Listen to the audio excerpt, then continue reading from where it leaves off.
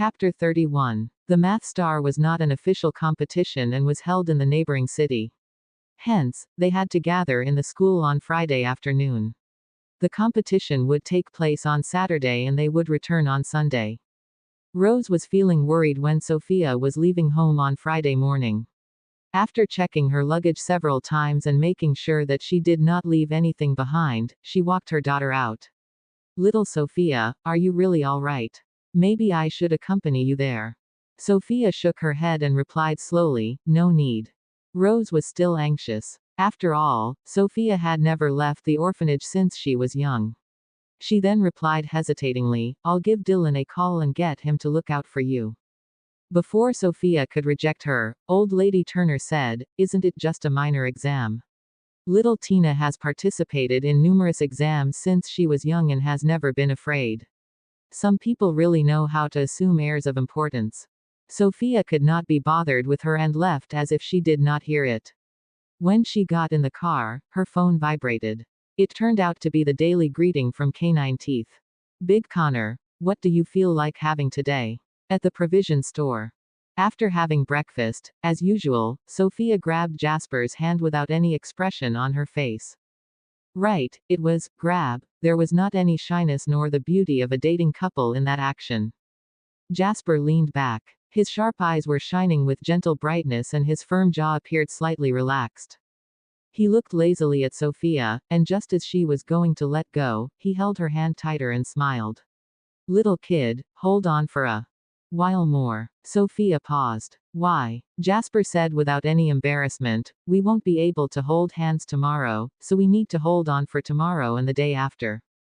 Sophia forcefully retrieved her hand, and just as she was about to leave, she heard his low voice ring. "Little kid." She slowly lifted her head and stared into Jasper's glowing dark brown eyes. He continued to smile. "Remember to think of me." Sophia nodded obediently. "Got it." After all, her heart would hurt if she did not think of him.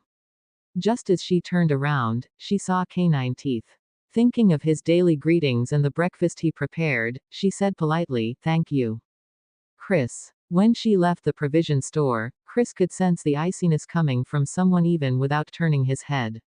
Instantly, he said nervously, "Boss, listen to my explanation." "No, what have I done? I did nothing at all, right?" In the afternoon, everyone boarded the bus that the school had prepared. After more than 5 hours of travel, they found a 5-star hotel in the vicinity of the competition venue. There were 11 students from the international school, and 8 were boys while 3 were girls. Since the other 2 girls stayed together, Sophia was alone. She was not bothered by these matters. After all, before leaving home, Gerald transferred to her another 100,000 yuan, so staying alone was not a problem. Old Potter, however, was very worried and said to her, "I'm afraid that you'll be scared at night, so I got another girl, who is alone, from Bin City First High School. You guys can look out for one another if you guys stay together."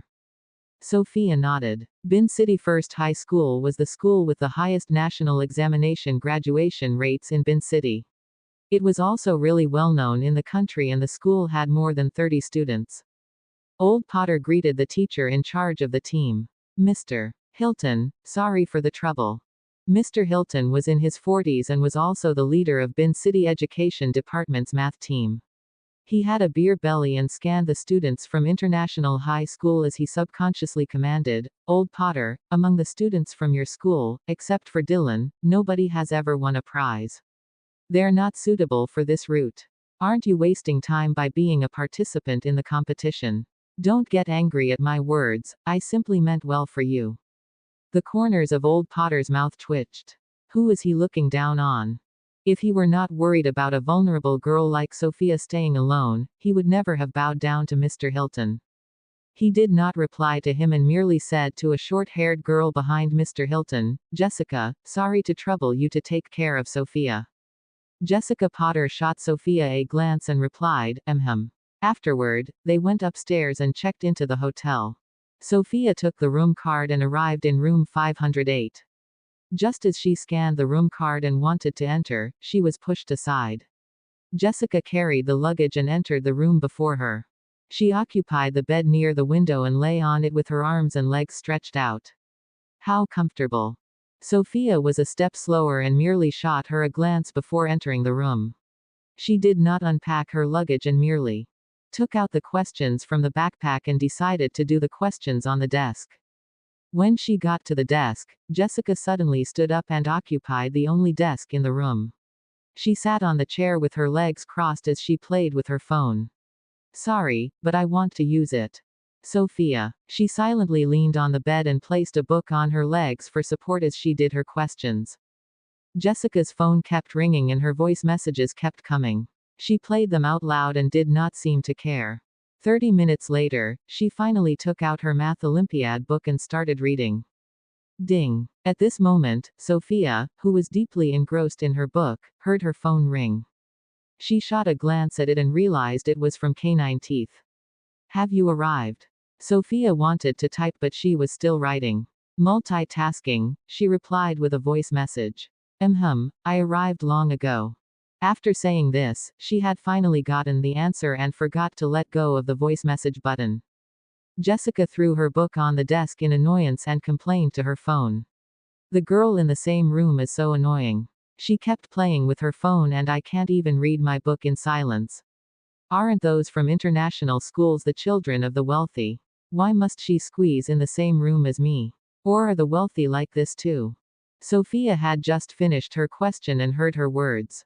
She lifted her finger and the voice message was sent. She did not think about these and gradually furrowed her brows. She did not care about others' opinions because their words would not cause any loss to her. However, this did not mean that she would take it lying down. Staring at Jessica, she said casually, "The one who has been talking for 30 minutes seems to be you, right?" Jessica flew into a rage instantly. What do you mean? If it were not for you, I would have been staying alone. Why must you insist on squeezing with me? Sophia's eyes turned cold. Putting down her book, she slowly stood up and said coldly with an intimidating aura, "If you don't want to stay with me, you can leave." Jessica was stunned. She became flustered for 2 seconds before shouting, "Why should I leave? This is my room and you should be the one leaving." "Oh, I know. Could it be that you aren't from a rich family and can't even afford a room?" Just as she said that, a knocking on the door was heard. Jessica was slightly fearful of the look in Sophia's eyes. She quickly stood up and dashed to the door. There, she saw a customer service officer standing at the entrance. "Are you Ms. Sophia? Hello, your presidential suite has been prepared. Do you need us to carry your luggage for you?" Jessica. Chapter 32. The room instantly fell silent. After a while, Jessica gawked. What? Presidential suite. The kind of things she heard of only in novels. Sophia was going to stay there. She turned to look at Sophia. The girl continued standing there quietly. As she was donning a simple school uniform, one could not see whether she came from riches. Still, her looks were exceptionally distinct and beautiful, and the aura she emitted was definitely not of the average Joe's.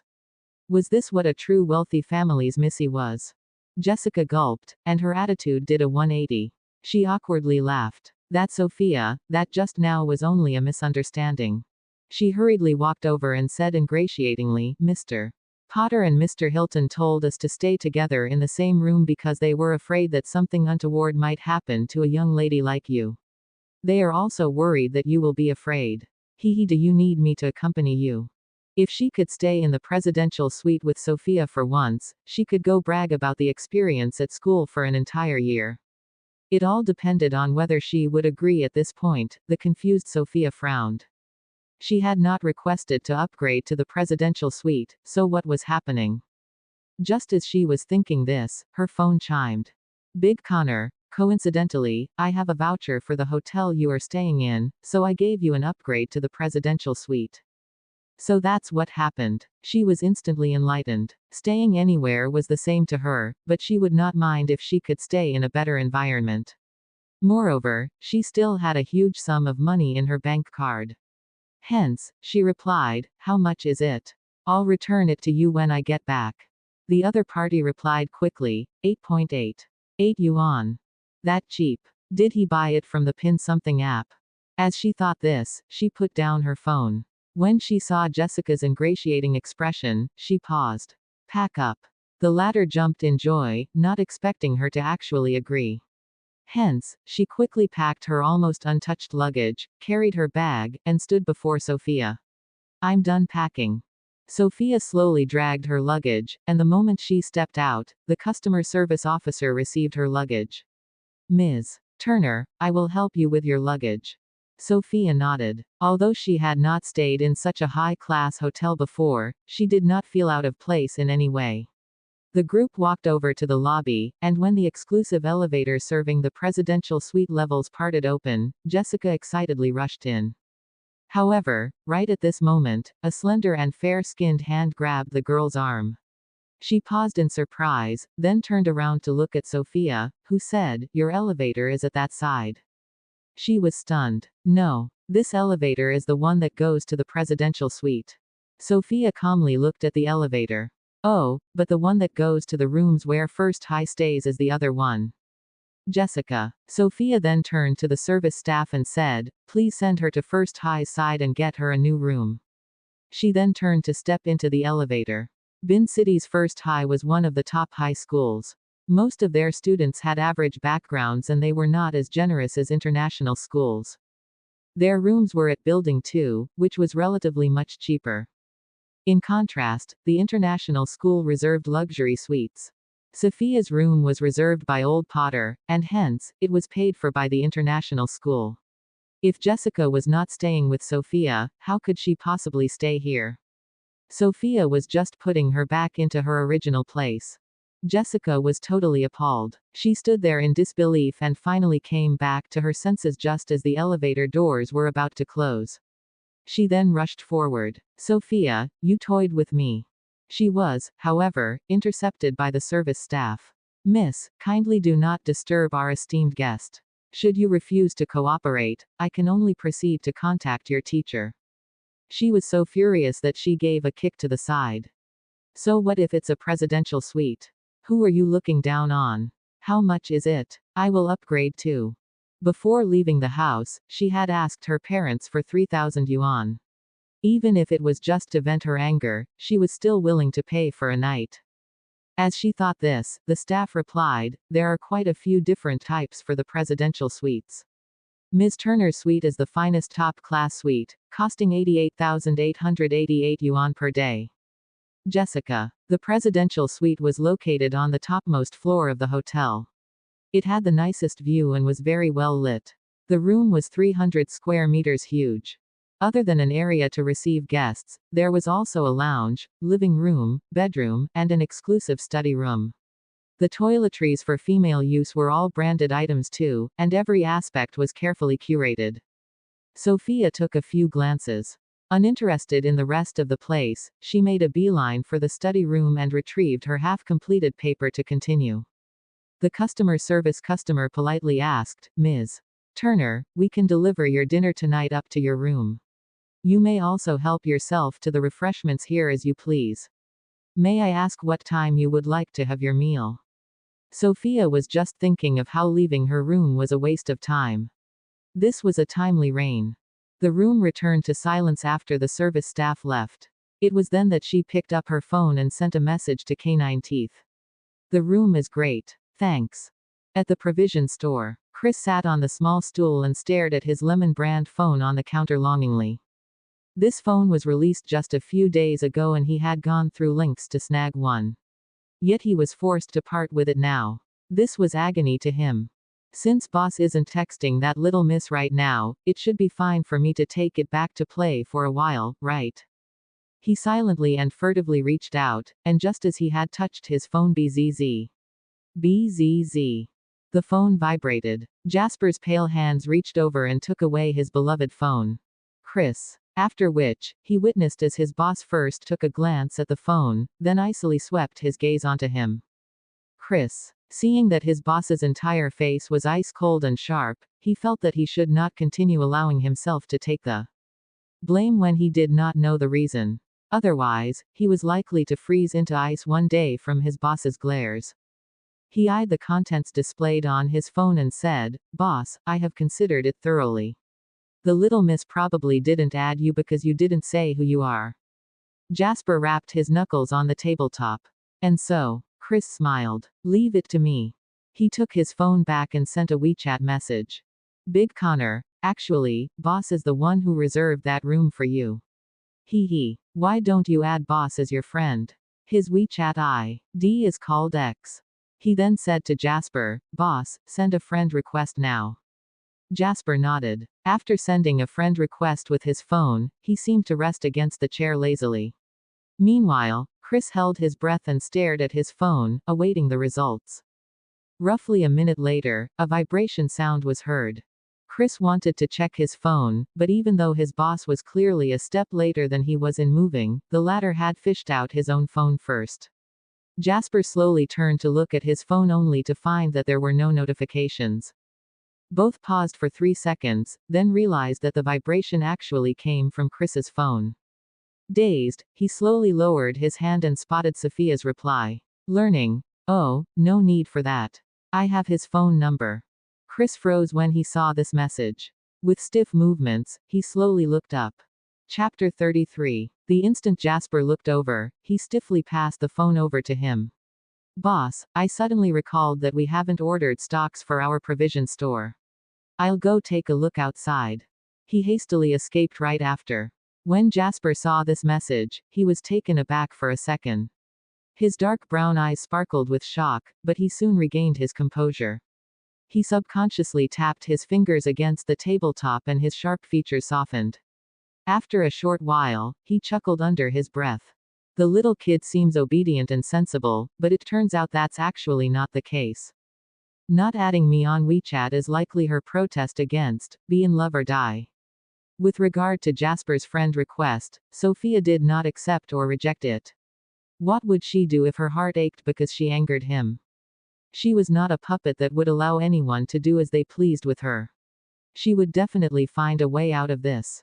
For tonight, she washed up and slept early. The next day, all of the contestants gathered on the first floor before they boarded the bus to the examination hall. Old Potter waved to Sophia at the entrance. When she neared him, he said softly, "This examination is non-official and there is no limit on the key knowledge points.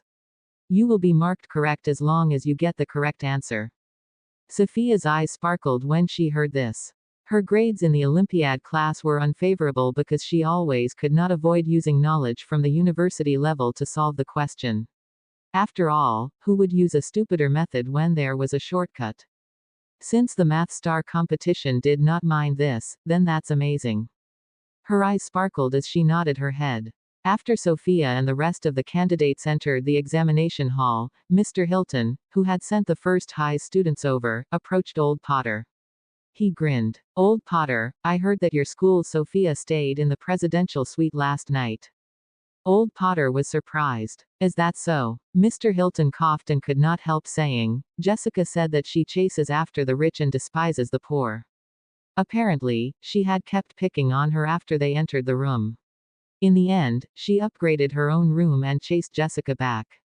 Look at this mess. Kids these days only know to indulge in pleasure and comfort whenever they have money. Moreover, she has never participated in any academic competitions before. How can such a person get good grades? Usually, those who aspired to rely on academic competitions to obtain a free pass to college or additional marks for the national exam would enroll in the competitive classes once they entered high school, and, hence, they would have taken part once in their junior year. For instance, Dylan had obtained the provincial second prize in his junior year. Although he was halted before the national competition, the teachers already had an impression of him and had great expectations for him this year. Old Potter was not clear on what exactly happened, but he still defended his own student without any hesitation. "Mr. Hilton, we cannot listen to a child's one-sided story. As for your claim on indulging in pleasure, I beg to differ. Are you purporting that being wealthy is a crime? Why don't you go stay in a motel if you guys do not want to indulge in pleasure and comfort?"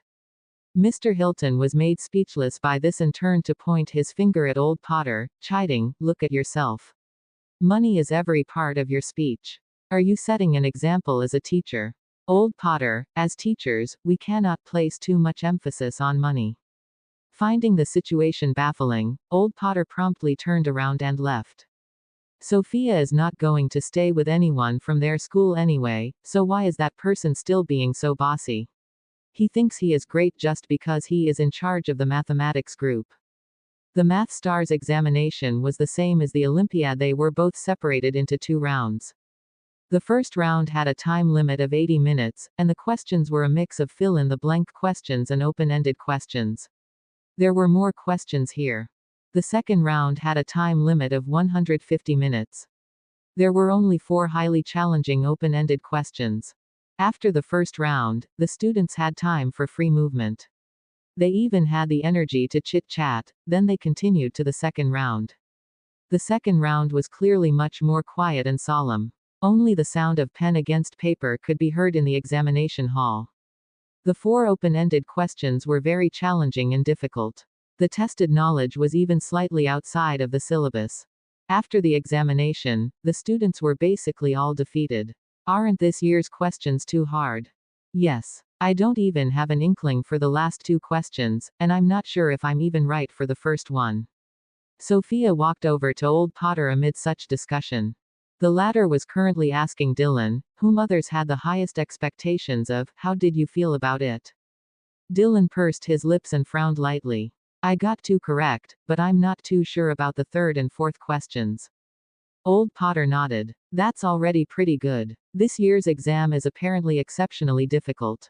You should be able to obtain the first prize if you manage to do 2 questions. He then turned to ask the rest in sequence. When Sophia walked over, he asked, how was it? Sophia thought for a moment, then slowly answered, I did everything. A wide smile spread on old Potter's lips. All right, let's all get onto the bus. We shall have a good meal this afternoon. When everyone had boarded the bus, Jessica sneered. Does she think this is a history or politics class where you'll get marks just because you answered everything? She pointed at Sophia to the person beside her. Do you see that? That's her. The one who stays in the presidential suite for just an exam, as though she's afraid that other people don't know that her family is rich. This kind of person places their attention on other places and will definitely not get good grades. A few students from First High nodded and had a mocking expression. Mr. Hilton even snorted. Bin City's competition still rests on our shoulders. All right, get on the car and let's go back. Old Potter had intended to allow the students some free time before they returned the next day. However, Sophia had no intention of shopping. Hence, she informed old Potter and went back to the hotel. The car Rose had sent to fetch her was already here, so she directly returned home. Time quickly flew by and it was the end of August. September was near. The freshmen and juniors were also about to start their school year. It had been roughly 10 days since the Math Star competition, and the results were about to be announced. Meanwhile, the International Schools Forum was in an uproar. I'm waiting for a certain someone's results.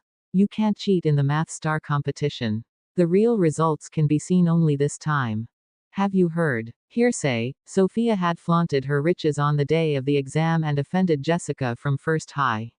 Jessica has already announced that she will be using her grades to exact her revenge because the money belongs to parents and only grades belong to yourself. Excited. Today was Tuesday, and the results were released online at 10 a.m. Rose had repeatedly reminded her before she went to school, it's fine. It doesn't matter what your results are. Little Sophia, don't be nervous. Sophia, oh. However, after she had boarded the car, Rose then took out the examination ID number she had copied. When she saw Gerald leaving, she was a little stunned. Where are you going? Gerald. To work. Rose yanked him over. Why would you go to work? Go after we've checked the results at 10 a.m.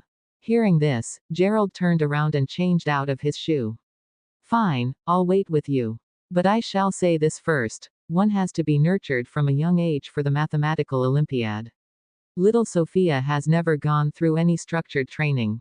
And will definitely not get good results this time. Don't have overly high expectations. Rose sighed. I just find it to be a pity. If we had not lost her and she had grown up by our side, with her brains, she would have been so outstanding. Sigh. Chapter 34. Gerald fell into a short trance when he heard this. He had been astonished when Sophia had obtained first in the level the previous time. However, after inquiring more at the orphanage, he found this to be a normal occurrence. That was because Sophia had been learning on her own after she graduated from middle school. Still, other than talent, one still needed to be hardworking for competitions like the Mathematical Olympiad. No matter how smart little Sophia was, she had been back for only half a month, so how could she possibly get good results there? He patted Rose's shoulders. While sighing, he also chided himself internally. If we had not lost the child back then, she would have been the brightest star among her generation. While the two were speaking, the old patriarch suddenly walked over with his hands behind his back. The old patriarch said to Gerald, "Come over." Gerald quickly followed behind him. "What's wrong, Dad?" The old patriarch looked at him and asked, "Have you received any news about that Chris?" Gerald shook his head. The other frowned at this. "Put more effort into looking again." "Yes." As usual, Sophia alighted at the provision store and held hands with Jasper after breakfast. Recently, the length of time they needed to hold hands was getting longer by the day. It had already been 2 minutes today and she still felt a dull pain in her heart. Just as she was feeling the internal changes in herself, Jasper leaned against the table and supported his head with his other free arm. "Little kid, don't you think this is a waste of time?" His low voice was exceptionally sexy and alluring. Sophia paused for a moment, then said, "So." Jasper's lips turned up slightly. In that instant, it felt as though all the light in the room was aggregating on his face. His sharp and defined features even seemed to be sparkling and filled with enticement. "I have a method that can resolve this quickly and easily. Do you want to hear it?" Sophia instantly understood what he wanted to say next. She hurriedly avoided his gaze and coolly answered, "No." Her reserved and cold attitude did not anger him. Instead, the man chuckled. His laughter seemed to turn tangible as it encompassed her heart and made her throat run dry. He asked, "Why?" Half a beat later, Sophia answered, "I know what you want to say." He raised an eyebrow. "So do you want to do it with your boyfriend?" Sophia frowned and considered it, and, as though she had made a decision, she said, "Fine." Jasper was stunned. Little kid is really agreeing to kiss and hug me. Right after thinking this, he saw her reach out with her other hand. "Come. If we hold both hands together, it should be faster by 2 times. After a full 5 seconds, Jasper burst out laughing. "Why is my little kid this cute?" Sophia did not wait for his reply and stood up. "Today is done. We shall try again tomorrow." She picked up her bag and exited out the door in her loosely fit uniform. After she had left, Jasper's smile slowly dissipated and he became cold and taciturn. Just as Sophia walked through the school entrance, her sight was instantly colored in red. Flame number 1 to 7 and Hannah were all squatting at the entrance.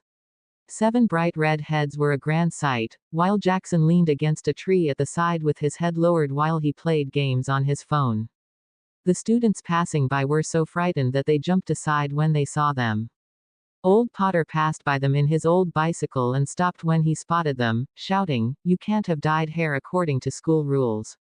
Jackson, go bring the rest of them and dye it back." Jackson ignored him, though. Flame number 1 said, "Old Potter, we are not in your class anyway, so don't bother yourself about us." Old Potter persuaded, "As long as you guys are students, I have to speak." He was just about to go on a long tirade when Flame number 1 spotted Sophia. His eyes lit up instantly. "Sister Sophia." Instantly, the 8 people plus Jackson stepped out and moved toward Sophia. The girl was a little confused. "Why are you guys here?" Hannah slung her arm with hers. "Today is the day when the results of the Math Star competition come out. We came to back you up." Brother Jackson had already told them that they had to escort Sophia to school, just in case people would speak nonsense and make her comfortable after the results were released. With them there, even if others wanted to mock her, they would have to swallow their own words.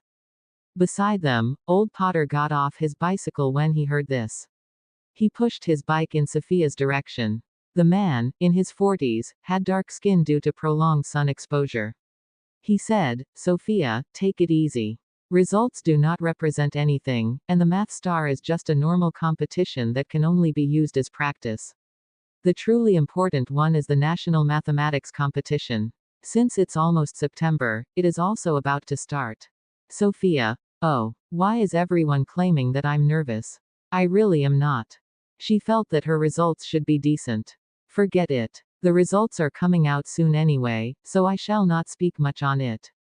The group of people grandly entered the school compound. Everyone who saw them en route kept their distance, and the group of people who came to gloat did not dare come up to speak to her.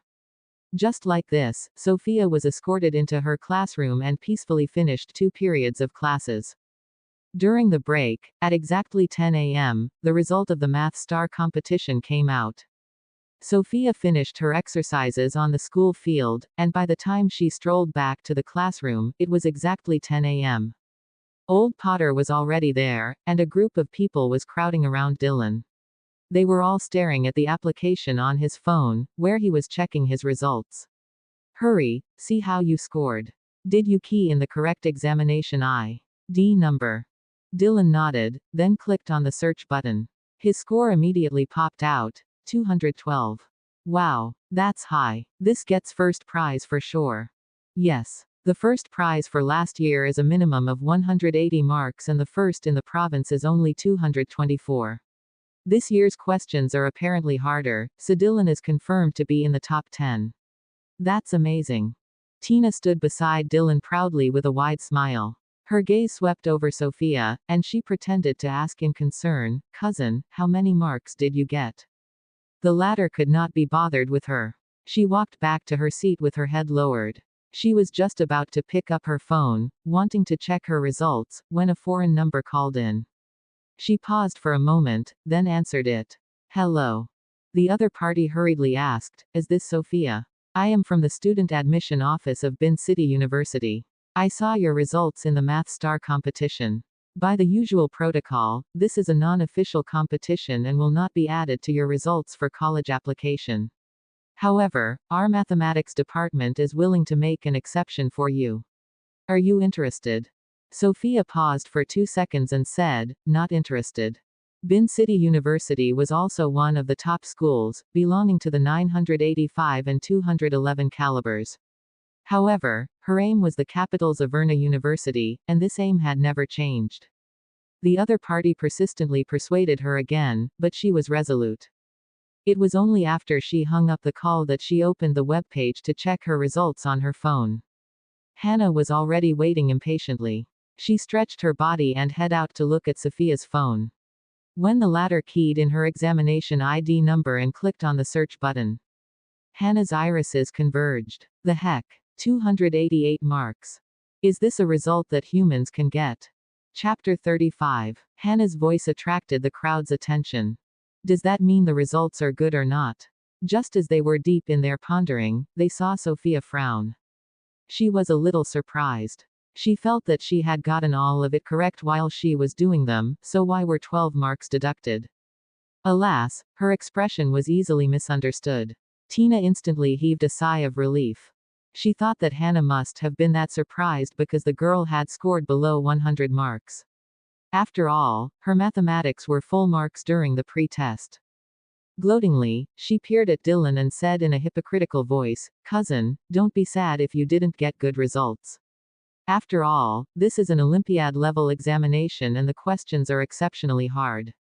There are many people who score less than 100. Old Potter had high expectations of Sophia, but he was still stunned when he heard this. He repressed the disappointment he felt inside and reassured her, Sophia, don't feel dejected.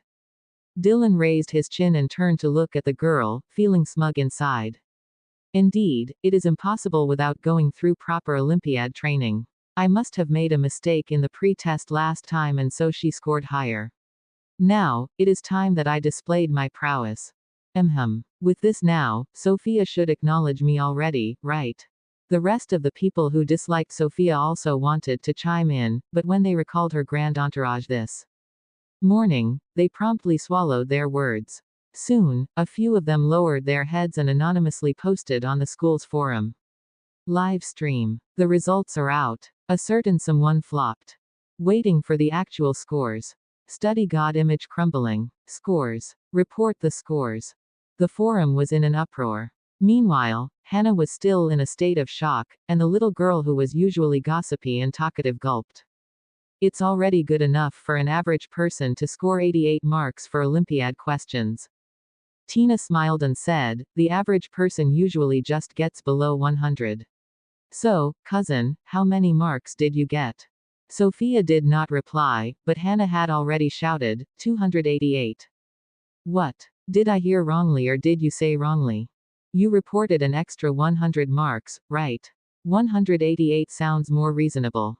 288 marks. You must be joking. Hannah, you're just talking big. Shouldn't it be 88 marks? Dylan and Tina widened their eyes in disbelief, thinking that Hannah must have misspoke. Old Potter had already rushed over to Sophia's side with a look of surprise. Sophia, how many marks did you get? The girl passed her phone over to him. After snatching the phone over, Old Potter felt that his eyes must have cheated him. Hence, he rubbed his eyes roughly and stared at the phone again. Although the phone display was not as huge as a computer's, the numbers were still very clearly displayed, 288 marks. Sophia, who automatically ignored the crowd's discussion, slowly asked, Mr. Potter, did I get poor results? Old Potter. He tugged at his lips and explained to her, this is not an average examination. Since the inception of the Math Star competition, the highest score ever achieved was 271, and that person was a genius. That person subsequently represented the country to take part in the emo competition and almost obtained a gold, becoming the pride of the country. He was reluctant to return the phone to Sophia and repeatedly stared at the score. His hands were trembling with excitement. At this moment, a phone ringtone sounded. Old Potter whipped out his random and local branded phone to answer the call. The other party was the mathematics head, Mr. Hilton. His voice roared through the receiver, as though it was on speaker, Mr. Potter, how many marks did your class's Dylan get? Old Potter replied, dazedly, 212 marks. Mr. Hilton grinned. Not bad, not bad. That is a confirmed first prize. Hee, but it looks like the first place in our school is Marvis Norman this time. Ha ha, he scored 224 marks. Old Potter subconsciously replied, congratulations. What is there to congratulate about? Isn't it a given that our school is the first? It's already an amazing feat for your international school to get a first prize. Still, Old Potter, I have to say this, with your mathematics standard, you can actually come to first high to teach the Olympiad class, but instead, you chose the international school's high salary. It is a pity when you think about it. As teachers, what makes us proudest should not be our salary but the outstanding students we nurtured, right? If it were the usual, Old Potter would have hung up the call a long time ago. Mr. Hilton called clearly to gloat. Alas, Old Potter was justified this time and had the right to be. He stood up and chuckled. Old Hilton, it has been so many years and I truly think that you are right. But if it's regarding first place, I'm afraid your expectations have fallen short. Mr. Hilton was taken aback. What do you mean? Old Potter raised his chin cockily. Oh, I forgot to say it just now. Our school Sophia scored 288 marks. What? At the school field, all members of the Roaring Flame Society were gathered in a row on the staircase, holding their phones. Jackson stood up and rested one leg on the stairs, declaring, I have printed 200 sentences for scolding people. We have 8 people here, so we will need to bring out the aura of an 800-people troop. Do you understand? Yes, sir. Following his call of, start, everyone quickly entered the forum. Probably less than 100 marks. Hurry and post the result. Jackson. Fuck. Go take the exam. If you can score 8 marks, I will call you dad. Oh, my apologies, you don't even have the right to take part in the examination. The results are out. Prepare for it, I will be announcing the results. You guys will definitely be shocked. The marks are out. Flame number 1 nervously shouted, everyone, prepare to refresh the page. We must definitely crush them. I have already thought of the words to spam. Just say, still your father even without results. Type this out, then copy and paste it, so we can save on the time needed to type. Hurry, refresh. The few flames rushed and spammed a few hundred messages, instantly overtaking the thread. As they spammed, someone finally noticed the anomaly. Why don't I see any crude comments? Another asked, how many marks did you guys see just now? Flame number 1, you guys continue. I'll go take a look. By the time he finally painstakingly scrolled through the thread and found the post with the scores, he was totally dumbstruck. Jackson kicked him. Speak. That Sister Sophia couldn't possibly have scored 8 marks, right? Flame number 1 gulped. 288. Flame number 6, who was a stranger to the mathematical Olympiad, asked, what is the total score? Flame number 1, 300. The field was instantly silenced. The scorching sun blazed its rays on them, making them feel as though their Sister Sophia emitted light on her own. Her image suddenly became much nobler and awe-inspiring. In the living room of the Turner family, Rose nervously keyed in the examination ID number. Her hands were trembling. Gerald waited beside her, smiling. I already told you to not be nervous. Little Sophia went there only as practice. Despite saying this, his gaze was still firmly stuck on the iPad screen. Old Lady Turner sneered. It's impossible for her to get a good ranking anyway. I don't know what you're nervous about. That's true, though. Scoring too low would be a disgrace. Chapter 36. Before Old Lady Turner could finish speaking, Rose had already stood up agitatedly. Gerald was looking over her shoulder to see the screen, and the two accidentally bumped into each other. SS's, Gerald's chin hurt. Rose turned to him in a hurry. Are you all right? Old Lady Turner harumphed. Look at yourself. You have no proper etiquette. Why? Did she score too poorly? In the next instant, Rose shouted, 288. My little Sophia is truly too smart. Gerald was also stunned. What? Old Lady Turner was surprised. How can it be that high? You must have seen wrongly. Gerald took the iPad to look for himself and was also astonished. It really is 288 marks. The old lady frowned. She took a step forward, still distrusting them. When she saw the marks displayed, her jaw tensed up. How can it be? This should be impossible. At school, the forum opinions had taken a 180. Daddy, please receive my knees. Curve wrecker image established. I have knelt. During the past few days, I have witnessed Sophia, study God, Turner putting people in their places. Study God, do you still need a thigh accessory? Amid the praises, a differing voice appeared. Unreachable. Who knows if this result is real? Even a broken clock is right twice a day. Alas, Sophia had repeatedly used her results to win over the crowd. Hence, the moment this comment was out, it was instantly responded to with ire. After 5 minutes, the comment was silently removed by the original poster. This, unreachable, always makes a sour post every day. This person just loves to suck up to Tina and Dylan. I wonder who this account belongs to. Totally disgusting.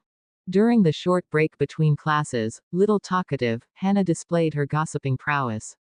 Sister Sophia, let me tell you a gossip. Did you know? Someone from second class and another from third class were caught at the school's field yesterday. Apparently, the two of them were hiding in a corner and kissing, so their parents were called today. What do you think happened in the end? Sophia, who had been very calm ever since finding out about her results, was currently packing her books to go to the physics Olympiad class. When she heard this, she cooperatively asked, what? The parents of both sides met and realized that they are actually business partners. Hence, they immediately decided to let the two children get engaged. Ha ha ha. Sister Sophia, what do you think? Sophia paused for a moment. Getting into a relationship early is not good. Hannah. Sophia stood up and passed through the crooked corridor. Just as she was about to walk out, she suddenly stopped in front of Hannah and asked solemnly with her expressionless face and misty eyes, what does kissing feel like? Hannah was instantly stunned. Ah, this I have never kissed, so I don't know. Oh, Sophia replied, then walked toward the classroom near the staircase. She entered the physics Olympiad class and had just found a seat when someone nearby scooted over. Sophia, did you really score 288 marks? Sophia nodded. That person extended a hand. Study God, may I shake hands with you? Please let me get some luck for today's physics mini test. Sophia slowly turned to look at the other party and raised her hand, and the person quickly shook her hand and released it. Tina walked in and coincidentally witnessed the scene. She balled up her fists in ire. She sat directly in front of her and smiled, saying, "Cousin, did you know? Bin City University just gave Dylan a call, saying that if he wants to be admitted to their school, he can enjoy a lower cutoff of 20 marks. Did they offer that to you?" Sophia peered at her. "No." The other instantly raised her chin. "It's likely because you didn't take part in the mathematical Olympiad in junior year and so the admissions office doesn't have much impression of you. They don't actually place much importance on someone who scores well only once." Sophia. "Cousin, why are you still doing mathematical Olympiad questions? There is a physics Olympiad mini test today. Are you sure you can do it?" It was already good enough for Sophia to reply to her once. Now, she could not even be bothered about her and lowered her head, continuing to do her mathematical Olympiad questions. Old Potter had called up her paper from the system today and realized that the 12 marks deducted were all working marks. The things she learned by herself were unstructured and, hence, she had left out 2 equations that could have scored her points. Old Potter had said that she had to do more questions to solve this tough problem. Tina found it boring when she got ignored. At this moment, the physics teacher, Ms. Norman, walked in with a few sets of paper in hand. "Sophia has made our school proud in the Math Star competition, so the physics department will have to work hard too. Teacher is still expecting someone among you guys to get a prize." In the international school, other than the 2 experimental classes, the majority of the population had plans to study overseas. Hence, little importance was placed on academic competitions. In mathematics, physics, and chemistry competitions, they were always ranked below first high and third high. However, with the dark horse win this year, Old Potter was given huge praise by the headmaster. Even his steps had become light. Ms. Norman looked at Sophia with a little dejection. No matter how amazing a student is, they have limited attention and energy. Sophia has been learning mathematics continuously for the past half a month. She distributed the papers as she thought this. The test lasted 1.5 hours. Ms. Norman then collected the papers. As there were only 7 sets, she marked it on the spot and left the remaining time for the students to study on their own and come up to ask if they have any questions. 10 minutes passed by in silence and Ms. Norman was done marking the papers. "Teacher, how many marks did I score?" Tina could not wait. Ms. Norman answered, 158. "That's quite amazing already. The total score for the Physics Olympiad was 200. Hence, this score was actually pretty good already." Tina had always been the top 5 in the levels ranking. She was very confident in herself. Hence, she peered at Sophia and asked, "What about Sophia?" She was certain that she was stronger in physics than Sophia. That was because the latter was always doing mathematical Olympiad questions and only did physics questions when in class. This attitude cemented her demise. Meanwhile, as long as she scored better than she did, the latter's good mathematics grades would not matter. Each person had their own strengths, and she would defeat her in the areas she was strong in. These thoughts flashed by her mind. She then saw Ms. Norman's complicated expression. The teacher then slowly said, a little in disbelief, "Full marks." Tina widened her eyes. How is this possible? When Sophia and Tina returned home, the sky was already dark. It was almost the end of summer. Hence, there was a teeny bit of coolness amid the humidity. The moment they entered the house, Tina made a beeline for the stairs and shut herself in her room. Sophia totally ignored her and returned to her own room to study. Downstairs, old Master Turner had just returned home from work. After he heard about the Math Star competition, his eyes lit up as he turned to ask Gerald, "Have you investigated Sophia's boyfriend outside?" Gerald shook his head. The old patriarch fell in deep thought momentarily. There has been news from Elder Walker's side that guests can bring their children to his birthday celebration. Everyone is speculating that he is intending to help that Chris choose a wife. I had originally not expected much for our family, but since Sophia is this outstanding, it is a waste to not take advantage of that. Go tell her to break it off with that pretty boy outside and try on this side. Coincidentally, in the provision store, Chris suddenly sneezed and felt a chill on his spine. Chapter 37. Listening to the old master's words, Gerald kept silent. He disapproved of using his daughter for marriage unity, but the old master was right. His little Sophia deserves better. The man for her should not be the boss of a provision store. He did not agree but said, "I'll have a look." It seemed like it was time to investigate that gigolo. Inside the exquisitely renovated room, the pink curtain swayed. Tina lay flat on the bed and held her phone as she cried. It's fine if only her math is good, but why is her physics good too? What should I do? All the limelight is stolen by her. Mom, I'm going to be angered to death. Woo woo woo. A capable female voice was heard from the phone. Little Tina, you're thinking of it wrongly. Tina paused and stood up as she cleaned her tears and mucus with the tissue paper on the desk. She turned on the phone speaker mode as her mother rationally analyzed, "Little Tina, do you know what the difference is between international schools and normal schools?" Tina threw the mucus-soaked tissue paper into the bin and replied with a nasal voice, "Don't know. You guys have won on the starting line. Most of the students in international schools are going overseas. Other than studying, you guys are going to school to open your horizons, expand your connections, and nurture your capabilities." She is a country bumpkin and has received an examination-oriented education since she was young. She wants to use knowledge to change her life. Aren't you inviting humiliation by trying to compete with her in studies? A person's inner qualities and sophistication don't simply depend on studies. Do you understand what I'm trying to say? Tina was suddenly enlightened. Mom, I got it. No matter how good she is in her studies, she's merely a nerd while I'm the daughter of an eminent family. Why should I compete with her in studies? My piano, dance, and art are the best. The other party reminded her, the most important thing is self-cultivation. If you keep getting angry so easily, it'd be embarrassing.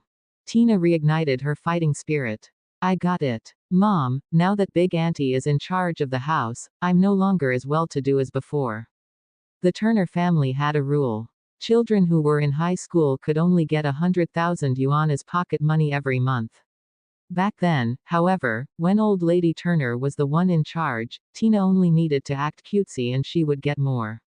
Now that Rose was prioritizing fairness, she was receiving the same treatment as that country bumpkin. That won't do. Upon hearing her words, her mother said gently, I'll give your grandma a call. Tina's eyes brightened up. Her mother was going to take action. She happily hung up the call. On the other end, Old Lady Turner was getting into a half in her room. A mere country bumpkin and everyone is treating her like a treasure. Just as she was feeling vexed, her phone rang. Looking at the caller ID, she hurriedly picked up. Olivia, when are you and the second child coming back? Olivia smiled. Mom, we'll be back next week. Are you busy trying to reconcile the accounts? I'm trying to get you a present, so I'm bothering you for a while. The old lady said, displeased, what reconciling the accounts? The family's housekeeping right is stolen by your sister-in-law. Olivia was instantly taken aback. What happened? The old lady exaggerated as she narrated what had happened. Eventually, she said, Olivia, help me to think of a way. I don't dare to run counter to old master openly, but how should I snatch it back? Olivia smiled. Mom, you've been in charge of the house for so long. Isn't it easy to get sister-in-law to pass you back the right? The old lady paused. You're trying to say. The next day, Sophia woke up and went downstairs. The sound of the piano had just stopped and Old Lady Turner was clapping. Little Tina, your piano skill is getting better. Tina stood up gracefully and smiled. Grandma, this is nothing. She then shot Sophia a glance and headed to the dining room. Sophia realized that after a night, Tina's dispirited mood had dissipated. She was once again arrogant and had no eyes for others. She felt this to be quite odd, but it had nothing to do with her. Her gaze landed on the piano. This piano seemed like the one in the orphanage. Just as she was staring at it, Old Lady Turner sneered. What are you looking at?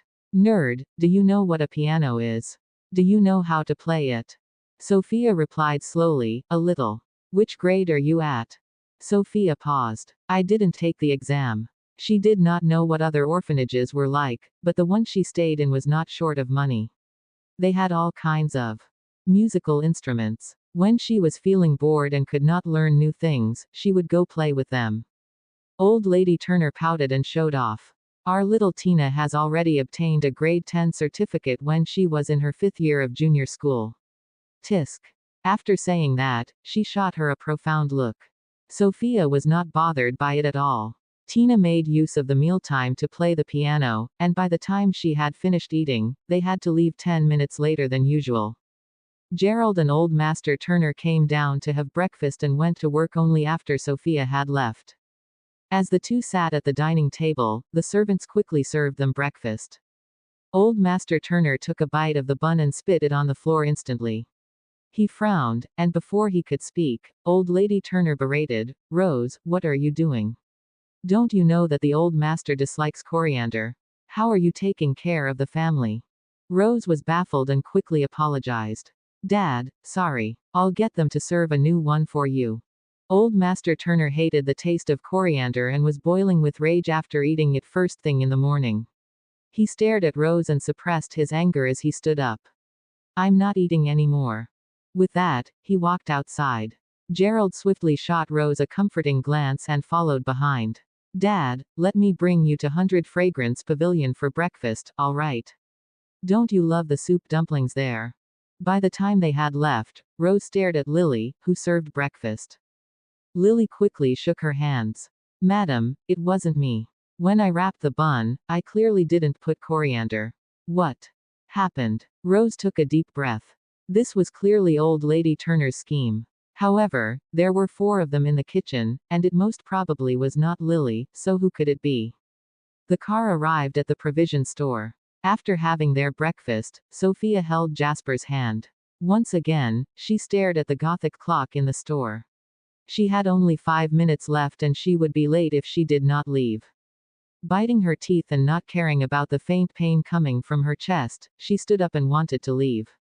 Just as she retracted her hand, it was suddenly held by the man's huge ones.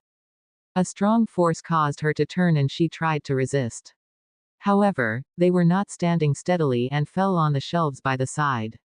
Jasper hugged her waist and swiftly stood between her and the shelf. Sophia fell right into his embrace and the man's chilly smell filled her nose. She lifted her head in confusion and saw the man dipping his head. His exquisite face was only 5 centimeters away from hers. He chuckled and flirted. "Little kid, do you want to kiss?" She wanted to reject the offer, but at the thought of it, the pain in her chest intensified. Her pupils constricted. This meant she could not reject Jasper. Chapter 38. Sophia tensed up. A few thoughts flashed in her mind in that split second. She stared blankly at the man who was just a hair's breadth away. What does he want to do? If she could not reject his request, then he could have totally exposed his motive right after he had planted that "be in love or die" curse. His motive was either money or her body. However, he had not made any requests in the past month. The most he had done was forcefully sell her some tea leaves at an exorbitant price of 100 yuan and cheated a total of 300 yuan from her. Yet if he did not have any motive, did it mean that he purely wanted to date her? While she was in a deep trance, the man slowly lowered his head. He enticed with his low voice, "Little kid, close your eyes." "I refuse." Right as she thought this, her heart felt like it was being stabbed. As she took a deep breath, her usually calm eyes became dyed with anger. Still, she eventually closed her eyes. When one could not see, all their other senses would be heightened. She could feel the man's breath closing in on her. Closer and closer until he finally stopped before her. Her body was entirely stiff. Then, she felt a cool peck on her eyelids. The man's lips seemed very thin, but it was very soft and cooling. She balled up her fists. Just as she felt that she was on the brink of her self-control, the man's lips parted from her eyelids. He released her and chuckled in a low voice. "Done. Asshole." The moment she opened her eyes, she took a step back with her right foot and held her fists up, a perfect display of the army boxing attack stance canine teeth had taught her. The next instant, she kicked. The man stood there stably and did not even blink. However, Sophia's leg stopped when it was 5 centimeters away from him. "My heart hurts." Jerk. Indignant, she retracted her leg, and when the pain in her heart dissipated, she changed positions to punch. Her movements were fast and sharp, and this time, before she could hit the man, he suddenly reached out. Bang! Her punch landed in his palms. She had used her full strength this time and had felt that the man would definitely be punched flying from this. Unexpectedly, his expression did not even falter, and, instead, he held her fist in his and gently tugged, causing her to fall into his arms. Jasper placed his large hands on the back of her head and gently patted. He then said in a helpless tone, "Your heart will hurt if you hit me." Sophia, who was just about to wrestle her way out, slowly calmed down. Just as she was about to speak again, the man reminded her, "You are really going to be late." The girl, who loved to study, hurriedly turned to look at the clock. She had 2 minutes left. She slung her bag over her shoulders, turned around, and ran to school. She sprinted as though she was in a 100-meter dash race and stepped into the classroom the moment the bell rang. She had arrived at the same time as the first period's literature teacher. She greeted the teacher and was just about to step in when the teacher said, "Sophia, your results in your other subject are so good, but only in literature is it 102. It's because you got too many marks deducted in your essay. Can you write with more emotion in your essay?" Sophia turned her large and confused eyes on the teacher. She did not understand it. She had already written in a very lyrical way. The literature teacher gave her an example. For example, during our pre-test, the essay topic was an old book. Your concept was good and your language was superb, but it had no emotions. Imagine that you have grown up and revisited an old book, only to gain new knowledge and new life lessons. Can you imagine the kind of complicated feelings comprising surprise and lamentation that you would have? Sophia slowly shook her head. The teacher felt exasperated and continued, "Then did you feel any excitement or joy when you obtained first for the Math Star competition?" The literature teacher was waiting for her to express some intense emotion. Alas, our great Sophia only gazed back at her innocently, as though she was saying, "Isn't it normal for me to get first? What is there to be happy about?" The teacher sighed. No one would dislike a girl who was pretty, obedient, and had good grades. Once again, she hinted, "Do you have any moment when you felt very happy? Then what about sadness or sorrow?" The teacher was helpless. "You must have at least moments when you were angry, right?" Seeing that Sophia was still looking at her blankly, she said, almost having given up, "I will list out a few books for you. You can go take a look at them when you're free. It'll help with your essay grades." Sophia nodded. When she returned to her seat and recalled the few emotions the teacher had mentioned, she suddenly realized with a startle that she was actually angry when Jasper kissed her.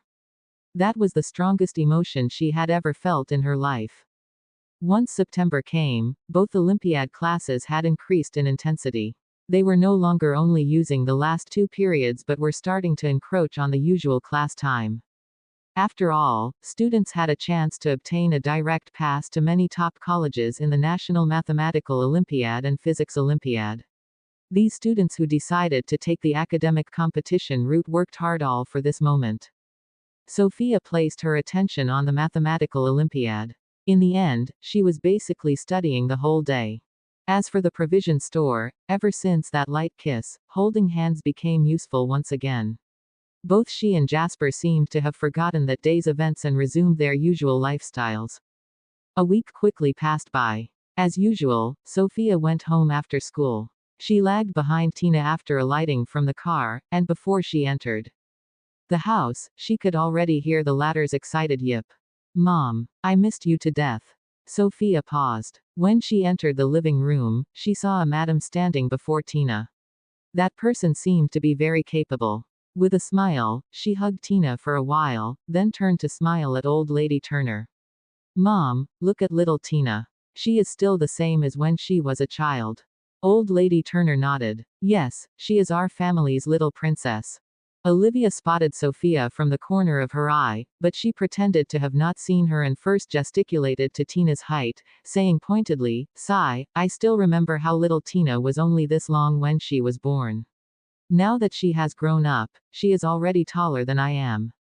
I have really personally witnessed her growth." Sophia ignored their loving act and moved to leave for upstairs to continue her practice questions. At this moment, old lady Turner harumphed. Indeed, unlike some people who did not grow up beside us. Just not close. Olivia seemed to have only spotted Sophia then and hurriedly said, "This must be little Sophia, right?" She picked up a gift box from the sofa and, smiling, walked over to the girl. "I am your second aunt.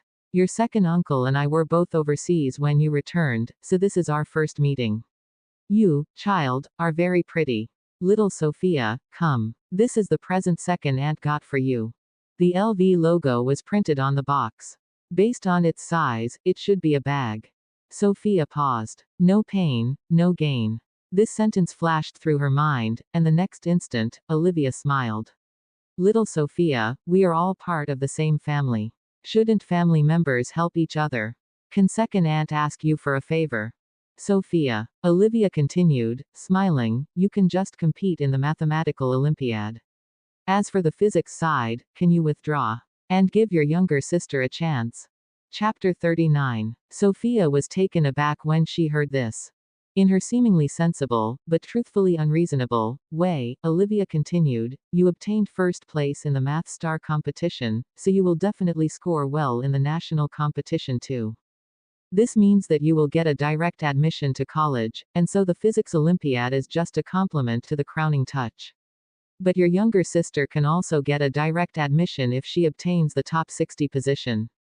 News of both sisters in the Turner family getting direct admissions would look good on us.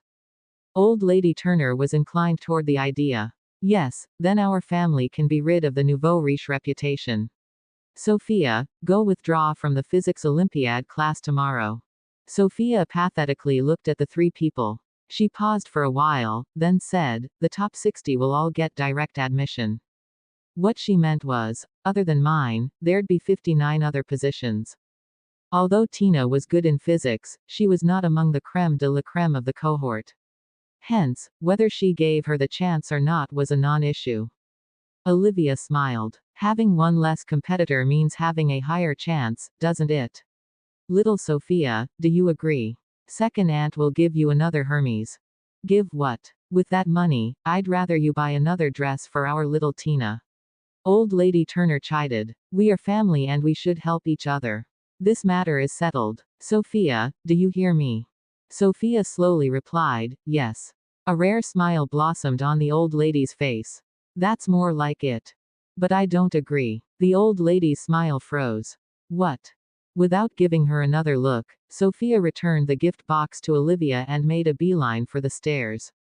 Old Lady Turner shouted, truly an ingrate who cannot be nurtured. I knew that she will only bring misfortune to our house.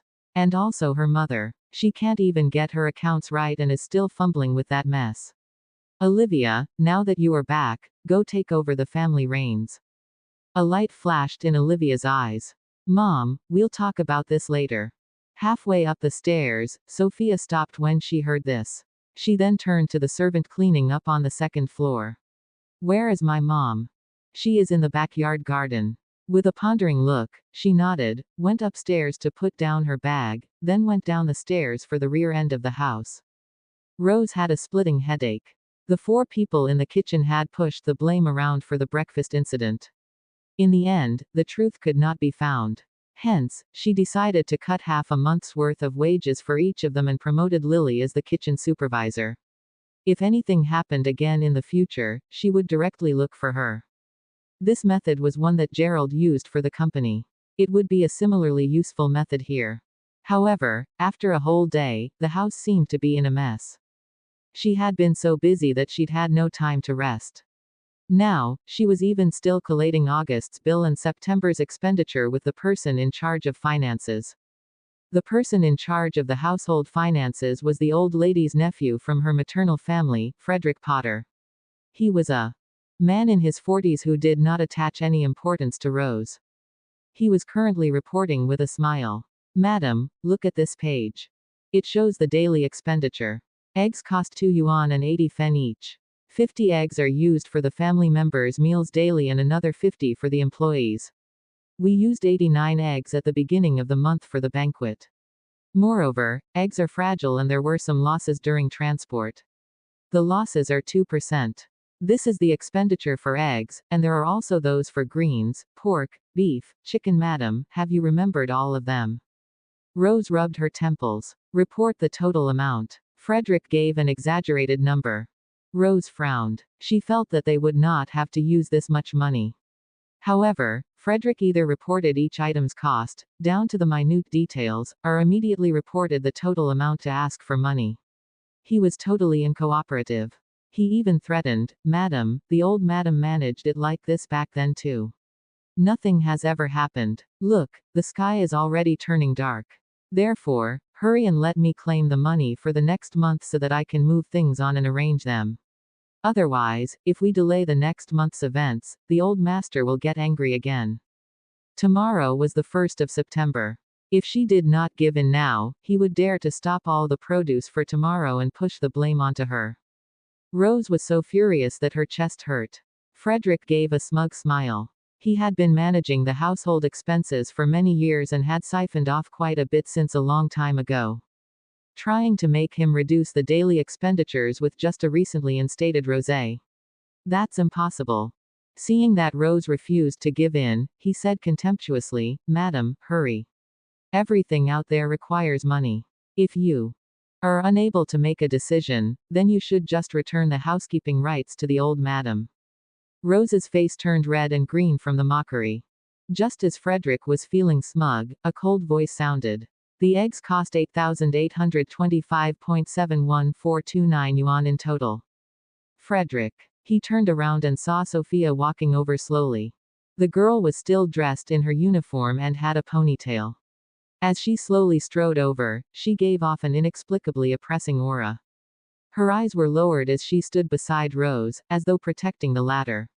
She then looked at Frederick. "You can report on the greens now." Not believing that she could repeat the feat, he immediately reported, "The calculations for greens are even more complicated. The household eats organic vegetables and so the prices are more expensive. In addition, the prices are also different every day. On the first, spinach was 500 grams, bamboo shoots were 1 kilogram." He blabbered on for 5 minutes and reported the greens used for the entire month. Disregarding Rose, even he himself was a little dizzy from the report, so the slow-witted Sophia should be even more confused, right? Alas, right as he finished speaking, Sophia returned to him an accurate number. He was totally dumbstruck and appalled. Sophia continued expressionlessly, "Continue." Frederick was sweating cold buckets by now. This girl's mental calculation is faster than a computer's. He wiped his sweat and, under Sophia's forceful prompts, he reported another few items. Half an hour later, both his legs already felt like jelly. That was because the accounts were full of holes and errors. He had originally planned out the time properly such that Rose would not have the time to get someone else to check the accounts. Hence, he did not prepare thoroughly, but now. Sophia used 1.5 hours' time and recalculated the entire accounts. In the end, she found out that Frederick had reported 800,000 yuan higher than the actual amount. Rose directly took the accounts book away, leaving Frederick to sit on the ground alone. Sophia did not care what happened next. After she had dinner and was studying, she could vaguely hear Old Master Turner's furious roar and Old Lady Turner begging for forgiveness. The next day, Rose informed her that Frederick had been sacked. With Old Lady Turner's maternal family totally removed, no one in the Turner family dared to create trouble again. Sophia nodded and left for school. As usual, she alighted at the provision store, and after having breakfast, she held hands with Jasper for 2 minutes. In those 2 minutes, she deigned to even look at him. When her heart no longer hurt, she moved to stand up with a cold expression. At this moment, Chris suddenly said, "Student Sophia, the weird thing that happened to you is actually not boss's doing." Sophia slowly turned her head when she heard this. What? Chris decided to not care anymore. Ever since she started ignoring him, his boss would always have a gloomy look. He could not survive in the provision store like this any longer. No matter what, he had to explain everything clearly. He could not let Sophia continue misunderstanding the situation. Chapter 40. Chris was just about to speak more, but a cough interrupted him. He subconsciously trembled, then stiffly turned to look at Jasper, who usually stayed in the darker corners. The courage he had just built up instantly deflated like a balloon pricked with a needle.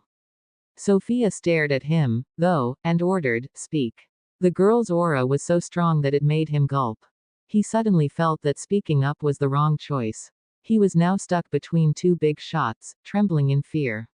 After a long silence, he finally spoke only the things that could be revealed. "Anyway, boss has no ill intentions toward you."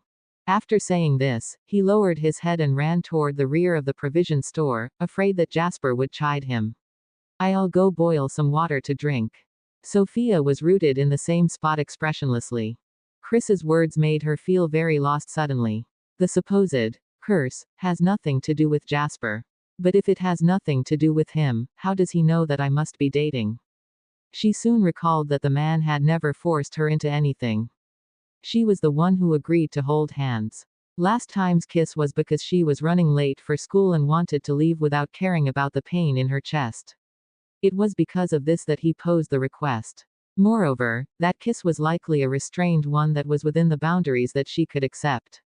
She turned to give the man a deep look. However, the man was still seated behind the counter. His sharp eyes were hidden in the shadows, and his brown eyes were so deep that they were unreadable. He emanated mysteriousness. This person definitely has secrets. After a short pause, she finally spoke. "I'm off to school." This was a truce to the recent Cold War. Jasper did not expect her to speak first. Raising his eyebrows, he smiled and said, "Okay." The girl then turned around and left. About 10 minutes after her departure, Chris furtively returned from the rear end of the shop. He stuck out his head to peek at the counter. Alas, the counter was empty. He paused. "Where is boss?" At this moment, an ice-cold voice suddenly sounded behind him. "Looks like you have been too idle recently. Let's get some practice done, then." Chris. He slowly turned his head around and saw Jasper standing behind him in black clothes. Right after saying this, the man rolled up his sleeves, revealing his muscled arms. After she completed numerous questions in this short period of time, Sophia's grades for the mathematical Olympiad had improved considerably. She would no longer use knowledge outside of the syllabus to solve the questions again. While old Potter marked her work, he was getting even more satisfied with her progress and slowly shifted his greatest expectations onto her. Weekend. She had finished a set of mathematical Olympiad questions and had stood up for some light stretching. When she picked up her phone, she found a WeChat notification. "Julian. Little Sophia, I'm at Bin City now." Sophia's eyes lit up at the message. "Where are you?" "Julian. I have a clinic in Bin City. There's a patient here, so I will be coming regularly for 5 days a month. You can come find me at the clinic." He then sent her an address. Rose would always hint at her to go out for a walk every weekend to make some friends. She thought for a moment, then replied, "I'll come over now."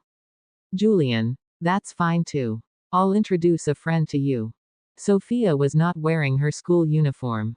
She changed into a set of blue sports attire, white espadrilles, and a white baseball cap. Her black hair was loosely let down on her back. She randomly chose a small backpack and informed Rose before leaving.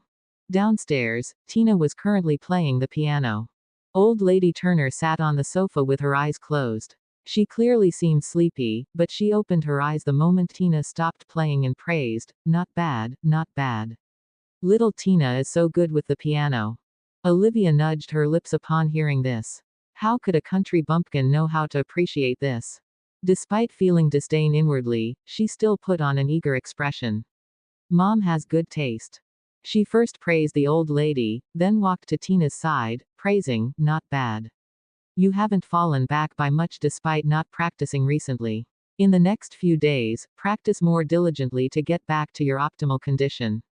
When Mom heard that Andrew came to Bin City, I immediately put down everything I had on hand and went through many connections before he agreed to give you a chance. In the entire Bin City, you are definitely the top in terms of piano skills in your generation, so you must definitely do your best and take this chance to make him accept you as his disciple. Rose stood at the kitchen entrance, looking at them with envy. That was the world-renowned pianist, Andrew Sanchez. If little Sophia had not been stolen and grew up alongside them, she could have taught her to draw and to play the piano. Would she have had the chance to be Andrew's disciple too, then? Alas, there were no ifs. She quickly pushed the thought away. That had just been a passing thought, and all she hoped for now was for little Sophia to be happy. Olivia spotted her and straightened her back in pride. She then smiled and said, "Elder sister-in-law, if only little Sophia can play the piano, that would have been great. I could have also brought her to meet Andrew. No matter who among the two sisters are chosen, it will still be a blessing to our family." Rose gave an embarrassed and awkward smile. "There is no need to." Olivia sighed. "That's true. The orphanage's environment isn't really good. Little Sophia has likely never even touched a piano before. What a pity." This lamentation was like a prick to Rose's heart. Which mother in this world would not want to provide their daughter with the best? Sophia first took a bus, then transferred to the train before finally arriving at Julian's clinic. This was an apartment complex. Other than regulars, it was likely that few would think of opening a psychological clinic here. She came to the door of apartment 501 and knocked. The door was quickly opened, accompanied by piano music. The refined-looking Julian stood inside. As usual, he was dressed in white and had a pair of gold-framed spectacles. Before she could speak, he put his index finger to his lips and gestured for her to hush. She halted and silently entered the room. In the living room, a man was currently playing the piano. He seemed to be in his 30s and was wearing a suit. His body was on the slightly plump side, but his hands were exceptionally nimble. His 10 fingers danced on the piano keys quickly. He seemed to be fully engrossed in the music, which was describing a passionate and beautiful, yet sorrowful, story. Just as the music and its accompanying emotions climaxed, the music abruptly halted. He slowly closed his eyes, seeming to be recalling the music piece from just now. Julian clapped, waking him up from his engrossed state. Andrew opened his eyes to look at him and asked, panicking, "Do I have a psychological problem? Or have I become numb to beauty after being exposed too much to it? I am already unable to maintain my keen sense for music at its tip-top condition." Julian was exasperated. "You have no psychological problems." "There definitely is," Andrew said affirmatively, "otherwise, why do I keep feeling that this music piece that made me famous is not perfect?" Julian sighed. "There really isn't any problem." "There definitely is." "There isn't." "There is." Just when the two were about to continue arguing, Sophia suddenly spoke slowly. "There is indeed a problem." Chapter 41. Andrew excitedly said, "See. Even the little lady says that I have a psychological problem. How are you a psychiatrist? You cannot just brush me off just because we are friends." Julian. He knew how slow Sophia could be in expressing herself and hence did not continue arguing with her. As expected, after 2 seconds, the girl slowly spoke again. "It's a problem with your playing." The room fell silent at her words. As a world-renowned pianist, Andrew was very confident in himself. This was the first time that anyone had ever said that the problem was with his playing. After a short pause, he asked, "Where is the problem?" Sophia shook her head. "I don't know, Andrew." "Are you kidding me?" Meanwhile, Julian gently asked, "Why do you say that?" Sophia stood up straight, as though she was an obedient student answering a question. "There's a verse that was wrong." She, who played the piano in the orphanage, had never learned it the proper way. She had figured everything out on her own. She was unable to use words to express Andrew's mistake. She thought for a while, then said, "Let me play it for you." Andrew lifted his chin pridefully and was about to mock her for her ignorance, but Julian pushed him aside to make space in front of the piano. "Okay." Sophia sat down and placed her hands on the piano. She did not play the piece just now from head to toe, but only focused on the verse Andrew had played wrongly. Following her playing, Andrew's expression slowly changed from one of distrust and sliding into solemnness, then into astonishment. He had played his trademark music piece for many years. He had played one wrong note in the middle, but it had already become a habit and was deeply embedded into him. This particular verse was exceptionally fast and the musical notes merged together, so it was totally unnoticeable. When Sophia was done playing, he was already rooted to the spot with a dazed expression, seeming to be a little crazed. So that's it. He suddenly took a step forward and agitatedly wanted to shake Sophia's hands. Who are you? How could someone who was able to notice such a minute detail be a nobody? Sophia took a step backward, avoiding his tug. Beside them, Julian introduced, she is Sophia. I was intending to introduce her to you as your disciple. What do you? Before he could finish speaking, Andrew had already stood up and shouted, no way. Julian. The next moment, the man excitedly said, how can I possibly teach her? I should be the one asking her for guidance instead. From now on, you are my sister Sophia. Sophia. How could she teach someone else when she only knew how to play the piano? However, this person immediately took out his phone and said to her, Sister Sophia, what is your WeChat? Let's add each other as friends. She had intended to reject him, but then she heard him say the following, we can guide each other from now on. Do you want to learn music scores and things related to piano techniques? I can teach you. You can learn. Sophia took out her phone and, after adding the other party, she saved him as the pianist. Immediately after, the pianist sent her a group chat invitation link. Group name, Moguls Group. Sophia. She paused. The pianist then spoke again. Sister Sophia, everyone in this group chat is a mogul. Julian is also inside. I'll drag you in to have some fun. You can learn many things from each other. Learning again. She was enticed, but she still obediently looked up questioningly at Julian. Julian could feel the girl's interest. He took off her baseball cap and rubbed her head. After hesitating for a second, he smiled. Join, then. You are too antisocial. It's good for you to have a few more friends. Sophia's eyes lit up and she requested to join the group. Andrew shouted, Julian, you are the admin. Hurry and accept the request. Julian clicked on, accept, and Sophia joined this, Moguls group. The pianist excitedly opened the members list and introduced her to each of them. Sister Sophia, you know Julian, the one to look for when ill, and also the administrator.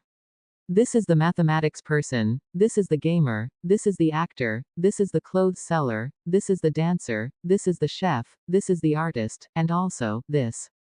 He introduced each of the 20 people in the group. Sophia was shocked. She did not expect such a small group to have people from every occupation. She asked, are they all very amazing? The pianist promptly lifted his chin, saying, their fame is about the same as mine. Average. Sophia. Oh, someone who can play a wrong note is indeed only very average. Andrew did not know what she was thinking, though. He pointed at a profile picture that was totally black and said, Sister Sophia, you can offend anyone in this group because your brother Julian can protect you, but you must definitely not offend the group manager. Sophia. Why does this profile picture look a little familiar? She peered at the name, Do Not Disturb.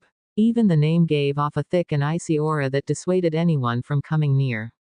She did not think much of it and asked, why? The pianist seemed to be afraid of even mentioning the person. This is a true mogul. His temper is bad. Sigh, you don't have to be afraid. He never talks in the group. You just have to not speak anything bad about him in the group. Oh, this made her even more curious. So what he means is that the rest are indeed fake moguls. No, except brother Julian. He is a psychiatrist famed even on the international stage. While the three of them were speaking, someone appeared in the group chat. James, a newcomer. Another message soon popped out as she was in thought. The pianist. Let me introduce her to everyone. This is Julian's little sister and also my sister Sophia. At learning. Sophia greeted them politely. Hello, everyone. Please take good care of me. She thought for a moment, then added, we can learn from each other in the future. Everyone else. The group comprised of moguls from each and every occupation, so what was there for them to learn from this little girl? Sophia thereafter realized that the group had fallen into an eerie silence. Meanwhile, Andrew's phone was vibrating nonstop. They were all private messages from the group's moguls, and the contents were all roughly the same. What's the situation? What is this girl's background? Andrew replied to each one proudly, my sister Sophia. She is amazing at the piano. Following, the rest retorted. Can she act, then? Is she better than I am the apex of the acting world? A world-renowned mathematician like me exchanging pointers with her in mathematics. A top chef like me exchanging pointers with her on cooking. After a whole round of inquiries, everyone sent the same message. So, why did you add her to the group? Andrew was also a little lost at this question. The rest of the group clearly does not recognize my sister Sophia's prowess. Should I ask her to leave the group? At the same time, in the provision store, Jasper picked up his phone. The little kid still has not accepted my WeChat request. He sighed silently, then realized that there were people speaking in the Moguls group. As the group manager, he casually clicked into it. After which, his gaze fixed on Chapter 42. A familiar profile picture and name appeared in the group chat. He scrolled upwards and saw the pianist's sentence that this was Julian's little sister. He paused. Half a beat later, he burst out laughing and continued scrolling down. He then realized that the last message the little kid sent was a greeting message from 5 minutes ago. It laid there blandly with no reply. His eyes darkened. Everyone in the group was obstinate and overbearing. As moguls in each of their own fields, it was understandable that they were this haughty. But how could he let his little kid suffer any grievances? After a full 5 minutes, there was still no reply in the group. Andrew was assembling his inner thoughts and wanted to ask Sophia to leave the group without hurting her pride. Alas, before he could speak, his private messages were in an uproar again.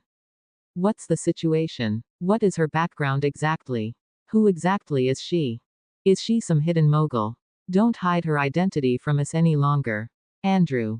Totally perplexed, he scrolled through everyone's replies and spotted a new message in the group chat. Someone had sent a message. With this question in mind, he opened the group chat and saw.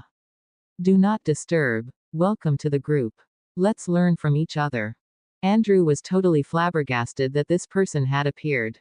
He almost dropped his phone when he saw that totally black profile picture. One must know that this person had only ever spoken twice ever since he set up the group chat. In addition, every time after he spoke, there would be one less member in the group the following day. In reality, they also never heard of the person's news ever again.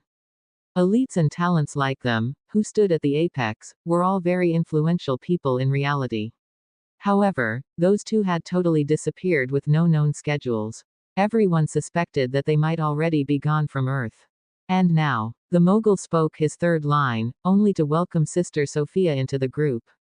Why did no one else have such treatment ever since the setup of this group chat? Andrew blankly raised his head to look at Sophia. However, the girl did not seem to feel any danger. She continued typing. Learning. Thank you. Following which, the big boss, who had only ever sent 3 messages to the group, sent his 4th message. Do not disturb. You're welcome. Let me know if you ever need any help. Andrew. This tone could no longer be considered as politeness. Why did it feel like that person was being ingratiating toward the girl instead?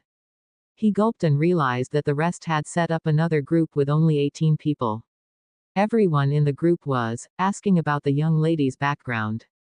Andrew. The hell should I know? He replied. I only know that she is Julian's little sister. I don't know anything else. James. Seems like someone formidable. No matter what, just get into her good graces first.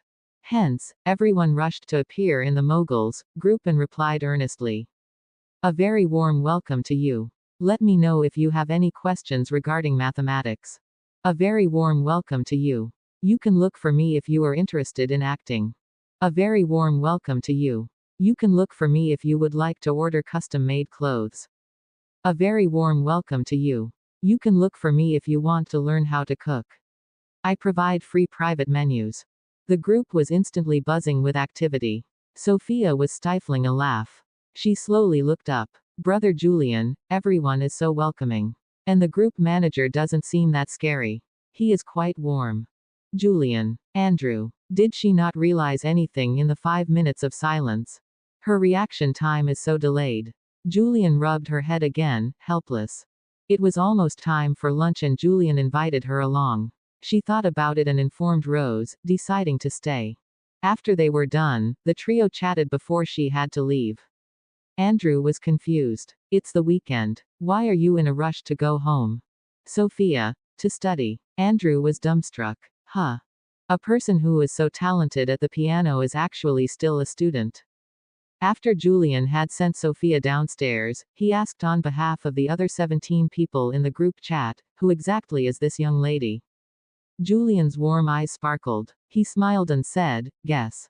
Andrew, guess your head. He was about to speak again when his phone rang. He answered, and the other party said, hello, Mr. Sanchez, I am Olivia Potter. We agreed to meet in the afternoon. Do you still remember? He paused. It was then that he recalled that it was the parent that had gone through many connections to get to him.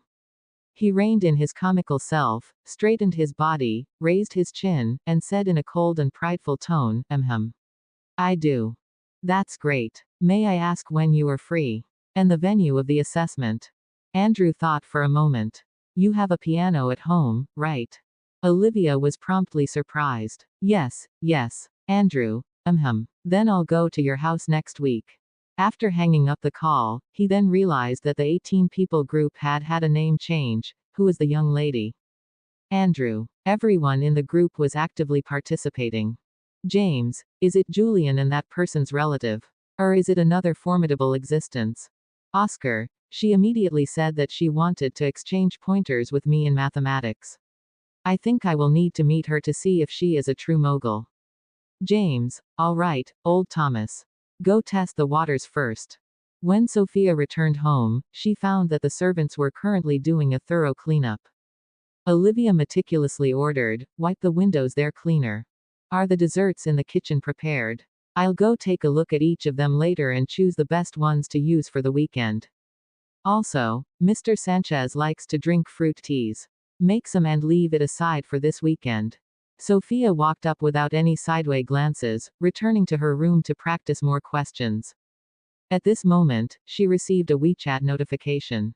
She picked it up and realized that it was a message from the Moguls group. Oscar, young lady, are you good in mathematics? At learning. Seeing how passionate the rest of the people in the group were, she thought that it would be rude to be too cold to them. Hence, she replied, decent. Do you need any help? Oscar, let's add each other as friends. I'll send you some references. Can you help me to prove this theory? Sophia paused. Okay. Soon, Oscar Thomas sent her a friend request. After she accepted it, she saved him as teaches math. Oscar then sent her a few relevant documents. She did not open them immediately but replied, I'm currently doing homework.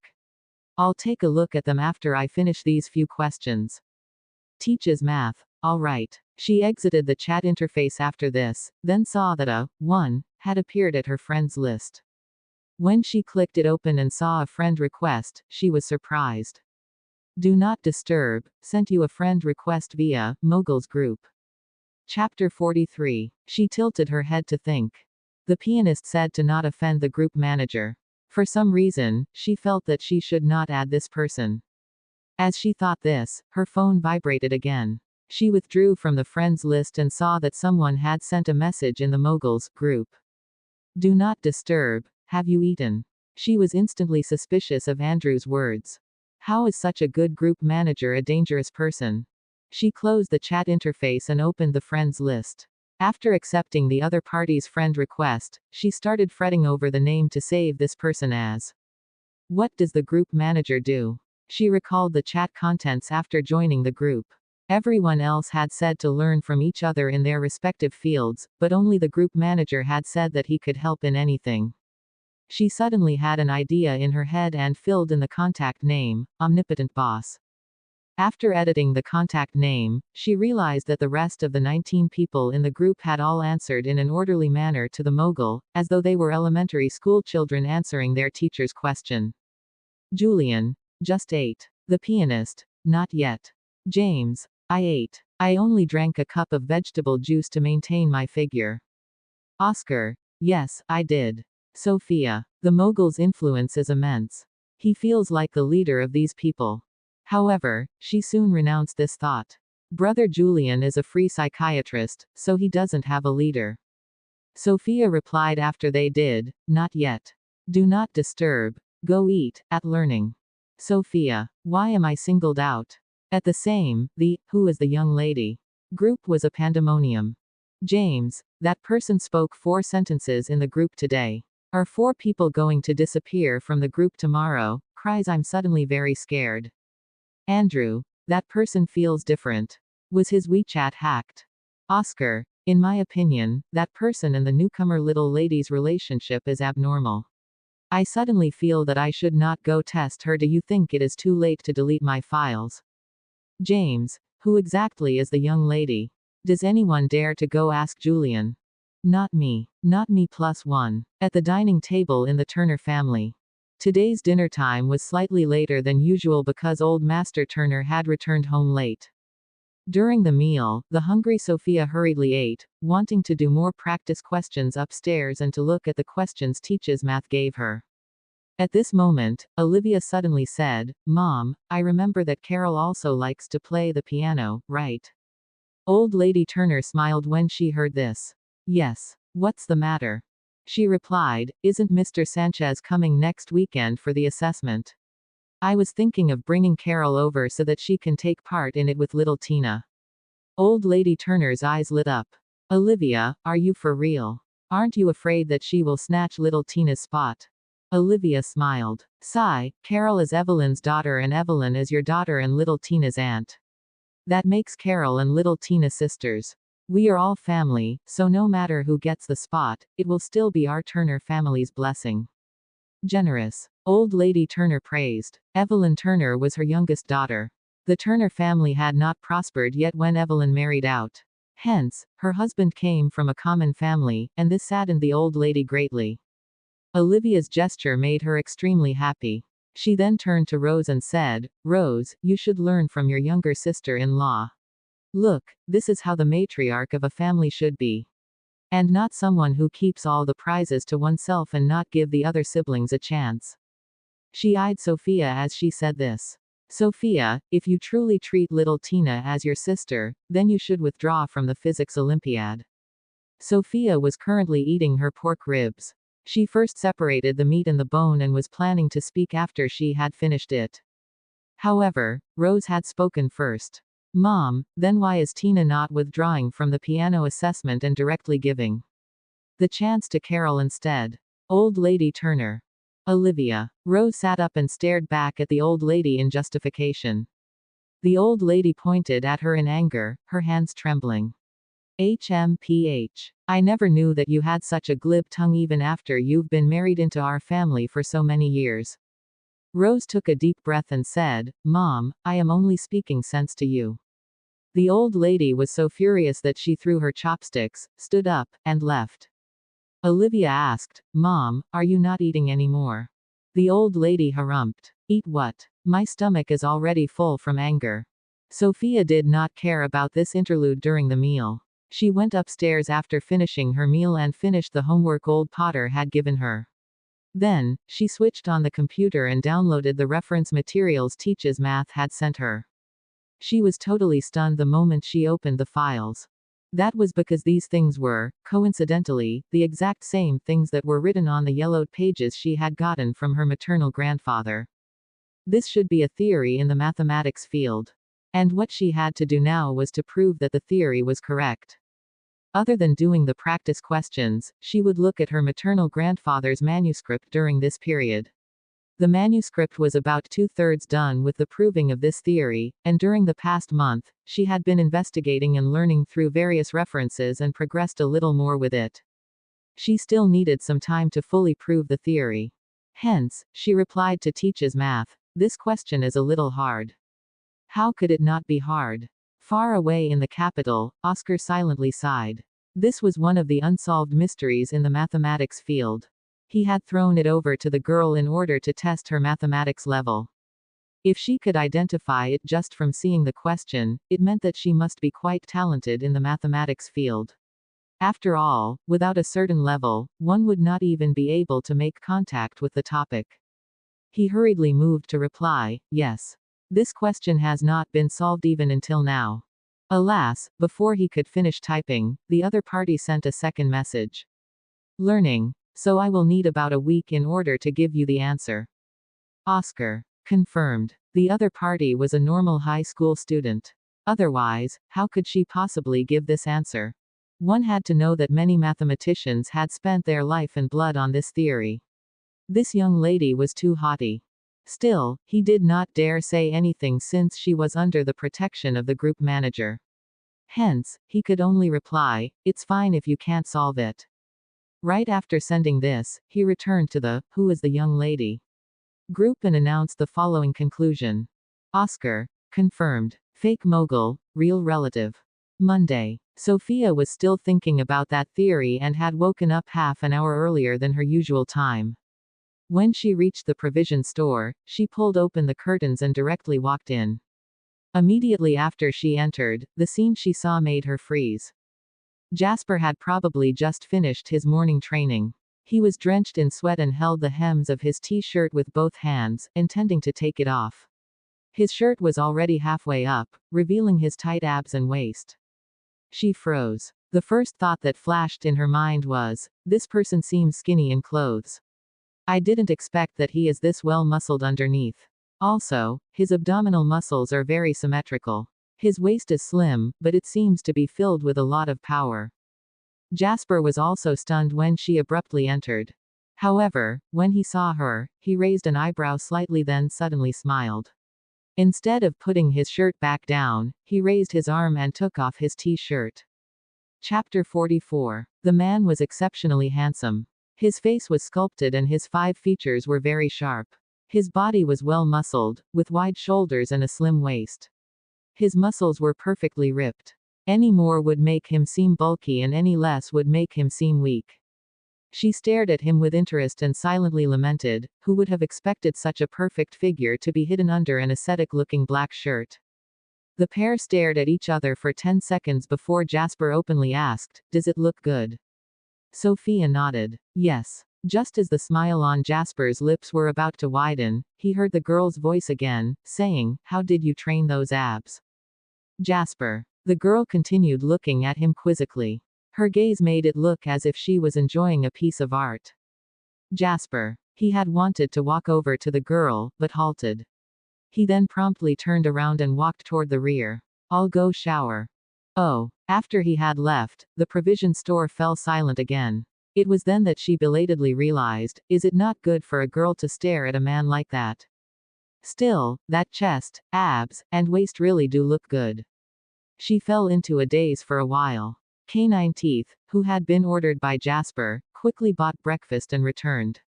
In less than 5 minutes, Jasper had showered and returned. His hair was still a little wet and he had put on the black shirt that he never ever switched out for anything else. Despite that, unlike usual, his shirt was buttoned all the way to the topmost button, making him give off an exceptionally thick ascetic aura. The trio did not speak much and started eating. Bzzz. Sophia and Jasper's phones vibrated at the same time. Both of them lowered their heads and their phones displayed the Moguls group. Jasper's eyes twinkled. He used to mute the group because he found them annoying, but ever since the little kid joined, he had unmuted it. Sophia was currently looking at the message in the Moguls group. James. I want this bag. But I couldn't get it. I would like to beg all Moguls here to help me purchase it in your cities. It's a limited edition. I can pay a premium for it. The pianist. I'm powerless. Teaches math. I am only an academic, so I have no connections in this area. The rest, sorry, I can't get it. James. Whoever can snag one for me will be my daddy. Sophia had no idea what limited edition was, and she had totally no concept of luxury items and their prices. When she saw this message, she recalled that Teach's Math had given her a chance to learn and that the rest of the group members were all rather friendly. The group manager was also a warm-hearted person. She could not be apathetic. Hence, she looked up and asked Jasper, "Do you sell bags here?" Chris, who was eating a bun, froze. Bag. Does such a thing suit our provision store? Still, before he could speak, Jasper nodded. We do. Sophia unlocked her phone and clicked on the photo James had sent to the group, showing it to Jasper and Chris. What about this? Chris. Chanel's limited edition bag. There were only 20 in the entire world. The moment it was released, it would have been swept up the racks by all madams and young mistresses of the top aristocratic and wealthy families, right? Before shock could surface on Chris's face, Jasper answered again, okay. Come collect it in 2 days. Chris. Sophia calmly replied, okay. She then replied in the Moguls group. Learning. I should be able to get it. 2 days from now. James. Really. Learning. James. From now on, you are my sister Sophia. Right after this message was sent, she received a new friend request.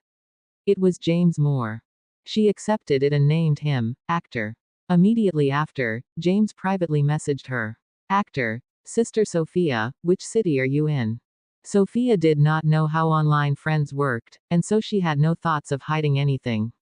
She answered honestly, Bin City. Actor. All right. Thank you, Sister Sophia. Since you are able to help me buy this bag, you shall be my boss from now on. Sophia. She put down her phone and continued eating her breakfast seriously. It was only after she was done eating that she sighed in lamentation, why are the things you sell here so comprehensive? The tea leaves from last time seemed to be pretty difficult to obtain. The bag this time should also not be easy. Jasper stood up and walked to the counter. His black shirt tightly covered his waist and was tucked into his black pants, making his torso seem even longer. He lazily took a seat on the chair behind the counter and chuckled. In his low and attractive voice, he said, we have everything you want. Chris. Boss, your flirting skills are improving greatly. If he were a woman, he would have acquiesced a long time ago. Even as a man, he was about to be turned gay. Alas, Sophia, blockhead, Turner nodded solemnly and praised, omnipotent provision store. Chris. Jasper seemed to have expected this result and had a conceding expression. There is nothing here that you can't buy. Right after he said this, a random man suddenly rushed in and shouted at Jasper, Boss, 1 box of Durex. His bragging was instantly exposed. He looked at the girl who had yet to leave the provision store and did not answer the question. He glanced at Chris. Chris gulped and hurriedly took a step forward, we don't have it. The person was stunned. Out of stock. What about personage? Not that too. What about elephant? None. Fuck. The man grumbled. Aren't you a sex toy shop? Why don't you have even the most basic things? Chris did not need to look at his boss to feel the cold air from him. He hurriedly said in a justified manner, we are a proper provision store. You have seen wrongly, so hurry and leave now. He pushed the person to the door while the latter was still mumbling in confusion, you guys named it, Night Blooming Jasmine. Isn't that bound to cause misunderstandings? Chris, who said that provision stores can't be called Night Blooming Jasmine? That person seemed to be bent on reasoning as he said, since you are a provision store, then why don't you have Durex? Chris, who the hell said we don't? We have a huge stockpile in the storeroom behind. Of all flavors and sizes, whichever you want. But would he dare sell it in front of Sophia? How could he? After chasing away the first customer they had received for the past month and more, Chris felt as though he had just escaped death by a hairbreadth. Meanwhile, Sophia, who had silently left, suddenly had an epiphany. No wonder the provision store barely has any business despite being so comprehensive. So it's because of the store's name. Still, what is Durex? With this question, she entered the classroom. She heard the crowd's yips and squeals the moment she entered. The students were all crowded in groups and were discussing something while looking at their phones. She had just sat down when Hannah excitedly turned around. Sister Sophia. My idol, little James, is coming to Bin City. He's coming to our school for filming. Chapter 45. Seeing Sophia's baffled look, Hannah opened a web page without any hesitation and found her idol's picture for the former to see. It was a magazine cover featuring a man. A white ancient costume was draped over his shoulders as though it was going to fall. The man's eyes were slightly lowered and he had a tear mole. He was exuding an enchanting aura, and his eyes were dark as they stared straight ahead while he smiled. That charming aura seemed to be overflowing from the phone screen. Handsome or not, don't you want to get him? Smitten, Hannah stared at his picture. Sophia. This man was indeed good-looking, but he was totally different from Jasper's dangerous and coquettish imager. Why did she think about Jasper?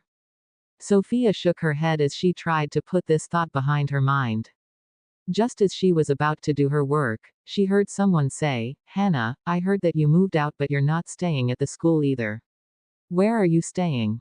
Hannah rolled her eyes. "I'm renting a room." That person exclaimed, "Do you have money? Didn't the Nelson family stop providing for you?"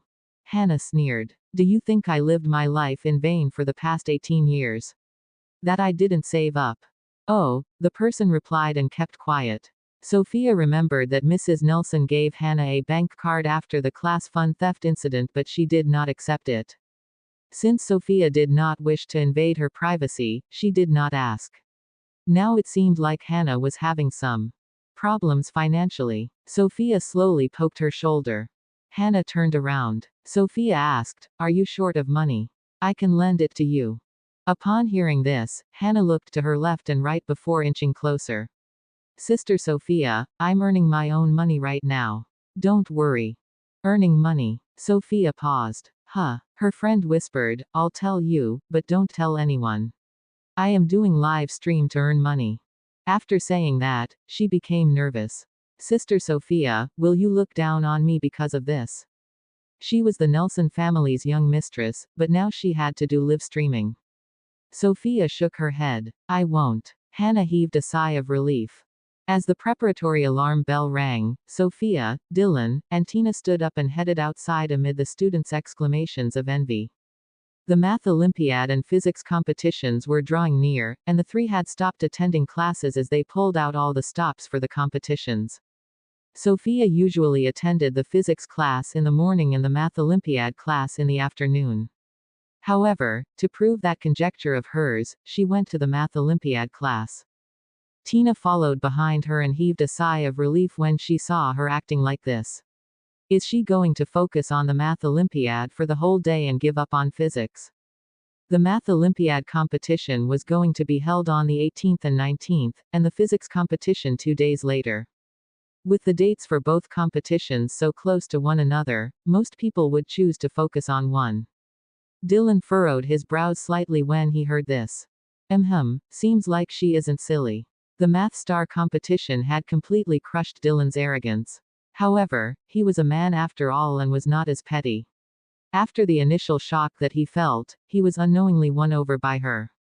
A self-taught genius, a person like her is born to learn mathematics. After saying this, he walked into the classroom. When he passed by Sophia, he saw that she did not have a single Math Olympiad book on her table. There was only a blank piece of paper and she was calculating something on it. Dylan. He frowned and sat behind her. For the whole morning, he saw Sophia writing and drawing. One moment, she would crush the paper and throw it, and the next moment, she would put down her pen and think about it. She even ran to the school's library in between classes to borrow a book titled, Bartra's Life. He knew who Bartra was. That man was a renowned mathematician from the 19th century. But what does this have to do with the Math Olympiad? He thought that it would last only in the morning since the time wasted was for learning physics. However, for the entire afternoon, Sophia was still writing that odd thing, which he had no idea about. Old Potter came to the classroom and was slightly shocked. "Sophia, are you proving Bartra's hypothesis?" Sophia nodded. Instantly, Old Potter was caught between laughter and tears. Scientists have been trying to prove this for over 100 years but still couldn't. Most of them failed at the last step. There's no use in trying to do this. Even if you're interested, you can wait until you get into university when you're learning more advanced math. He paused. All of a sudden, he remembered that Sophia had completed the university syllabus on her own. Hearing his words, she did not stick to them. Instead, she said, "Mr. Potter, I wish to give it a try." Old Potter still had some trust in this curve wrecker. He could only sigh. "Then you have to promise that you'll finish the Math Olympiad assignments." "No problem." Old Potter took a walk around the classroom and left. When he had left, Dylan could no longer hold it in. "Sophia." Sophia did not respond. Dylan took a deep breath. You can't make little of the National Math League when you got first just once. Others will think that you're flippant and conceited. The Math Star competition was outside of the syllabus, and I know that you've learned content that are outside of the syllabus on your own. Therefore, your first place wasn't a true achievement. There are countless math geniuses nationwide. That Marvis alone from the first high school received the first prize in the National Math League last year. He was one ranking away from getting into the winter camp. This year, he is one of the favorites for the championship. Can't you have more respect for the Math Olympiad? Sophia had a train of thought, but the annoying person behind her broke it. She had always been calm, but this time around, she could no longer hold it in. She turned around and shot him a glance. Coldly. Shut up. Dylan was shocked and instinctively shut his mouth. By the time he'd regained his senses, his face was red with embarrassment. He had gone out of his way to remind her, but she took his goodwill for ill intent. If that was the case, he would let reality teach her a lesson. All the way until 6 p.m., Sophia was still stuck at the same point. As long as she could prove this minor logic, the whole conjecture would be almost complete.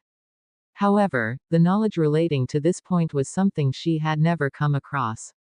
In the whole of Bin City, similar reference books were not available as well, and the internet would not have such niche teaching materials either.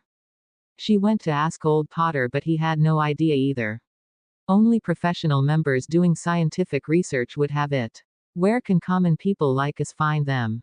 You'd better stop thinking about it and focus on the Math Olympiad. Even the wealthy and powerful could not get in touch with the people doing scientific research. Sophia frowned. Eventually, she looked at her phone's WeChat and sent a message in the Moguls group. Learning. Who has books on XXX? Soon, there was a reply in the group. Omnipotent boss, I have. Sophia's eyes lit up. Can you lend it to me or sell it to me? Omnipotent boss, I'm not selling, but. Learning. But what? Omnipotent boss, call me, brother, and I'll lend it to you. Chapter 46. She was taken aback when she saw the message. Did she see it wrongly? Just as she was feeling confused, a teacher shouted, Sophia, are you leaving? The lecture theater is closing soon. Sophia stood up. Yes. When she carried her books and left, she placed her phone in her pocket before heading to her classroom. At the provision store, Jasper stared at his phone as his gaze landed on the last message that he sent. Call me, brother, and I'll lend it to you. He remembered that Sophia was introduced by Andrew as Julian's sister when she was first added to the group.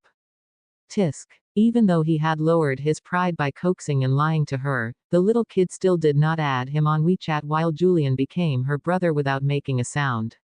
How can a girl carelessly address others as brother? He tapped his fingers on the table and imagined that she was calling him brother sweetly. But why hasn't she replied yet? Meanwhile, the who is the young lady group was a pandemonium. James, damn, what's happening in the group? Why do I feel that General Brown is flirting? Andrew, Sister Sophia is truly formidable. She still hasn't replied until now. Does it mean she is rejecting it? Why do I feel that we, who witnessed that person's failure in flirting, will probably be doomed? The rest shuddered. Oscar, that person has spoken way too much during this period of time. This is unusual. Do you want to remind the young lady to not offend him? I'm afraid that she'll vanish from the group tomorrow. Andrew, I don't dare. James, me too. The rest were all even more afraid. Just as the moguls were peering at the group chat and worrying about Sophia, there came a new message. Julian, she is a junior and dares not address you as brother. If you're willing to guide her, why not let my sister address you as mentor? When the moguls saw this message, they dared not to even breathe. Everyone wished they could disappear from the group. They did not want to be implicated when the deities were fighting. Jasper, who had been waiting for Sophia's reply, was overflowing with patience because his little kid tended to respond slower. After he'd been waiting for 5 minutes, there was a new message in the group. Upon reading the content clearly, he cocked his brow and scorned the sender. Julian. Is he raising his seniority straight away? If he did not recall wrongly, Julian was older than he was by a year. Moreover, who was he to make the decision on behalf of the little kid? When he was about to reply, his fingers halted. Mentor, he imagined the little kid addressing him respectfully. It seems like a mentor-apprentice romance is also not bad. A moment of hesitation later, there was another message in the group. Learning. May I really love studying. Will you be my mentor? Jasper's ire was extinguished right away. His cold facial features slowly softened. He chuckled as his fingers moved. Sure. Immediately, Sophia received Omnipotent Boss's private message as he sent him the resources that she needed. Sophia looked until the end, her eyes sparkling.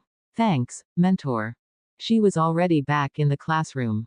After sending the message, she carried her school bag and wanted to head home.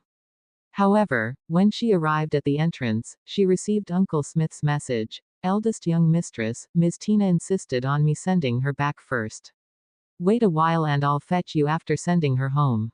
Sophia frowned upon seeing the message. She woke up early this morning, and by the time she left the house, Tina still had not woken up. Hence, she left early and took public transport to school. Moreover, Tina was usually very slow and would purposely delay for more than 10 minutes. Sophia left school merely 5 minutes later than usual today and Tina simply left. Sophia felt vexed somehow. If she were to head home now, she would have to queue for the public transport. It was also going to be a detour and would waste a lot of time. If she were to wait for Uncle Smith here, it would take an hour. After giving it a thought, she headed outside. Screech. As she was about to flag a cab, a blue convertible stopped in front of her. Jackson pointed at the seat beside the driver's as his eyes sparkled. Sister Sophia, want a ride? Little Flame looked pretty dashing while driving. Sophia thought to herself and accepted the offer. She was in a hurry to get back home and download the resources to solve that theory. Therefore, she opened the car door and got in it. Sister Sophia, fasten the seat belt. As he said that, Jackson stepped on the accelerator and the car raced down the road. He was adept at driving and the convertible made its way nimbly on the road during the peak hour while passing by the provision store. Sitting behind the counter, Jasper looked at the entrance and coincidentally saw the convertible as well as the two people in it. The boy with red hair exuded a rebellious aura belonging to his age. That smile of his was both wild and raffish, which would easily attract girls' attention. His little kid, for instance, was smiling despite her usual aloof personality, and her eyes were shining as though she was in an exuberant mood.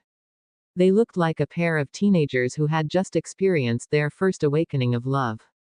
Jasper's dark brown eyes darkened. Uncle Smith needed 30 minutes to drive from school to home.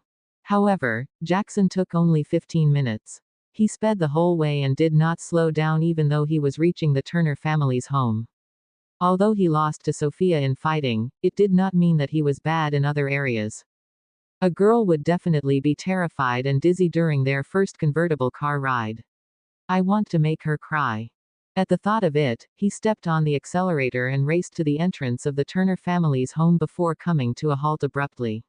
He turned the steering wheel intensely and did a drift before changing the car's direction and stopping at the gate as the car raised a cloud of dust. After acting suave, he turned to look at Sophia. Are you afraid? Before he could finish the sentence, his eyes met the girl's bright and excited ones. Sophia was exhilarated. So fast. She sighed and touched the car. If only I could get a driver's license and have a convertible too. This way, she could save 30 minutes before and after school to do her questions. With this thought in mind, she carried her school bag and walked through the gate relaxedly. Jackson. Just as she entered the house, her phone rang. It was a message from Canine Teeth. Did you ride your friend's convertible back home? Sophia replied unhurriedly. Yes. Canine Teeth. Is that boy going after you? The corners of her lips twitched as she replied, it's none of your business. Jasper. Approximately 2 minutes later, his phone showed that the resources sent via WeChat had been accepted. This meant that she had gotten home. She even took the initiative to send him a message. Learning. Mentor, do you think it'll be easy to learn how to drive a convertible? Chapter 47. Sophia was not sharp when it came to matters like romance. Hence, she did not notice that he was flirting with her when he said, brother, in the group chat. Since she was addressing him as mentor, she would show him respect accordingly. For some unknown reasons, she felt that the other party was very reliable. After sending the message, she printed all the resources that she had downloaded and carried them back to her room from the study room. On the way back, she bumped into Olivia, who was preparing to head downstairs. The lady was surprised to see her. Little Sophia, where's little Tina? She didn't come back with you. Oh, Sophia replied aloofly. Olivia frowned at once. Why didn't you wait for your sister? It's the same thing when you're going to school in the morning. Aren't you too cold-blooded? Sitting in the living room downstairs, old lady Turner was watching the television. She held the remote controller and joined in.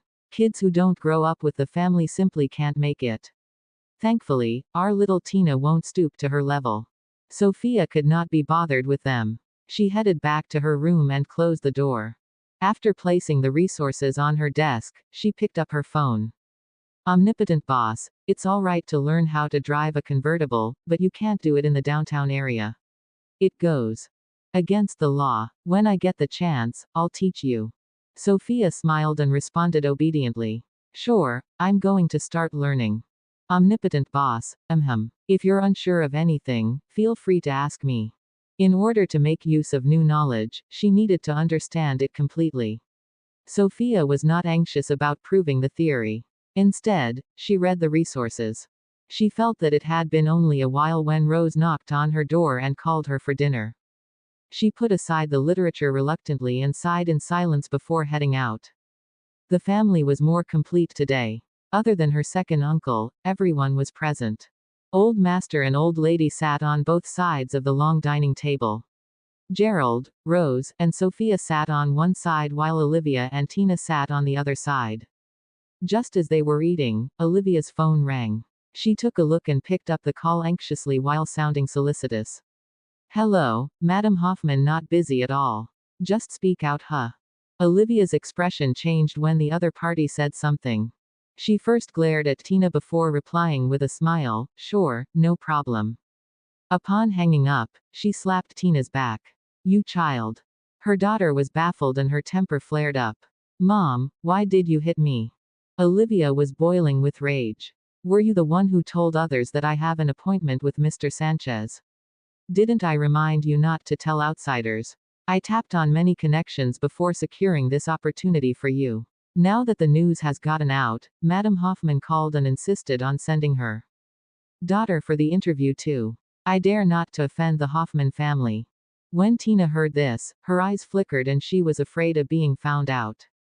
She stared fiercely at Sophia. Since Sophia had been in the limelight at school recently, she could not hold it in. Hence, she secretly told her best friend, but as it turned out, no, she clearly reminded her friend not to spread it. Therefore, this matter. Tina stood up abruptly and pointed at Sophia. Were you the one who spread the news? Sophia, who was silently having dinner. Feeling baffled, she lifted her head and saw Tina reprimanding her with reddened eyes. I didn't tell anyone, so it must have been you. Aren't you jealous that I know how to play the piano and I can be Mr. Sanchez's disciple? Therefore, you spread the news on purpose because you don't want me to be chosen. The moment she said that, Olivia looked daggers at Sophia. Before Rose could refute, Old Lady Turner slammed the table. Sophia, is your jealousy that strong? It's fine that you don't love your sister, but aren't you being too evil by playing a dirty trick? Gerald put down his chopsticks. It was a huge gesture, so it made a sound.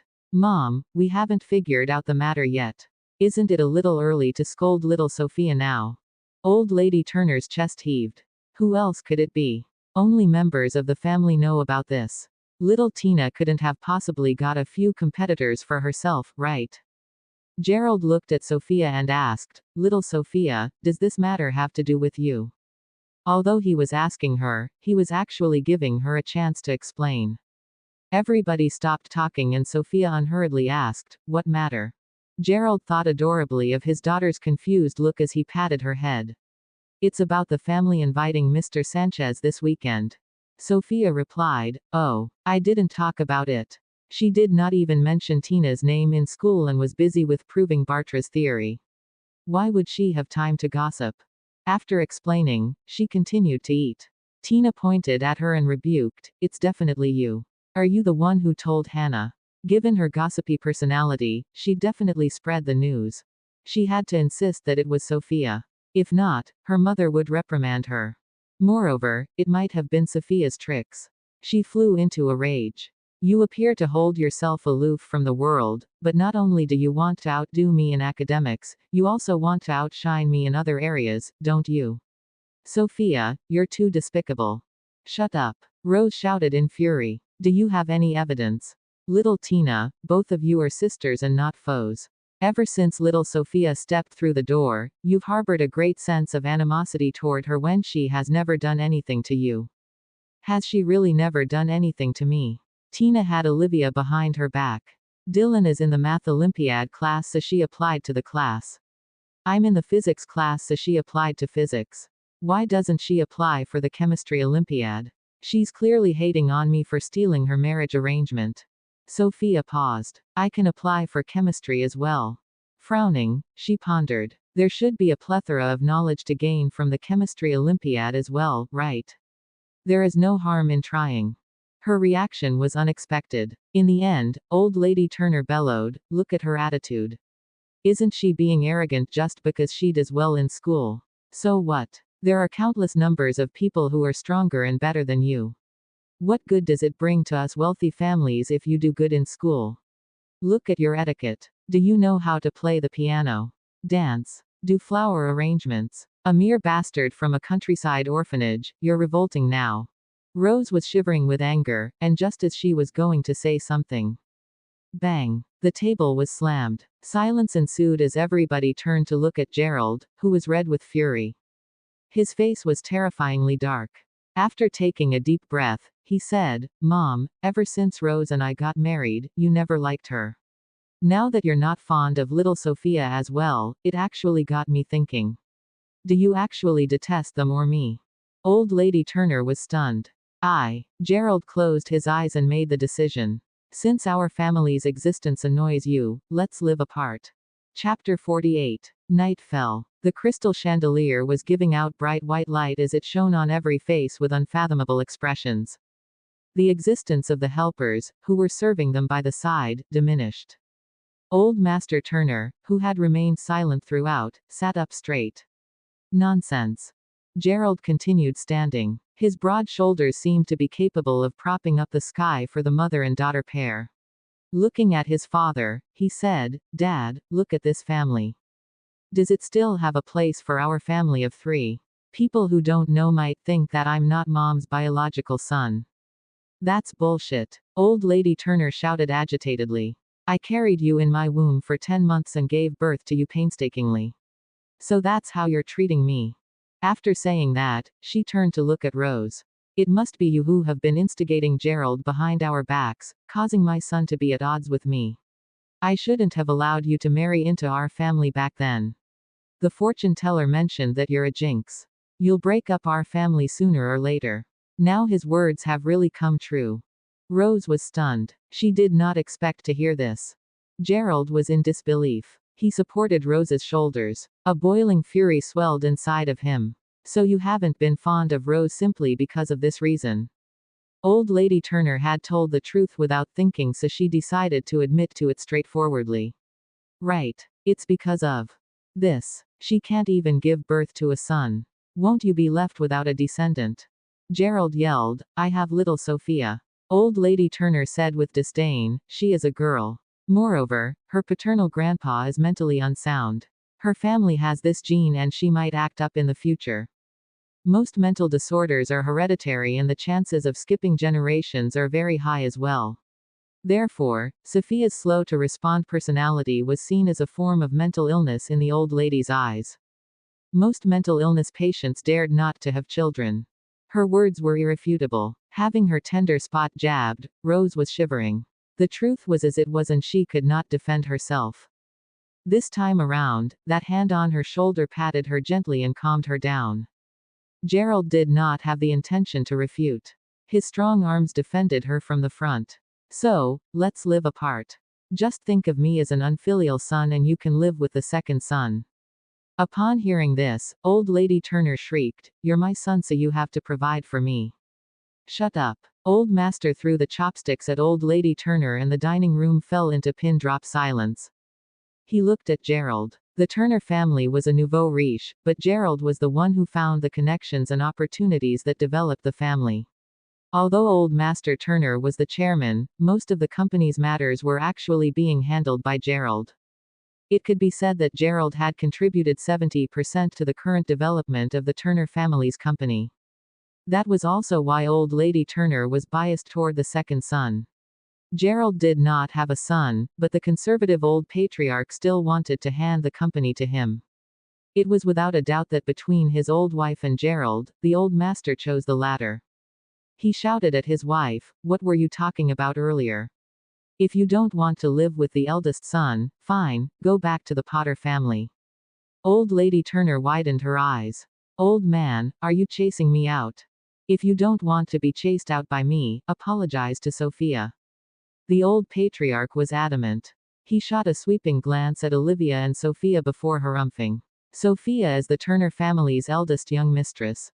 If anyone in the family dares to disrespect her next time, it's equivalent to disrespecting me."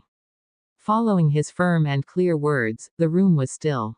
Old Lady Turner tensed her neck but was unable to sound out any form of apology. Olivia attempted to mediate. "Mom is, after all, her senior. I'll apologize to little Sophia on behalf of Mom, all right. Furthermore, she is old and more conservative in her ideas.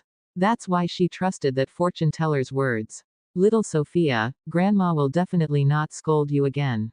She then pleaded with Gerald and Rose, "Big brother, sister-in-law, please just forgive Mom this time around." Gerald kept a straight face and remained silent. Old Master Turner glared at his wife. She was instantly terrified and shouted anxiously with a grievance, "I'm in the wrong, all right. Eldest son, do you insist on having Mom kneel down and kowtow to you?" She felt especially embarrassed after saying that and went upstairs while crying. The old master gave the final word. "Eldest son, leave it like this." The matter had simply passed. During the night in the bedroom, Gerald sighed. "To be honest, I've already bought a mansion outside." Rose paused. "What?" He continued, "I'd bought the house ever since little Sophia was found and Mom showed she wasn't fond of her. However, the renovation will take some time, so let's not move out for now." She understood what he meant. "So we'll move out next time." Old Lady Turner could not change her personality easily. After this incident today, she would restrain herself for the time being. When she acted up again, Gerald would bring up the topic of living apart, and that would not be going overboard by then. His gaze was filled with determination. "My wife and daughter don't need to take cues from others." The issue of moving out did not affect Sophia much. She went upstairs and continued reading the resources until midnight. Canine Teeth sent a message on WeChat. "Are you asleep?" Sophia glanced at it but ignored it. A while later, another message came. "Omnipotent boss, don't stay up late, it's bad for your health." Only then did Sophia reply, "Okay, mentor." She looked at the resources for another 5 minutes before putting them aside. She washed up and lay on the bed, but her mind kept flashing the new knowledge that she had just acquired. It kept her mind stimulated and she could not fall asleep. Think of something else. But what? During this period of time, she had been forced to think of Jasper in order to ensure that her heart would not hurt if they only held hands. Therefore, she intuitively thought of Jasper. When they met today, he was changing, and the waist that he revealed. Unknowingly, she closed her eyes and fell into a deep slumber. In her dream, that waist kept sashaying in front of her until Jasper inched closer and smiled. "Little kid, do you want to touch?" She clearly did not wish to, but in her dream, she could not control her hand as she touched his abs. When she woke up the next day, she was not looking right. As Sophia headed downstairs, Tina was quietly waiting for her, unlike usual times. She even said in front of Old Master Turner and Gerald, "Grandpa, Big Uncle, I realized that what you guys said last night was right. Sophia is my sister. So I discussed with Mom that when Mr. Sanchez comes on the weekend, we'll get cousin Sophia to join as well. If Mr. Sanchez happens to choose her, it's also our Turner family's pride." Although she said that, a look of disdain flashed across her eyes. Who doesn't know how to do the surface work? Isn't she merely another accompaniment? Sure, sisters should help one another. The old master said in praise of her. Throughout the conversation, Sophia merely pouted. Evidently, she was not in a good mood. This happened until she had dashed into the provision store and glared at Jasper. Are you able to control my dream? Baffled, he looked up at her as she scolded him, feeling aggrieved. Jerk. Beast. Jasper. Chapter 49. The store instantly fell silent. Half a beat later, PFF'd. Jasper chuckled. He put down the book and craftiness flashed across his dark brown eyes. Little kid, what did you dream of?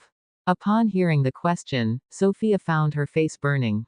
Not only did she touch him in her dream, she even. For someone who had always been aloof, she was slightly abashed. This was the first time that she hated herself for having an extraordinary memory as she remembered the details of the dream clearly. She could remember the touch of his abs and they felt like they were real. The mist in her eyes burst, and her dark, bright pupils were exposed. She looked at Jasper in a huff and scolded, despicable. His little kid had always been very composed. It was Jasper's second time seeing her getting so worked up. He felt the urge to poke her puffy cheeks. It must feel very good. However, little kid would probably get angrier.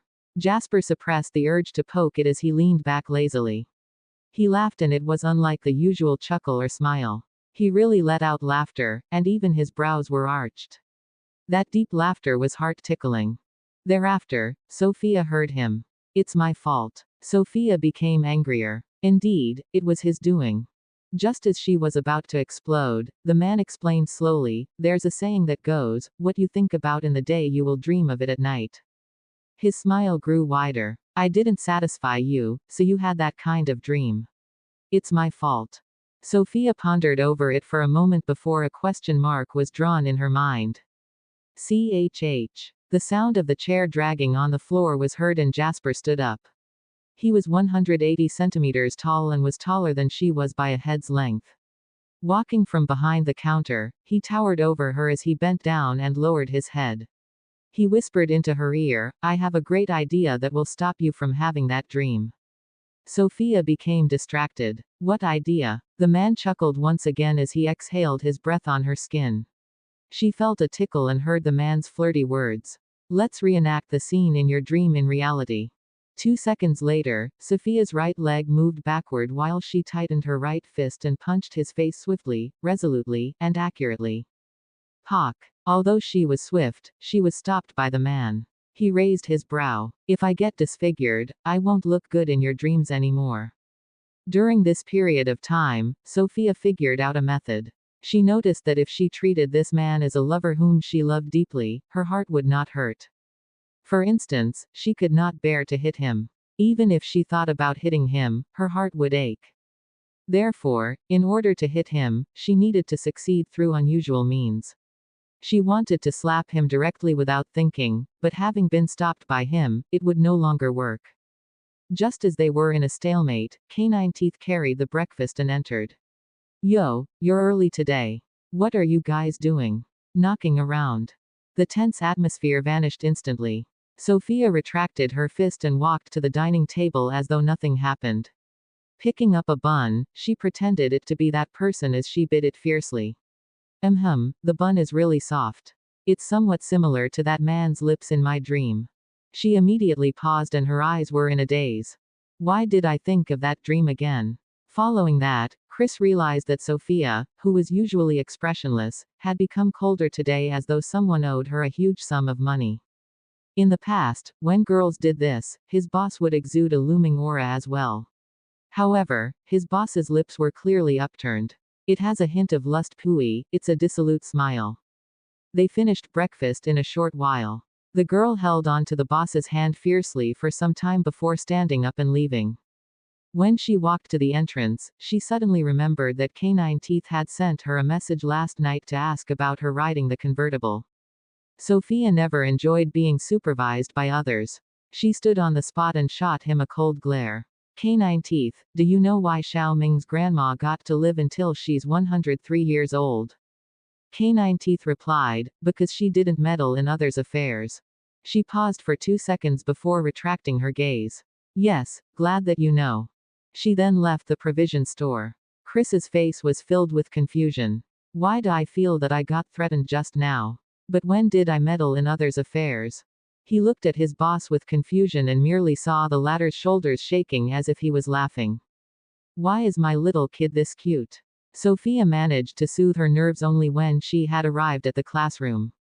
She walked to her seat and shot a glance at the assignments before packing up and heading to the Math Olympiad class. She fully immersed herself in the knowledge she had learned yesterday and could not extricate herself from it. When she passed by Hannah, the hem of her uniform got stuck. Dipping her head, she saw Hannah smiling and gossiping to her. Sister Sophia, did you know that Brother Jackson was sent to school today? Ha ha ha, his convertible has been confiscated. Sophia replied, why? Hannah burst into peals of laughter. Brother Jackson said that Elder Walker wants him to abide by traffic rules. But he hasn't been doing so for so many years, so what exactly happened? Since when did the Walker family become law-abiding citizens? Brother Jackson is extremely depressed. Sophia could imagine little Flame sulking when she heard this. Pursing her lips, she suddenly felt that her mood had greatly improved and carried her books to the Math Olympiad class. She had been learning the new knowledge for the whole day. When she could not understand certain parts, she would pick up her phone and consult Omnipotent Boss. After all, that teaches math did not even know about this theory, so his math must not be too good. He would probably not understand it. Time always passed quickly while studying. Unknowingly, a week had passed. The Math and Physics Olympiad were going to be held next week, but during the weekend, the Turner family would be having a piano assessment that was on par with the Math Olympiad. On Saturday, there was only the last remaining step to Sophia's proof of Bartra's theory. She had totally immersed herself in it and heaved a sigh of relief only when she had completed the proof. Only then did she notice the chaos and bustle downstairs. Opening her room door in doubt, she saw Olivia ordering the helpers to place the items while Tina was practicing the piece that she was going to present in the afternoon. Rose, donning a lavender cheongsam, had been paying attention to her. When she saw her daughter's room door open, she approached her gently. Little Sophia, have you finished studying? Sophia nodded. Rose followed her gaze and saw the piano downstairs. Her heart squeezed. Little Sophia, if you like it, we'll start learning from now on. Since you're so clever, you'll definitely be able to learn it. Just treat it as a practice later in the afternoon, and even if you can't become Mr. Sanchez's apprentice, it's all right. Mom will work hard and find you a better piano instructor in the future. Sophia. Oh. Chapter 50. As they were talking upstairs, the sound of a car arriving was heard. Old Lady Turner's excited voice could be heard through the door. Evelyn, Carol, you guys are finally here. Following which, a loud voice was heard. Mom, why are you crying? Could it be that sister-in-law bullied you? It was clear that the person with that fierce and unreasonable voice was not to be trifled with. Rose frowned intuitively and explained to Sophia softly, that's your paternal auntie, Evelyn Turner. She. Rose, who had never spoken behind others' back, hesitated before reminding Sophia, she got married early. So her manners are slightly coarse. Her daughter, Carol Norman, isn't to be trifled with either. Anyways, little Sophia, stay away from them. Sophia was baffled for a moment before realizing why Rose hesitated to speak.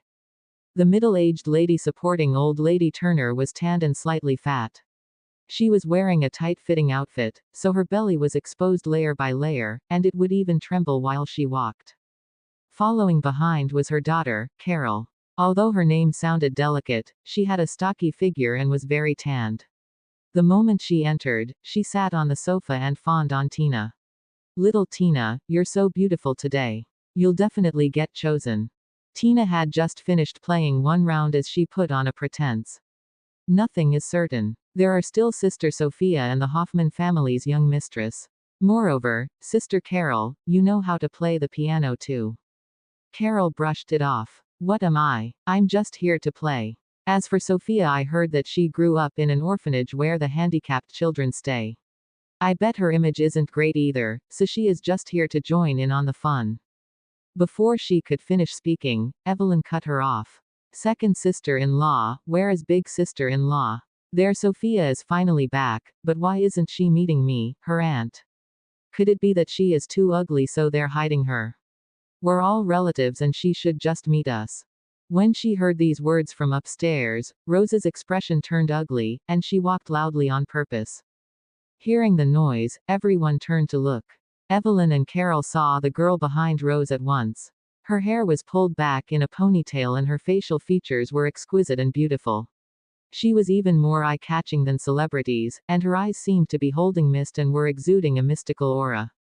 Both of them were dazed. Seeing them like this, Rose smiled. "Little Sophia, go greet your auntie."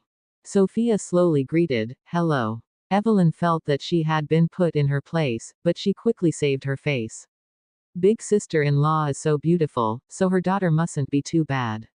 However, looks aren't the most important. Academics and talents are. Our little Tina is formidable in her studies and is one of the top 5 students in her school. Little Sophia, you gotta learn from your younger sister. The living room's atmosphere turned strange when she said that. Olivia's and Tina's faces darkened. How could this person rub our noses in it? Old Lady Turner tugged Evelyn's arm as well. Stop speaking. When Evelyn had just arrived, the old lady had complained about a lot of things softly. She'd said that Rose had overtaken her and become the in charge of the Turner family. She thought that her mother was afraid of Rose, so she sneered instantly. Mom, why can't I talk about this? If the child has any shortcomings, we need to raise it up. My big sister-in-law will definitely not mind me saying it, right? At this instant, Rose felt that she could hold her chin up. She smiled in an especially warm and elegant manner. I think that you're very right. Evelyn nodded. Therefore, little Sophia, no matter what you've done in the past, you're a student, so you should prioritize your studies. You must have taken your mock exam in your senior year, right? Don't try to compete with little Tina right at the start because, after all, there is no way to do that. Don't you feel stressed? You should set a small goal for yourself, if so. For instance, you can try to be in the top 100 of your cohort. Oh, right, what's your ranking now? Sophia remained silent, but Rose smiled and replied, Our little Sophia lives up to expectations. She performed all right this time around, so she got first. Evelyn intended to lecture them but was flabbergasted. What? Her eyes fell on Sophia again. Shouldn't a beautiful girl like her not focus on her studies? Or did I hear wrongly? Old Lady Turner coughed and changed the topic. For a family like ours, studies aren't the most important actually. A nerd who receives an examination-oriented education won't make it big. Look at our little Tina, she played the piano so well earlier. Evelyn quickly changed the topic as well. Right, our little Tina's piano skills have no problem at all. Out of the 4 who are being assessed, 3 are just accompaniments. Oh, right, has the Hoffman family's young mistress arrived? Olivia responded, they'll be here shortly. As she spoke, a car arrived outside. Olivia and Rose went out to welcome them. Moments later, they saw a fashionable and well-maintained lady walking in. She must be Madame Hoffman, and following behind her was a skinny and timid girl in a white dress. The girl let her hair down and had on a pearl clip. Her skin appeared sickly fair. When she entered, she kept hiding behind Madame Hoffman and peering at the rest. She appeared adorable with a hint of delicateness. Madame Hoffman smiled politely. Our family's Stella loves playing the piano, so when she heard that Mr. Sanchez is in Bin City, I had to be thick-skinned and come here. Madame Turner, really sorry about it. Olivia tried to maintain her smile. It's nothing. Long before this, I heard that Stella plays the piano well. Later, let little Tina have an eye-opener. After saying that, she smiled. There's so many of us here. Stella must be terrified, right? I'll get little Tina to bring her upstairs to play. Tina's eyes flickered. Sure. Stella, let's go upstairs. Madame Hoffman coaxed Stella, didn't you have a problem regarding the piano earlier and wanted to consult Tina? Go ahead and play. Stella shot a timid glance at Tina and nodded. Rose said as well, little Sophia, follow them. The 4 girls headed upstairs and played in the reception room upstairs. The moment they entered, Carol spoke. Little Tina, why doesn't this Miss Hoffman speak? Tina coughed and gently whispered in Carol's ear. At the same time, the latter exclaimed, it turns out that she's mute. Can a deaf and mute person play the piano? Tina pulled Carol to the sofa and sat down. They began to whisper among themselves, leaving the guest on her own. Shooting a glance at Stella, Sophia found her looking disconcerted, her fingers nervously intertwined. There was still 30 minutes before Andrew's arrival. Chapter 51. Sophia did not know this person and originally did not intend to meddle. After all, she was Tina's guest. Nevertheless, the term, mute and deaf person, that Carol had mentioned made her stop in her tracks. They frequently had children who were disabled in some way in the orphanage. She turned to look at Stella once again. The girl's lips blossomed into an extremely kind and sincere smile. She was as pure as those little children. This little mute is quite cute, isn't she? Sophia pointed at the sofa on the other side, signaling her to move over. Little Mute's eyes lit up instantly as she nodded her head. When they were seated, she stared unblinkingly at Sophia, as though she was a cat waiting for its owner to give it a belly rub. She was so obedient and sensible that even the usually aloof Sophia felt her heart turn soft at the sight. Sophia moved to sit there too. Little Mute was very quiet, but her two hands were placed on the coffee table. Her fingers moved nimbly, as though she were playing the piano. However, halfway through, she seemed to have been met with difficulty. Her fingers paused and she frowned. This troubled expression easily made another pity her. Sitting opposite her, Carol promptly started to mock. Tisk, tisk. Does she really think she can make it? What is a deaf and mute person partaking in this for? Sophia calmly looked up and toward her, then said defensively, "Do you know Beethoven?" Carol. The latter took some time before finally understanding what Sophia meant. She was instantly pissed. How can you compare her and Beethoven? Do you think that currying up to her will make Madame Hoffman treat you better? Let me tell you, this mute can't even speak, so she won't ever complain. It's useless for you to waste your time on her.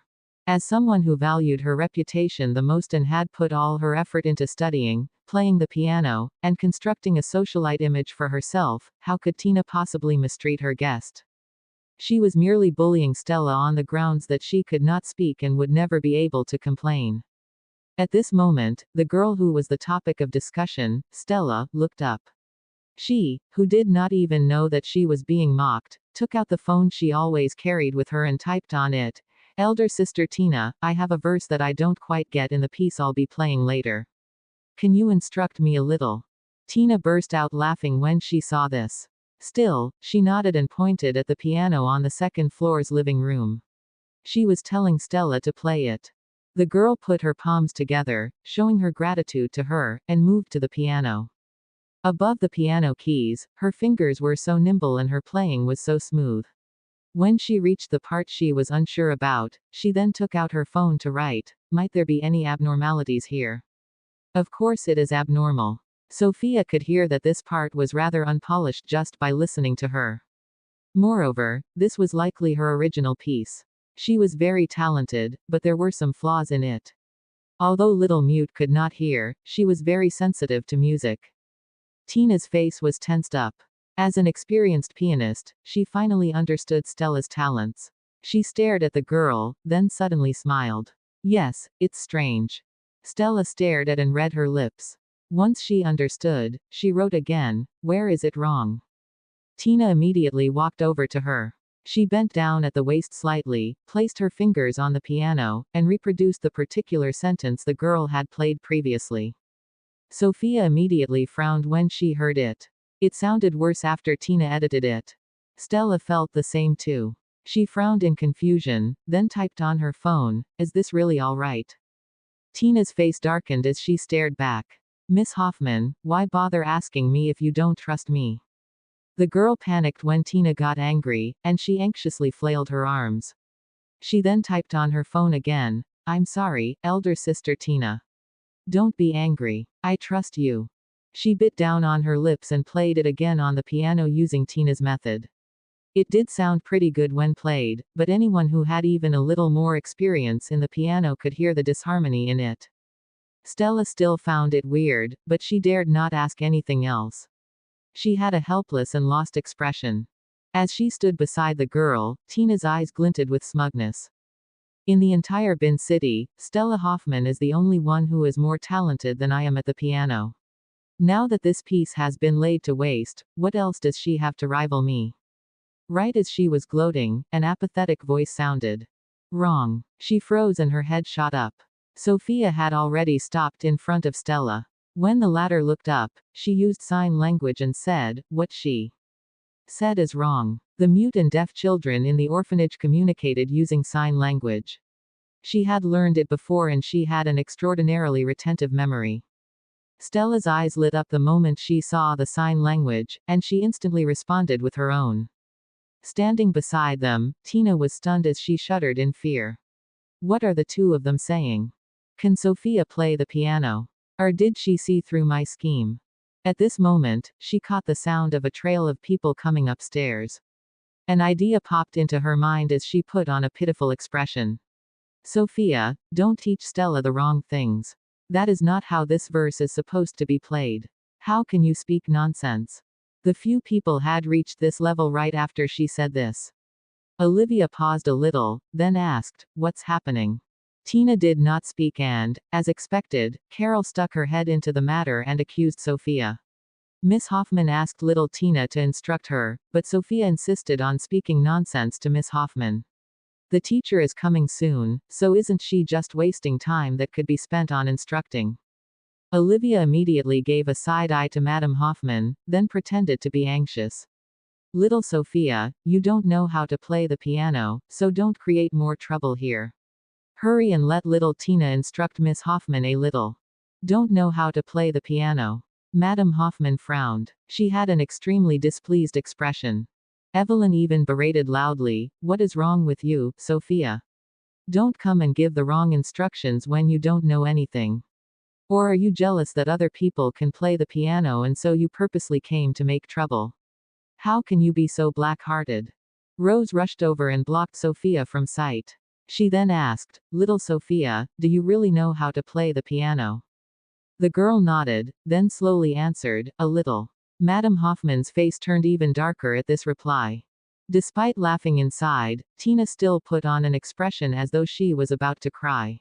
"Sister, you cannot teach Miss Hoffman in any way you want." Stella had a totally confused look. There were too many people speaking and they were speaking too quickly. She did not have enough time to look at all of them, and hence, she did not know what was going on. At this moment, Sophia turned to look at her and asked in sign language, "Do you trust me?" Both of them looked into each other's eyes. Half a beat later, little Mute nodded resolutely. Sophia then continued saying in sign language, "Look closely. I'll play it only once." Little Mute nodded. Sophia stepped up and placed her fingers on the piano keys. In the next moment, music flowed out. It was only one line and it was not quick. Those who did not know the piano would find it only average. "What nonsense!" Old Lady Turner chided. "Do you think you know how to play the piano just because you can press a few keys? Little Tina is a certified grade 10 pianist. You have never even taken any grade examinations, so what nonsense are you teaching here?" At this moment, pock, pock, pock. An applause sounded. Everyone quickly turned their heads around and spotted Andrew. No one knew when he had arrived, but he was currently clapping. The edit for this section is pretty good. As he was standing behind the crowd, his view was limited. Hence, he did not see who it was standing inside. Now that everyone had made way, he could finally catch sight of the girl standing beside the piano. He was totally dumbstruck. The hell? Isn't this Sister Sophia? Chapter 52. Andrew's eyes widened. Thinking that he had made a mistake, he rubbed his eyes and turned to look again. The girl was dressed in a light blue sports attire. Her familiar hazy eyes also turned in his direction following his voice. Their gazes locked. Andrew sucked in a deep breath in shock. With Sister Sophia here, why did the Turner family use all sorts of methods and even pulled strings to seek me out? The servant standing beside him explained, "Mr. Sanchez heard the piano music when he arrived and so he came over. Andrew was the Turner family's most important guest today. Hence, Olivia had ordered the servant to definitely treat him with courtesy. Therefore, the servant could not stop him when he said that he wanted to come up, resulting in the current scenario. Since he was already here, Olivia could do nothing, not that she minded, anyway. Still, why does Mr. Sanchez keep staring at Sophia? Don't tell me he fancies and is lusting over her because this lass is very pretty. She frowned and glanced surreptitiously at Tina. As expected of her biological daughter, the latter immediately understood what she meant and promptly took a side step, using herself to block Sophia from Andrew's view. Olivia quickly moved toward him with a huge smile. Mr. Sanchez, it is such an honor for you to grace our humble abode with your presence. Shall we have some tea downstairs while we let the children prepare themselves before we proceed with the assessments? She had already informed Andrew beforehand about the addition of a few more people for the assessment. But, to assess Sister Sophia, Andrew gulped. No need. Olivia paused. No need for tea. Then, shall we start the assessment now? She had already heard before that Andrew was the type to cut to the chase without wasting time, but she did not expect him to be this hasty. Since that was the case, she decided to go straight to introductions. All right, then, let me introduce to you the 4 people taking the assessment today. She pointed at Tina and said, "This is my daughter, Tina. She has already passed grade 10 in piano and she is looking to further her studies under your tutelage. She is a hardworking person and she is good in her studies. You can take your time to test her on her skills. Little Tina, go play a piece first." Tina promptly stepped forward and said in an obedient and humble manner, "Mr. Sanchez, I hope you will give me a chance." She then moved over to the piano and took a deep breath before playing the music piece she had practiced fluently. The music resounded in the air smoothly. Andrew finally regained his senses too. While listening, he occasionally sneaked glances at Sophia. Meanwhile, after Olivia had finished introducing Tina, she turned to look at Madame Hoffman. When she saw the latter giving her an ingratiating gaze, her lips curled into a smile. Madame Hoffman was a well-known socialite in Bin City. She was prideful and difficult to get along with. Both the Turner and Potter families were considered the mid-upper range in terms of wealth, but they were still a far step away from being considered part of the real high society. There was a charity ball happening in a few days. If Madame Hoffman invited her to attend it, it could be said that she had successfully entered high society. This would prove to be extremely advantageous when her husband tries to inherit the Turner family and fight for the inheritance. When she thought of this, she took a glance at Rose. Rose was akin to an invisible person in an event like today's. Madame Hoffman had not deigned to even glance at her since she stepped into the house, not to mention speak to her. As she was thinking this, Tina finished playing. She stood up and looked at Andrew. Olivia also asked, "Mr. Sanchez, what do you think?" "Not much," he criticized silently. "But this person is Sister Sophia's sister, right?" On Sister Sophia's account, he coughed and said, "Decent." Tina promptly lifted her chin at this. Andrew was famous for being strict among pianists. To be able to attain a decent from him meant that she would definitely be accepted as his disciple. Olivia repressed her joy and sighed, then pointed at Stella, saying, "This is the Hoffman family's little miss. Her talent at the piano is unparalleled." Miss Hoffman had already obtained a grade 10 at the age of 10. However, it is with huge regret that she became deaf and mute after becoming gravely ill at the age of 10. So what if she had to admit that Tina was inferior? This was a deaf and mute person. Other than relatives, who else would be willing to waste the time and effort to teach her? Madame Hoffman's face dimmed when she heard the last sentence. Still, she did not blame Olivia as this was something that had to be made known beforehand. Madame Hoffman spoke in sign language to Stella and the girl instantly understood. She then played the music piece according to Sophia's instruction. After listening, Andrew gave a 2-word evaluation, "A pity." There was only one Beethoven in this world. Teaching a deaf and mute person was exceedingly difficult. The young lady was indeed very talented, but Andrew had no intention to do charity. These 2 words sealed her fate of not being accepted. Madame Hoffman and Stella both revealed looks of disappointment. Olivia also heaved a huge sigh of relief. Now that her greatest threat was no more, she pointed at Carol and said, "This is Ms. Norman. We are relatives and she is rather good at piano."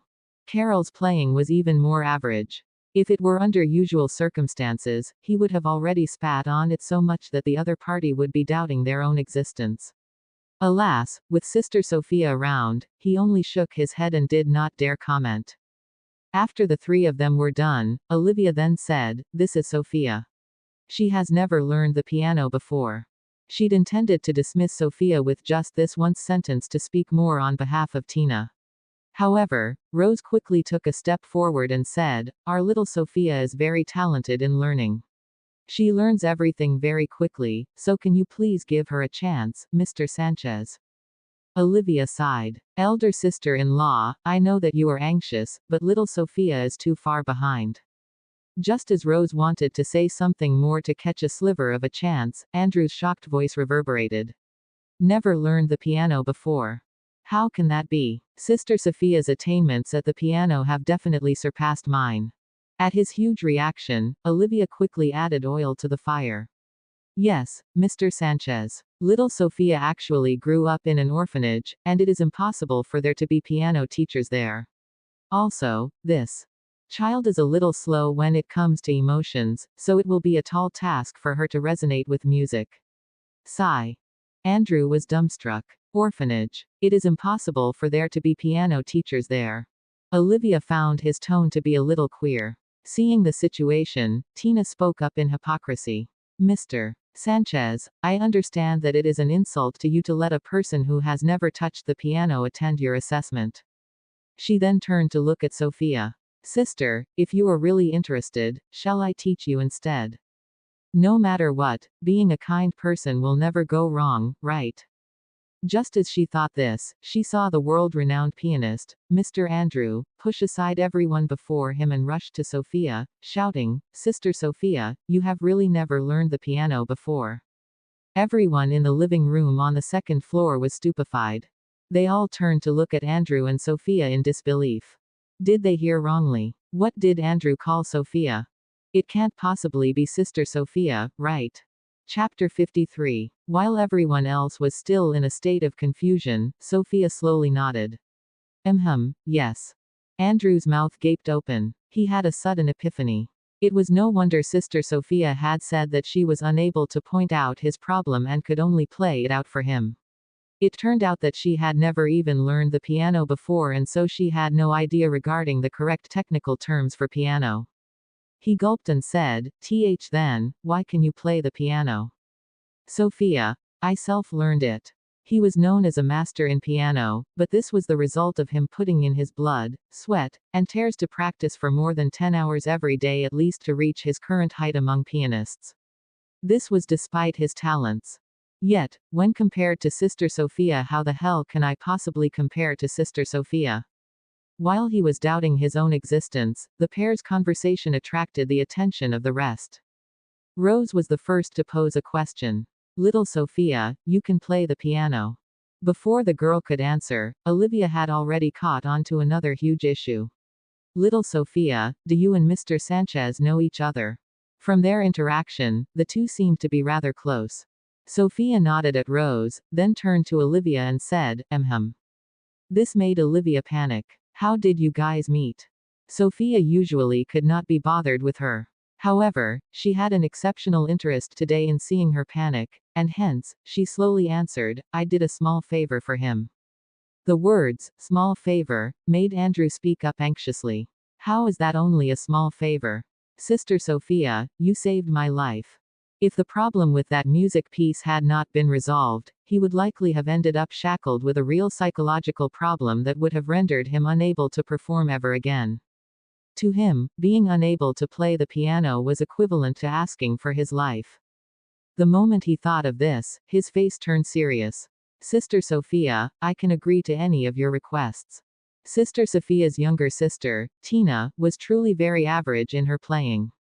However, if Sister Sophia were to ask for it, he would still force himself to take in this piece of Shia, no, disciple. "I can't help it. Only because Sister Sophia is my boss."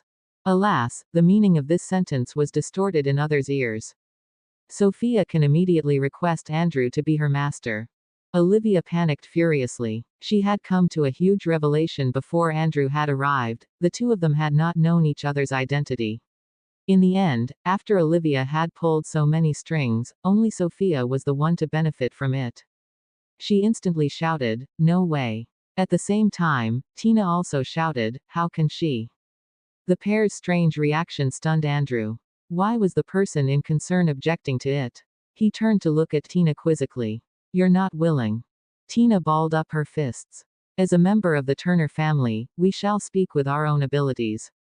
If we have to rely on relations to be your disciple, how bad would we sound in others' ears?"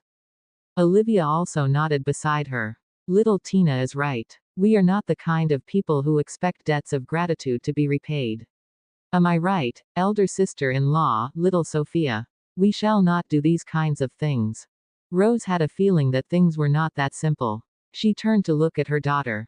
The girl was simply sitting there quietly. She was so aloof and apathetic that it was as though she was an outsider to the situation. She only replied with an as though it was a dispensable matter. Andrew finally understood the situation. "Based on what I just saw, could Sister Sophia's relations with the Turner family be bad?" Just as he was thinking this, Olivia turned to look at Andrew.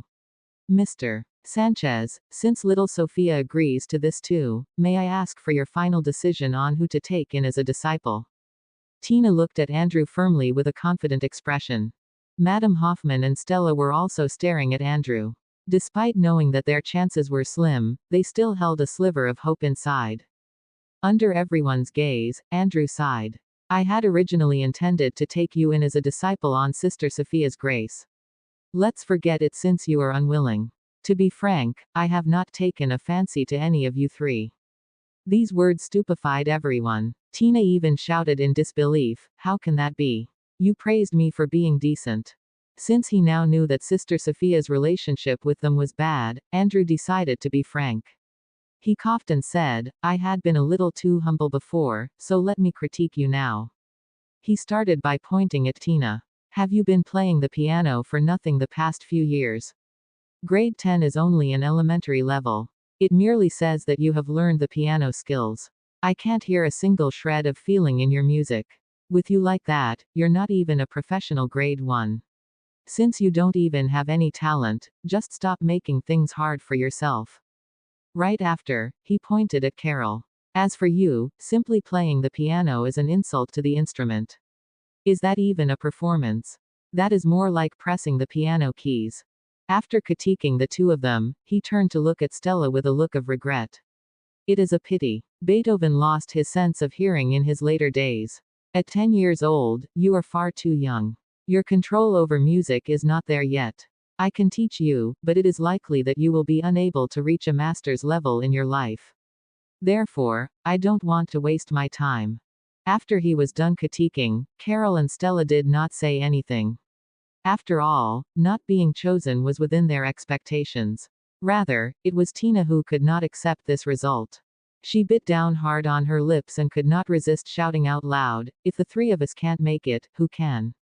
No matter what you say, don't you just want to accept Sophia as your disciple?" Right after she said this, Andrew rebutted in shock, "What nonsense are you spouting?" Alas, right before she could speak another word, she heard the following sentence, "How could I dare?" Tina, who was just about to fly into a rage. Andrew looked at them in astonishment. "Have you guys never heard Sister Sophia play the piano? Her standard can only be described as higher than mine." Right after that, he turned to Sophia ingratiatingly. "Sister Sophia, I just finished composing a new piece.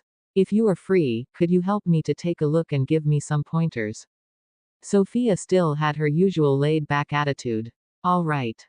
Seeing that everyone was so stunned, as though they were unable to accept that his sister Sophia was a genius and mogul with the piano, and that they were ignoring him, he decided to make his way out.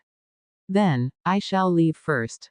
"Wait," Sophia suddenly said, making him halt in his footsteps. Sophia pointed at Stella and opened her mouth, saying, "She is not bad." What she meant was very clear for Andrew to accept this disciple. Andrew did not expect his sister Sophia to take a fancy to this little mute. Nevertheless, he insisted on obeying her orders and, hence, he answered without a second's hesitation, "Sure. I'll accept her as a disciple, then." Madame Hoffman was exhilarated. After Stella's voice and ears were damaged from her high fever at 10 years old, she had only ever been interested in the piano. She even idolized Andrew to no end. Still, she knew that Andrew was not short of money and money could not buy him. She had not held any hope initially. After all, Sophia did not even bother helping Tina what more them. But surprises were always this unexpected. She held Stella's shoulders tightly, so agitated that her eyes had turned red as she said, "Thank you." Thereafter, the main lead of Today, Olivia, was relegated to the sidelines. She could only watch as Madame Hoffman held Rose's hands for the rest of the duration, with the former no longer acting high and mighty. Before leaving, she even said, "There is a charity ball to be held a few days from now. Let me bring you there." At the same moment, Sophia, who was sending the guests off with Rose, was currently thinking this in her head. The Bartra theory has been proven. I'll take a picture and send it to teach's math later. Chapter 54. Rose felt as though she was in a dream. She came from a scholarly family. Having been a reserved person her whole life, she was unaccustomed to socializing. In contrast, Olivia had always been networking with wealthy madams. Hence, her network was huge. This resulted in her high standing at home. The old lady would always mock her with one sentence, and that was that she could not bring any benefits to the house. Olivia had painstakingly buttered up to Madame Hoffman and even provided an assessment chance to her, yet the latter still maintained her prideful and arrogant demeanor toward her. Alas, the same Madame Hoffman was currently holding hands with Rose as though they were sisters, and she was even being unbelievably polite and warm. "You don't have to send me off anymore. Hurry and go back in." Madame Hoffman still had much to prepare for the apprenticeship ceremony, and she had to bring Stella to visit Andrew at his place. When they had left, Sophia held on to Rose as they returned back to the house. It was then that Rose finally came back to her senses. She held her daughter's hands and was so excited that her eyes turned red as she said, "Little Sophia, you are truly much more outstanding than I can ever imagine." The two entered the living room as this was said. Right after they entered, they were greeted with a loud bang. A teacup smashed toward them. Sophia had pulled her mother one step back, just in time to avoid the teacup. When she looked up again, she saw old Lady Turner, who had not spoken a single word since Andrew came, glaring at her in fury. "You ingrate. Since you and Andrew are that close, why did you help outsiders to snatch this one and only placement from your sister? Do you have any idea who exactly is your sister? Your surname is Turner, not Hoffman." Sophia cocked her eyebrows at this. The old lady had not dared to speak a single word when Andrew and Madame Hoffman were around. Now that they had left, she immediately flared up, a perfect example of one who was imperious only within their own family. Beside her was Tina, whose eyes were red as she stared fixedly at Sophia. Her gaze seemed to be filled with grief from having something she loved forcefully snatched away. Olivia also seemed despondent. After all, the blow on her today was so strong that she actually revealed a fatigued look. Rose was no longer her doormat-like self from before. Ever since Gerald had told her that they would have to live apart one day, she had been filled with conviction and confidence. Faced with such chiding, she instantly rebutted, "Mom, if I did not hear wrongly, when Mr. Andrew asked if we wanted a chance on account of little Sophia's grace, it was Tina and younger sister-in-law who rejected it, right? As a member of the Turner family, we shall speak with our own abilities. If we have to rely on relations to be your disciple, how bad would we sound in others' ears? We are not the kind of people who expect debts of gratitude to be repaid. Am I right, elder sister-in-law, little Sophia? We shall not do these kinds of things." Olivia and Tina. These were the words they had said just now, and Rose had returned the words back to them without changing a single one. Not giving a care about the trio's ugly expressions, Rose turned around and brought Sophia upstairs. Soon after arriving upstairs, they spotted Evelyn standing at the staircase. The woman quickly shouted when she saw them arrive, "Eldest sister-in-law, little Sophia, you guys are back." Her tan face had an extremely forced smile.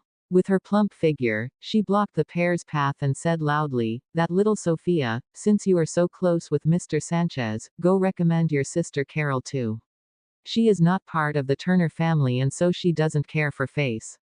Sophia was taken aback. Although she had grown up in the orphanage, she had truly never seen such a thick-skinned person. At that moment, she did not know how to deal with the situation. Still, despite her speaking that way, the eyes of this person had kept flickering to her room. She was panicking and flustered. Her words were also incoherent, as though she was simply trying to drag the time out. Sophia suddenly thought of something. Carol was not downstairs, nor was she here. This could only mean that the girl was.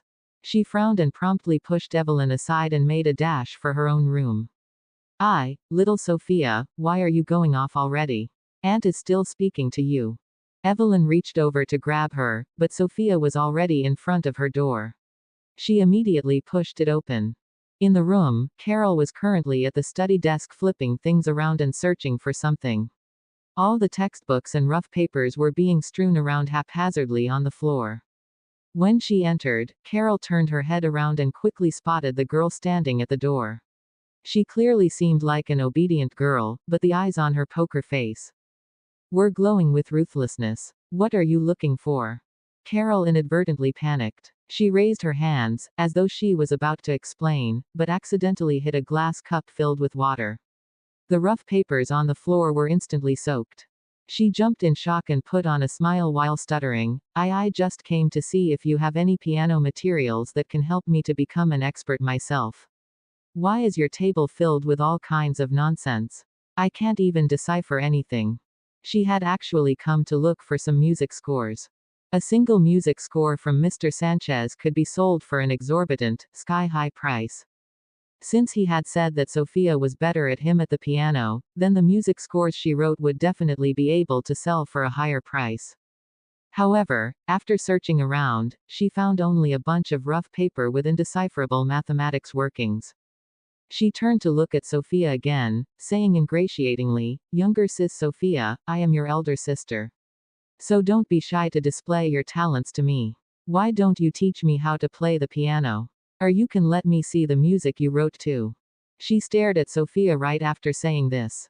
2 seconds later, the girl slowly said in a cold and apathetic voice, "Are you going to scram by yourself, or do you need my help?" Carol paused. In the next second, Sophia moved forward and grabbed her by her collar. The 65-kilogram Carol was thrown out of the room by her, as though she was a mere rag doll. We are all relatives. So what if I enter your room for a while? Yo. Carol jumped up and was just about to barge in again. Bang. The door closed right on her and her nose kissed the door. The world was finally quiet again. Sophia was very frustrated and annoyed with these family feuds. If not for Rose and Gerald, she would have already left this place. She took a deep breath and picked up the rough papers on the floor. Carol had wanted to look for music scores to sell for money, but that girl would never have expected that the most valuable item in this room was actually the rough papers she had deigned to take a look at. There were a few sheets that were totally drenched. Luckily, she had already memorized the entire process of the calculation and could just write it out again. But I think I told Teach's Math that I will give him the solution today, didn't I? As she thought about this, she took out her phone and sent him a message. Far away in the capital, Oscar was currently attending a top-class scientific conference. His phone, which was on the table, lit up with a WeChat notification. Learning. Sorry, I had a small mishap. I'm afraid that I can only give you the solution in another 2 days. He was not the least bit surprised at this result. The lady was too young, so how could it be possible for her to prove it? This was just her giving an excuse for more time. He replied, "It's fine if you can't solve it. Learning. There probably won't be any more problems in 2 days' time." Probably. He could not resist sighing. Is there a point in pushing it back for another 2 days every single time? Just admit it if you can't solve it. Chapter 55. It was not that he despised the girl. The young lady was, after all, only a high school student. It was normal for her to be unable to solve it, just that he still held a little hope inside.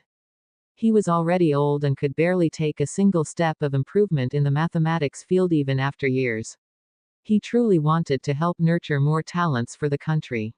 As a paramount existence in the local mathematics field, he had met a mathematical genius many years ago.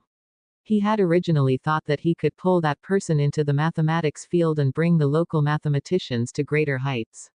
Alas, that person was much too secretive with their identity and had far too many responsibilities. It was impossible for that person to give up everything else and focus on only researching mathematics. With pain in his heart, he gave up or he should say he did not dare to go bother that person. After so many years, he thought that he had met another one. After all, anyone who could enter this group was not your average Joe. He gave a self-deprecating smile when he realized he had driven himself into a dead end again. The young lady had never claimed to be good at mathematics. It was he who was too desperate for a disciple and hence had given her a mathematical question to test her. She must already be excellent in piano, so how could her mathematics be good too? After the conference was over, he lowered down his head and was about to leave when a professor from the mathematics department of Global University came over. Have you heard of the first place holder in the Math Star competition this year? Averna University and Global University were the top two schools in the country. Both schools were situated in the capital. Competition and cooperation existed between the two. Oscar shook his head. Isn't there a first placer every year? The other replied, she scored 288 marks in the Math Star competition. To Oscar, such competitions were third-rate and he never saw any importance in them. That still cannot mean anything. We still have to look at the national competition. Bin City. The weather turned colder in mid-September. It was cold from dawn to dusk. Hence, Sophia put on another school sweater when she went to school.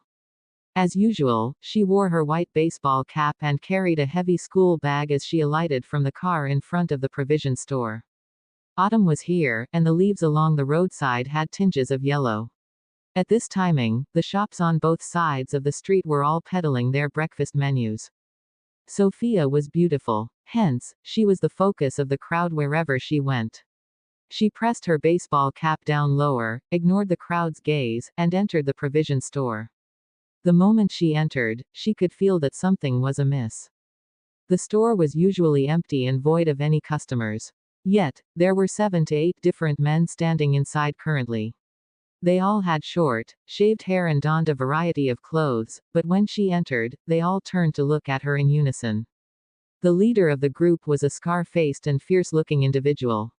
When he spotted Sophia, he was first momentarily stunned, then forced out an ingratiating smile at her.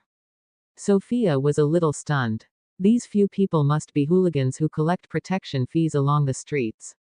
From this leader's fierce expression, was he warning her to not stick her head into others' business?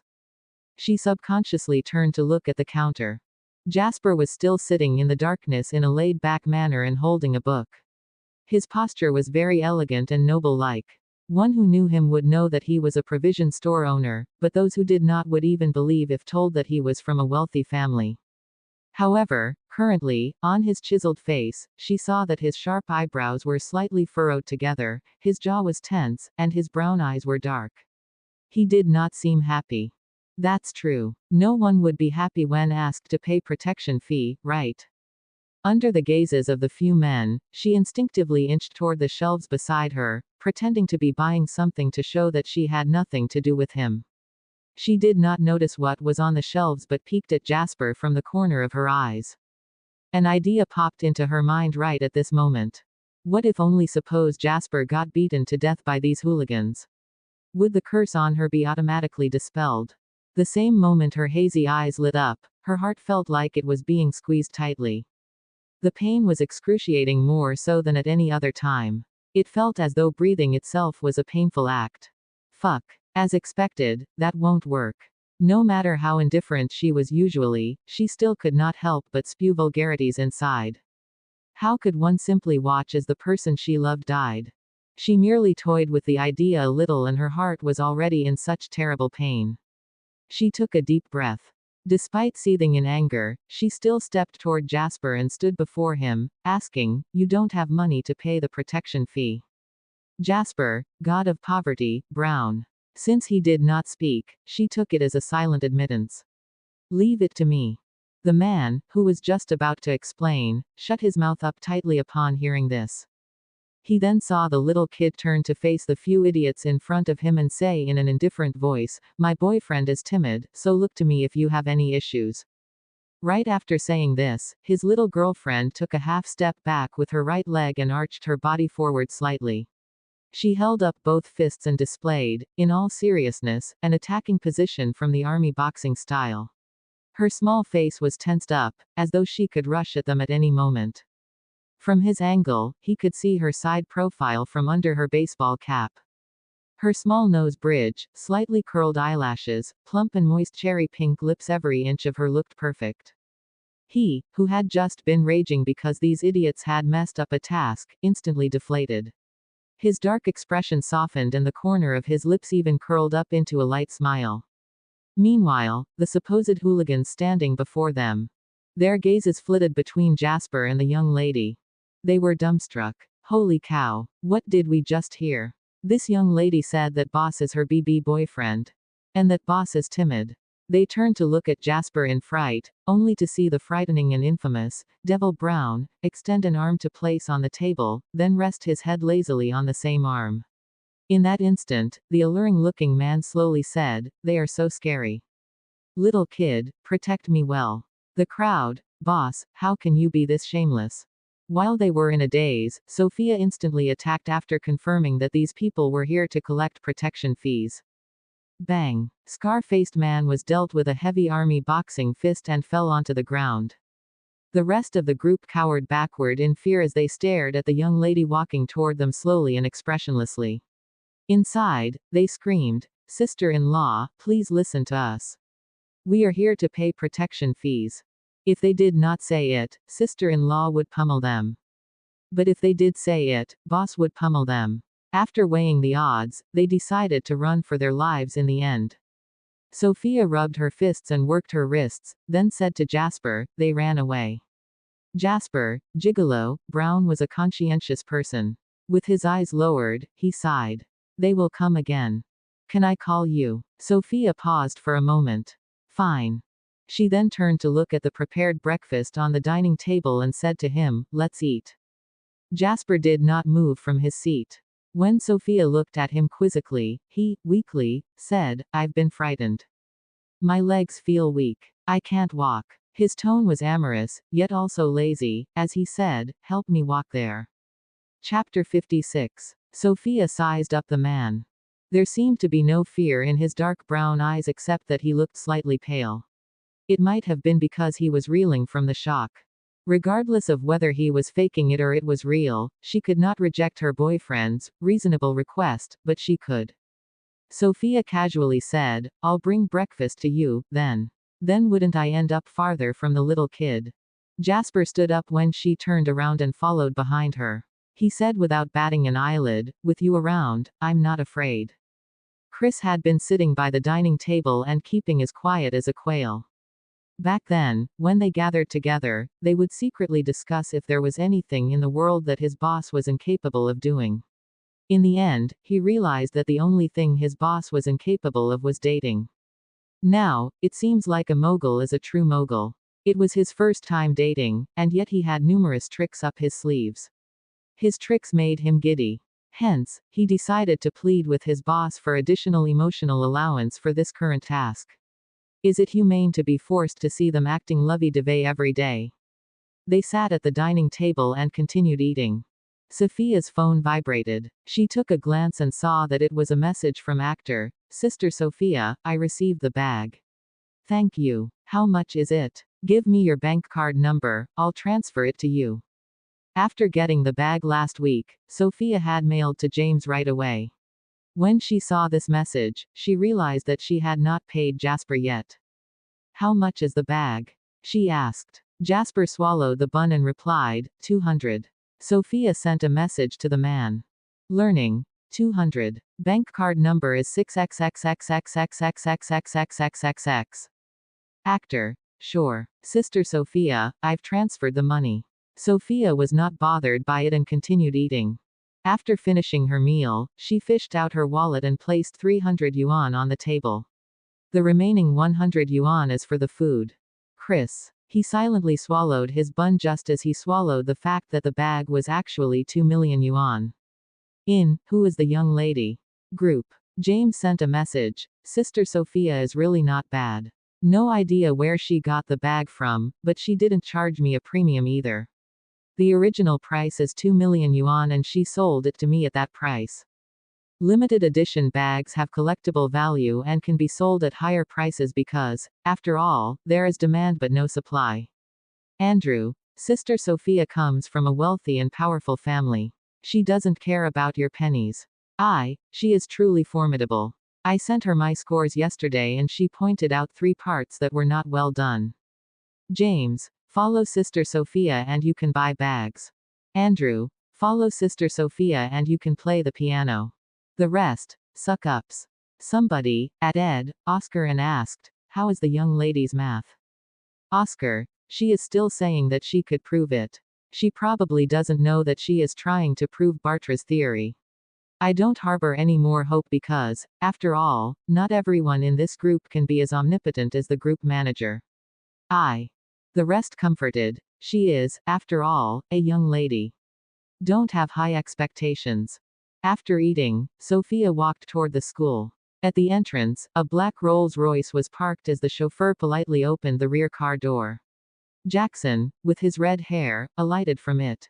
He was wearing his school uniform and was looking at his phone. He exuded an obstinate and overbearing aura that terrified the rest, who hid away from him. Nobody dared to stay within a few meters of him. Someone walked in front of him and failed to see him. By the time the man had realized it, they were inches from each other. That student could only muster up his courage and greet, "Hi, Brother Jackson." The boy lifted his eyes impatiently and stared at the student as though his eyes were raging with fire. The latter was so shocked that his legs nearly turned to jelly. He lowered his head again, and just as he was walking ahead, someone tapped on his shoulder. Having been interrupted consecutively, he was on the verge of flying into a rage. Who the hell doesn't wanna live anymore and keep bothering me? Jackson instinctively wanted to bash up the person, but when he turned his head, he saw a pair of clear, misty eyes. The girl, who was shorter than he was by half a head, was staring at him expressionlessly. The boy froze and pursed his thin lips as he swallowed the vulgarities. He then called reluctantly, "Sister Sophia."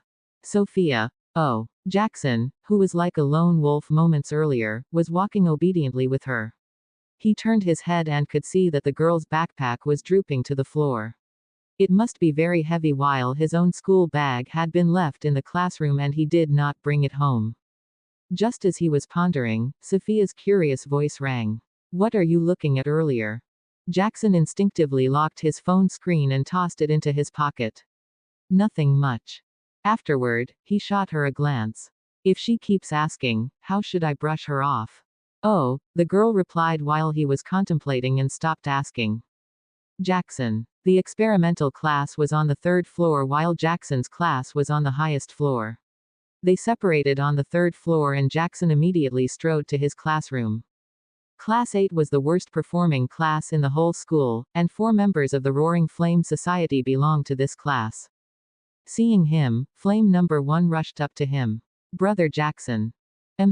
Jackson acknowledged him and sat in the last row. He removed his phone once again and the web page had the following words: "Vote. Who will clinch the first place in the National Mathematical Olympiad?" Other than Marvis, who was from their province, there were 2 other contenders who did not participate in the Math Star competition but were well known in the Math Olympiad circle.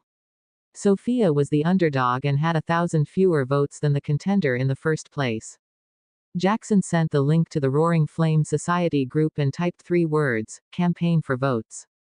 Sophia had zero idea about what was happening on the internet. She took her books to the Math Olympiad class and wanted to sort out the soaked portion of Bartra's theory. A day flew past in a blink of an eye. Soon, it was dismissal time and Sophia had completed it a day earlier than expected. After she had sorted it out, her train of thought became even clearer. In order to prevent further accidents from happening when she was home, she labeled the drafts on the spot. After taking pictures of all 30 or 40 pages, she was going to send them to Teach's Math. Far away in the capital, Oscar was in the laboratory. He was wearing his thick, heavy glasses as he looked at the math model on the computer screen. At this moment, his phone rang. "Learning. Are you there?" Oscar sighed. The young lady is probably looking for an excuse to delay it, huh? He should not put her in a difficult position. Hence, he picked up his phone and sent a message. Nobody has been able to prove Bartra's theory, so you don't have to do it anymore. Before he could even send the message, he saw hers. Learning. Send me your email. I'll send the answer to you. Oscar widened his eyes in shock. Chapter 57. Oscar stared at his phone. Although he recognized the individual words, he felt that he did not know what it meant when they were strung together. He was in a daze for too long and his heavy spectacles slid down onto his nose. He used a finger to push his spectacles back in place and narrowed his eyes at the phone. As he was in his 60s, the wrinkles on his face were obvious. His fingers trembled as he deleted the message that he had typed. He then replied, "Are you kidding? How could an 18-year-old young lady prove Bartra's theory? Learning. Learning. What's your email address?" Oscar collected himself and sent her his email address. He put down the phone and waited in silence. No hurry, no hurry. All these years, there had been many times when people claimed to have proven Bartra's theory, but after announcing their proofs, mistakes and loopholes were found. The young lady might not have proven it after all. Ding. He took a deep breath, and about 5 minutes later, his computer's mailbox notified him of a new message and his phone lit up as well. Learning. I've sent it. Have you received it? Oscar replied indignantly, "Do you have any idea what you're trying to prove?" Perhaps she did not understand the significance of this theory in the mathematical world. Learning. Bartra's theory. The topic is slightly challenging. When you asked me, I've already been working on it for half a month. I spent nearly 20 days, including this week. Oscar. Why'd I sense the tone of, I actually spent 20 days to prove this from the young lady's message? Does she know that some people spent an entire lifetime and still could not prove it? Oscar no longer harbored any hope for this theory. He responded, "Yes, I'll take a look first." After replying, he downloaded the 30-plus pages of drafts from his mailbox. He printed every piece, filed them accordingly, and started reading from the first page. Once he started reading, he could not stop. Sophia waited for some time and realized that Teach's Math still had not replied to her. Taking a look at the time, she noticed that the class would only end in 10 minutes, so she took out a set of Math Olympiad questions and began doing them. Dylan, who was also in the same class, stared at her back. During this period, he searched numerous information relating to Bartra and realized that she was actually proving this difficult theory. Now it seems like she has given up. The class ended 10 minutes later. Dylan packed up his books and stood by her side before advising her earnestly, "Bartra's theory isn't something that people our age should deal with. We shouldn't reach for what is beyond one's grasp, so it's better that you stay down to earth and prepare for the National Mathematical Olympiad." Sophia shot him an aloof glance and kept silent. Dylan thought that his words sank in, so he continued to explain, "The competition this time around is to be held at the national level and you should not belittle others. Do you know about the winner of last year's Math Star competition? He scored 270 marks, and most importantly, he was in his sophomore year last year. Furthermore, he won the first prize of the National Mathematical Olympiad last year, and if it weren't for his poor health, he would have attended the winter camp and probably been accepted by Global University. He is Kai Smith from our province. Also, don't belittle Marvis. Although he didn't perform as well as you during the Math Star competition, it doesn't mean that he will do worse than you in the National Mathematical Olympiad." Sophia found him irritating, so she hastily packed up her books and walked outside. Dylan followed behind her and wanted to continue nagging, but Tina, who had just left the physics class, caught up with him hurriedly. Dylan. Dylan paused in his steps. Sophia was already downstairs and far away. He then turned to look at Tina and had a guilty conscience over his actions earlier.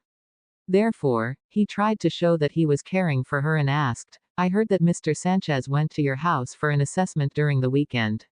Given your skills, you should have successfully become his apprentice, right?" Tina. Her face froze, and moments later, she dipped her head and smiled. "No." Dylan froze. "How can it be? Everyone said that Andrew accepted a new apprentice. If it isn't you, could it be Sophia?" Tina shook her head. No, it's Stella. I pitied her. She neither has been to school nor has any friends, so I gave her the chance. Dylan paused and followed Tina into the classroom as he heaved a sigh of relief. I knew it. Sophia grew up in an orphanage, so why will she know how to play the piano? Upon hearing this, Tina gripped her physics papers. She did not tell the complete story, but she would just let Dylan be mistaken. When they arrived in the classroom, they realized that most of their classmates were still around. Tina and Dylan were slightly taken aback. Someone took a phone and asked, Dylan, who do you think will be the winner of the National Mathematical Olympiad this time around? Kai has the highest votes now and is followed by someone from another province. Marvis is third while Sophia is fourth. Do you think that Sophia has the chance to be the winner? National winner. These words made Tina's pupils constrict. She sneered. It isn't easy to be the national winner. It has only been some time since Sophia started undergoing systematic training. Dylan, what do you think? The moment she said it, she saw Dylan in a trance. Only a short while ago, the class would always discuss whether I could get the province's first prize when it came to math competitions. However, currently, it has already elevated to the scale of the national winner. He subconsciously turned his head and looked at the girl in the last row. She stiffly placed her books in her school bag and left with her heavy bag. He retracted his gaze and answered, I think it'll be tough. The competition would select first prize awardees to participate in the National Mathematical Olympiad. Other than the winner, the rest are merely first prize awardees. What was the difference? Since Sophia had returned home, had dinner, and finished several questions, she had been looking at her phone while lying on her bed. Why isn't Teach's Math replying to my message? In the capital. In Averna University's math laboratory. A postgraduate was conducting the last checks and realized that the lights in the room of his mentor, Oscar, were still on. He instinctively walked there. As he was going to turn off the lights, he saw mentor Thomas holding his spectacles in one hand and squinting at the paper. His hands were trembling as though he was in ecstasy. The postgraduate paused and asked, Teacher, why aren't you going home yet? It was almost 12 midnight, and today's problem did not seem to require him to burn the midnight lamp. Upon being interrupted, Oscar returned to reality. He stared at the answer in disbelief. He jumped. Correct, it's correct. She truly solved a world-class problem. Chapter 58. What is correct? The postgraduate was feeling puzzled. He took a step forward to take a look and was astonished. This. It was only then that Oscar regained his senses. He anxiously stood up and put away the papers. Seeing his student retract his gaze tactfully, he heaved a sigh of relief. The postgraduate was still in a state of shock. It's correct. Oscar nodded. He seemed to have recalled something and hurriedly took out his phone. He gave Sophia a call via WeChat. It was late at night and the young lady seemed to be asleep. The phone rang for some time before it was picked up. The young lady appeared uncomfortable to be interacting in this way. Hello, she simply greeted moments after answering the call. Her low and aloof voice had a hint of sleepiness. Oscar quickly said, Have you sent the results of the proof to anyone else? She paused before responding, No. The man heaved a sigh of relief and said in a serious tone, Before publishing it, don't let anyone else see it for the time being. There are many academics who would take others' credit for their own. Oh, I got it. Her voice was as calm as before. Oscar felt as though he was the eunuch who was worried sick while the emperor himself was not at all anxious. He coughed and asked, Did you prove this theory on your own? She paused and replied in earnest, No. My maternal grandfather proved 2/3 of it. It should be obvious from the draft that I sent you. Oscar noticed it, but many had tried to use this method to prove the theory in the past. They always got stuck in the last step and could not proceed from there. Hence, the first 2/3 portion of it did not really matter and was considered elementary. The hard-to-come-by portion was the last 1/3. Even if the young lady said that she was the one who proved this theory, there would be no problem at all. Oscar developed greater trust in her character. He treated her as his junior and grew fonder of her. He smiled. Which journal are you intending to publish this on? She paused. Huh. She was clearly confused. Oscar responded, "You need to arrange this into a thesis and submit it to the most influential math journal." "Do you know how to write a thesis?" "I don't." Oscar chuckled. "I can help you with this. I advise you to submit it to Invention Mathematica. Your proof would create a buzz in the international math scene for sure." She, however, did not seem to be very excited and continued to reply calmly, "Sure." Oscar. If it were him, he would definitely prepare the thesis for the whole night, but her attitude. He asked further, "Are you free?" "No." "Are your studies hectic?" "No, I have to attend the National Mathematical Olympiad." It had been a week since Sophia did her math questions. In order to show that she regarded the competition to be of great importance, she decided to spend the next 3 days doing questions. Oscar once again felt that the world was a fantasy. Why would someone as formidable as you, who proved Bartra's theory, participate in a competition with a bunch of high schoolers? However, at the thought that the young lady was merely a high schooler, he gulped. "Are you in your senior year?" Okay. If you don't mind, I'll get someone reliable to write the thesis for you." "Thank you, then." Only then did he feel relieved. He asked, "We've spoken only twice in the group chat. Why did you trust me and send me the draft?" Although he was a math expert in the nation and of proven character, he could not even promise that he would be able to resist when it came to theses like this. This was an honorable event that would go down in history. Listening to this question, Sophia thought it was weird and replied casually, "Aren't you the one who asked me to help you with this question?" Oscar. Sophia, who was woken up in the middle of the night, was not bothered by this matter and continued sleeping. For the next 3 days, she spent all her attention and effort on doing the Math Olympiad questions. Old Lady Turner wanted to mock her on several occasions but was prevented by Gerald. Olivia and Tina seemed to have received a great blow from the piano incident. Thus, they were well behaved. 3 days passed and Sophia packed up her luggage to go for the National Mathematical Olympiad. The students participating in this competition were almost the same as those who went for the Math Star competition. The international school had 3 girls as well, and the other 2 girls were staying together. Old Potter asked Sophia for her opinion and allowed her to stay alone. On the bus, Dylan saw the girl, who was wearing a cap, sitting alone in the last row. He pursed his lips and sighed. There were too many people on the bus and tongues might wag, so he decided to comfort her after they had checked into the hotel. 5 hours later, the bus arrived at the hotel. During the check-in, Dylan moved slowly on purpose because he wanted to find out Sophia's room number. She passed her identity card to the receptionist and the latter smiled. "Hello. Single rooms are no longer available in our hotel. Is it all right that we upgrade you to a presidential suite for free?" The rest were startled. "There is such a good bargain." Dylan was stunned. The presidential suite was on the 28th floor, and average guests could not go to that floor unless they were staying there. Sophia did not give it much thought and replied, Immediately, the service staff came to collect her luggage. When the others had left, Dylan pondered over it and realized that he still had a lot of allowance. Just as he was about to upgrade to the suite, he saw other guests checking in. "Are single rooms still available?" "Yes. Which floor would you like, sir?" Dylan was dumbfounded and could not comprehend what had happened.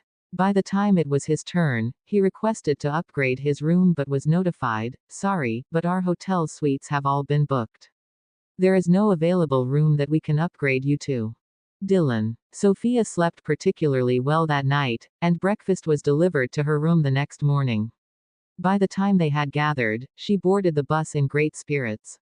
They arrived at the competition venue, and old Potter briefed them on the instructions before they headed in. When Sophia arrived at the examination hall, she took out her admission card and entered the classroom.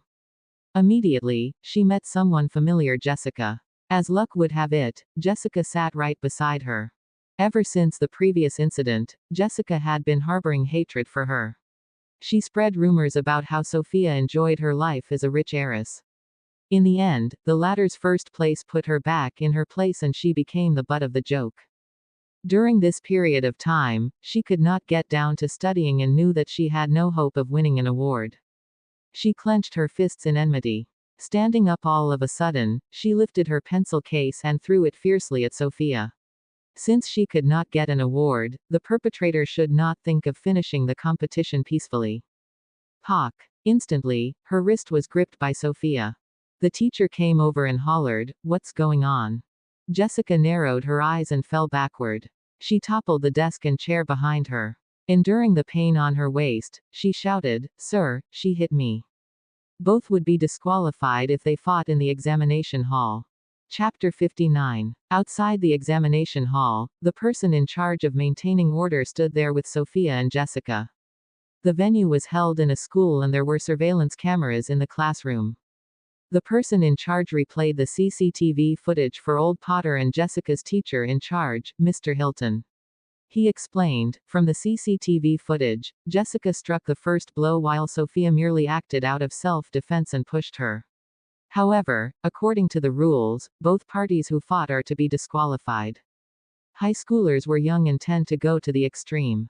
Therefore, some fights originated from quarrels, and it could not be determined who was at fault. Regardless of who struck the first blow, the competition's rules mandated that both parties had to be disqualified. From the footage, Sophia grabbed Jessica and the latter struggled while moving back. She pretended to be pushed by Sophia, and based on the CCTV footage, it was impossible to determine whether Sophia had pushed her or she fell on her own. Jessica's waist hurt even more as she stood up. Gritting her teeth, she said, "Right, I fought and I'll accept the punishment."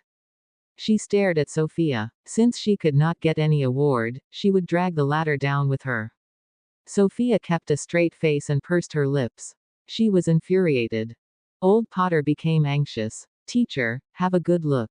Jessica clearly hit her and Sophia defended herself. She merely pushed Jessica gently. How could she have used such great force? Mr. Hilton cut in, full of grudge, "Old Potter, what do you mean? Are you trying to say our school's Jessica was pretending?"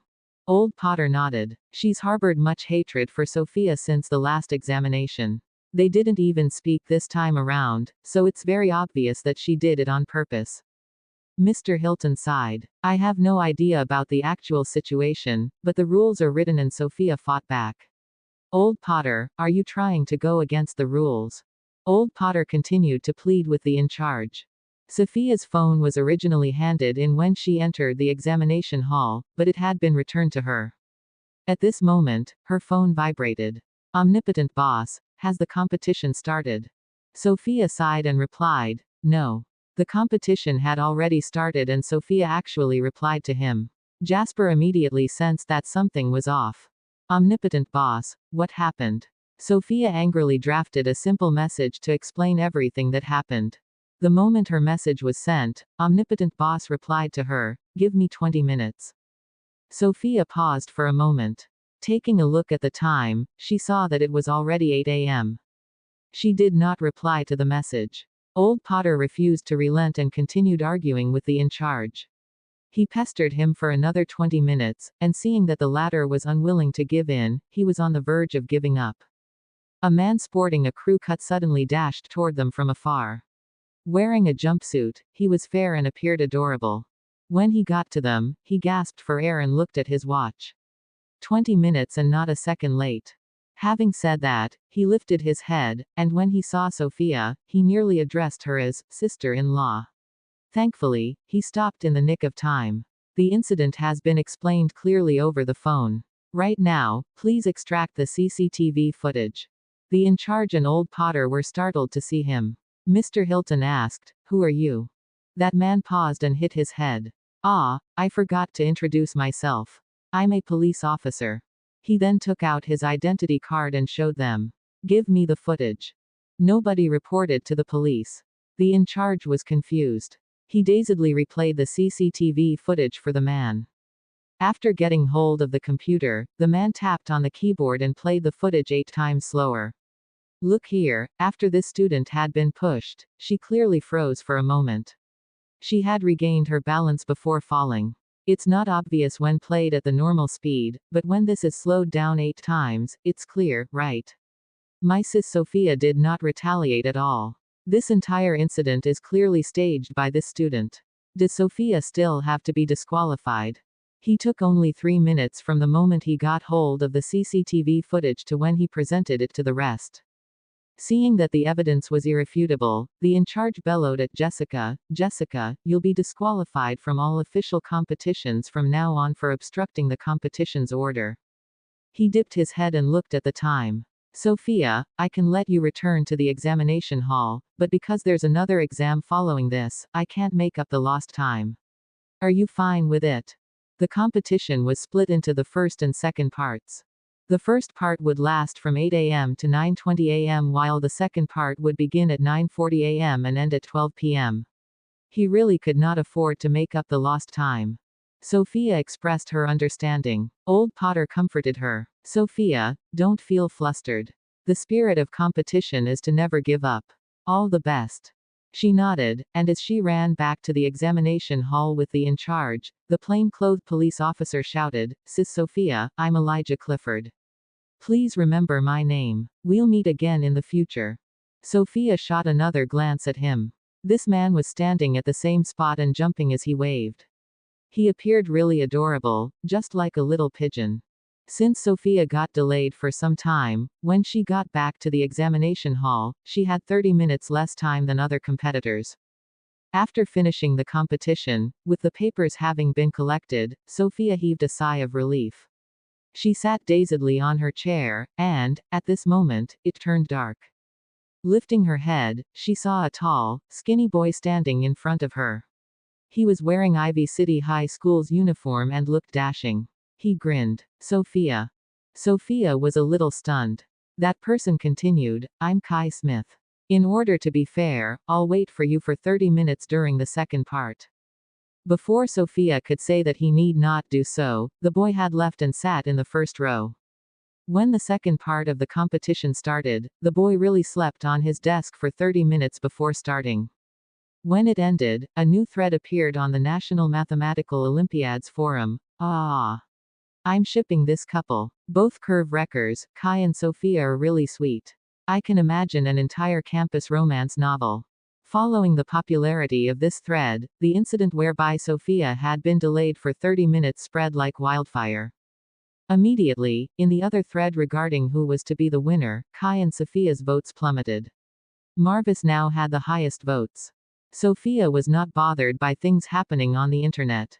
After the competition had ended, she had a lot on her plate, along with teaches math. He'd found a reliable person to help her with the thesis and uploaded her drafts onto the computer. However, there were some details that she was required to edit and confirm. They used more than a week in total to complete the thesis. Oscar helped her to submit it to international journals, and it was pending checks and replies. At the same time, the National Mathematical Olympiads results came out. Chapter 60. Sophia did not think too highly of the competition this time around. She participated in the competition to learn and did not care much about results. On the day of the results release, she woke up as usual. When Sophia went downstairs, Old Lady Turner and Tina dared not taunt her openly. Old Lady Turner said, "Little Tina, let me tell you. You need to be humble. If you seek to beat others down at everything and leave them with no other way out, you'll offend them. Look, that girl could not make it by herself and had the thought of dragging her down as well. She was delayed for 30 minutes and there were only 80 minutes in the first part, right?" Tina smiled, and when she saw Sophia coming downstairs, she finished her meal. "Grandma, stop talking. She was the national winner for the Math Star competition, and if she scores too poorly for the National Mathematical Olympiad, others will doubt her Math Star competition's results." Rose came out from the kitchen and handed the specially prepared breakfast to Sophia. She frowned and consoled her daughter. "Sophia, the results aren't a great deal. Everyone knows about your special circumstance. Don't take their words to heart." Sophia lifted her eyes calmly and replied, "Oh," before asking, "What words?" Rose. She felt that her daughter was unbreakable as though she would never need her mother's help. Although she was comforted by it, her heart ached for her. She was merely an 18-year-old girl. Other girls her age would act pettishly to their parents and cry when they faced challenges. However, her little Sophia had been used to solving everything on her own, and she had erected a wall that isolated her from this world. Rose smiled and did not continue speaking. After seeing that Sophia and Tina were on bad terms, Rose arranged a car for each of them. They did not have to wait for each other to go to school now. Her daughter would not need to endure any absurd grievances now. After sending Sophia off, Rose returned to the living and old lady Turner sneered. On one hand, there is the Math Olympiad, and on the other, there is the Physics Olympiad. You really adore her and aren't afraid of being insatiably greedy. Look, now she can't be the winner, can she? Tina smiled and kept silent. Rose replied, this is merely a national competition and not the true Olympiad competition. As long as she obtains the first prize, she will be able to join the winter camp. With that, she will have recommended admission and lower admission scores. These are sufficient. Old Lady Turner harumphed. Rose turned to look at Tina and launched an attack on the latter. Little Tina, it's best that you stop worrying about other things at present. Do your questions and don't let your guard down for the Physics Olympiad competition this weekend. If not, you won't be able to get the first prize and may not even qualify for lower admission scores. Tina's expression changed instantly when she heard these words. Rose had become more powerful, and Tina dared not speak another word. As usual, Sophia alighted in front of the provision store and had breakfast with Canine Teeth and Jasper. A month and a half had passed and their interactions had become more normal. After having a bun, Sophia thought of something suddenly. She picked up her phone and sent a message to Omnipotent Boss, Mentor, the National Mathematical Olympiad's results will be out today. Ding. When the message was sent, a notification was heard coming from the opposite. She paused and saw Jasper picking up his black phone with his well-defined hand. His lazy actions appeared particularly calm. Shooting a glance at the message, he casually typed a line of words and placed the phone beside him. BZZ. Sophia's phone vibrated. She lifted her head to look at the man. He downed a soup dumpling in 3 mouthfuls, but he did not appear boorish when he ate. Instead, amid his elegance was an air of nobility. It was as if he was eating some sort of delicacy.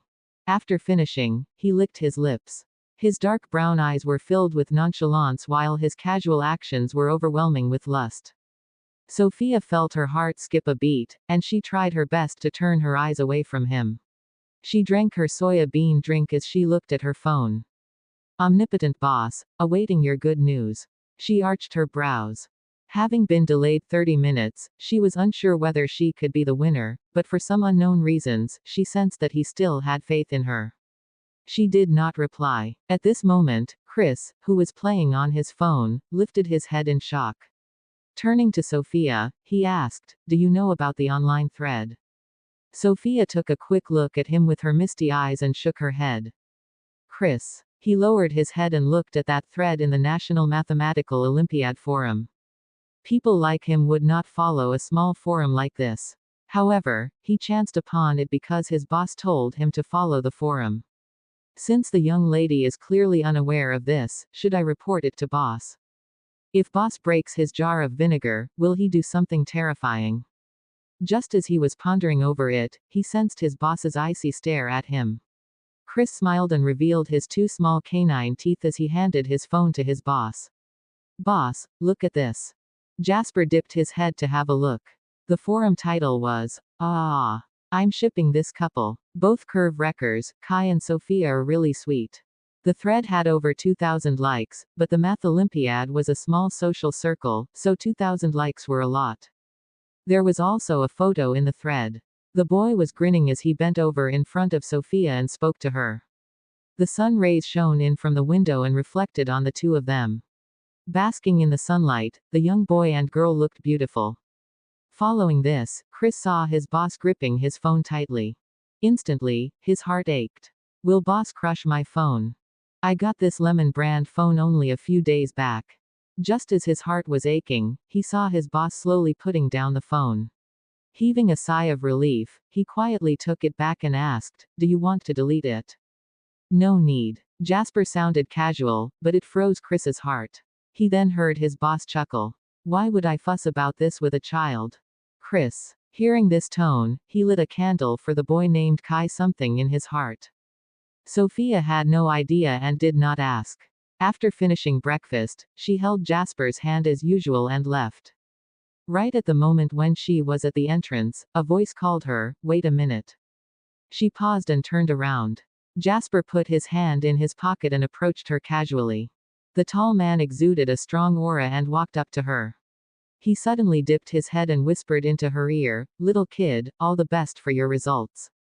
Sophia was slightly stunned. Why must he whisper into my ear? Can't he say it out loud? She took a step back uneasily and replied, before leaving. Sitting in the provision store, Chris was dumbfounded by this scene. He clearly saw a student taking photos of Sophia. Boss must have seen it too. He is truly, overly flirtatious. 5 minutes later, another forum thread appeared on the internet, a certain Curve Wrecker's gigolo boyfriend. There are pictures and evidence. Chapter 61. Sophia had always been the center of gossip. After getting first in the level and getting first in the Math Star competition, she became famous in school. However, she kept a low profile and spent most of her time studying. Her daily life was boring and uneventful. But ever since Kai and Sophia's posts became popular within the Math Olympiad circle, everyone began paying more attention to her. This led to people secretly taking photos of her and posting them on Tieba. Coincidentally, when she left the provision store today, she came across a classmate who was secretly taking pictures. Jasper made good use of that to make things clear. Tina had long ago publicized the fact that Sophia had a gigolo. Hence, when they saw the intimate photos, everyone instantly understood that the store owner was that gigolo. Sophia knew nothing about what's happening on the internet. She was wearing a baseball cap and a loose school uniform, as well as carrying a heavy bag. Just as she was approaching the school gate, she saw a group of people surrounding someone. She had not intended to join in on the fun, but then she heard a familiar voice. "Brother Jackson." Sophia paused and walked forward. Although everyone was surrounding two people, there was a huge space in the middle because the red-haired Jackson was one of those standing there. The young man's red hair was standing on end, making him look like a non-mainstream punk. His face was handsome and cold, and he exuded an unyielding and powerful aura. Not far from him stood a short girl. The girl was wearing Bin City First High's uniform. It was Jessica. Tears welled up in her eyes as she complained, "Did you get my parents fired from their jobs?" Jackson lowered his head to look at his phone. With his long fingers, he was currently switching to a smaller account. In the Math Olympiad thread, Sophia had a shot at winning first place. His efforts were weak, however, and Sophia's votes still had her only in third place. He was frustrated and became even more impatient when he heard Jessica's words. "Yes. And it's really you. Jackson, how could you do this? If someone's done something wrong, it's them you should punish. If I've done something, then come at me. What right do you have to fire my parents from their jobs?"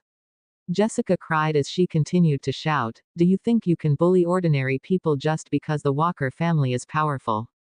Jackson put down his phone. He was originally feeling too lazy to explain, but he could not leave such words unanswered. His star-shaped eyes stared blankly at Jessica, and his tone was cold and indifferent. "Is there something wrong with firing two employees who have made huge mistakes in their jobs?" Jessica panicked. "Don't make up excuses. You're clearly seeking revenge for Sophia. I already know that you acknowledged her as your boss. I'm really curious. What did Sophia give you to make you, Jackson, stand up for her like this? Did she sleep with you?" The moment she said, "sleep," Jackson's violent aura intensified. He suddenly took a step forward and said in a vicious and deep voice, "What the hell did you just say?" Jessica was shocked. She came from an ordinary family. Her parents lived from paycheck to paycheck, and now they suddenly lost their jobs in their middle age. It was only later that they realized that it was because their daughter had offended someone she should not have offended. Every day this past week, they had been trying to get a job. Alas, no one dared to offend the Walker family. The pressure of life quickly crushed the two of them and they started to scold Potter Jessica. She really could not take it anymore. At the thought of her parents, Jessica felt a strong urge to commit suicide. She raised her head and shouted, "What's wrong? How dare she do it and not let others know?" "Fuck," Jackson bellowed. "If you dare to say that again, I'll beat you until your parents can't recognize you." Jessica shouted, "She's a bitch. Just because she's pretty, she seduced you, the school bully, so you'd submit to her." Jackson did not speak further. He took a step forward and was about to attack. There was a flash in Jessica's long sleeves. She took out a fruit knife and rushed at Jackson. "If you won't let me live, then everyone else can also stop living." A cold glint flashed across Jackson's eyes. He thought that this person did not want to live since she dared to take out a knife. Just as he was about to dodge, a petite and skinny figure rushed in. The girl in the baseball cap grabbed his arm and pulled Jackson to the side. Then, the girl took a step back with her right leg and raised her fists. After receiving a series of kicks, hits, throws, grabs, and twists, Jessica fell to the ground. With her hands held behind her back and her face pressed against the ground, she was unable to move. With one hand gently controlling the girl, Sophia looked up at Jackson and slowly asked, "Are you all right?" Jackson was stunned as he stared fixedly at Sophia. Under the white baseball cap, the girl's eyes were covered in a layer of mist. They were pure and mysterious. At this moment, she was still expressionless and indifferent, but Jackson could see a hint of concern. The young man pursed his lips and his heart felt warm. No one had ever rushed in front of him to protect him during a fight. He pulled a long face and asked, "What about her?" Sophia thought about it and finally said, "Call the police." Jessica came to their school with a sharp weapon, clearly intending to kill. The last time something happened involving her, it was the pigeon-like police who helped. Jackson nodded. Sure. After calling the police and waiting for them to arrive, Jackson could not help but look at Sophia. Recalling Jessica's words, he coughed and raised his chin. "Don't believe her words." "Sophia, what words?" Jackson choked and finally said, "Nothing." He definitely did not have such thoughts about girls. Back then, Sophia had defeated him in front of so many underlings. In order to save face and uphold justice, he could only lower his head and call her sister Sophia. He helped to canvass for votes only because the Roaring Flame Society could not be bullied. But that did not mean that he would really submit to her from the bottom of his heart. He had to find an opportunity to spar with Sophia in the future and snatch back the position of boss, so that she could dye her hair red.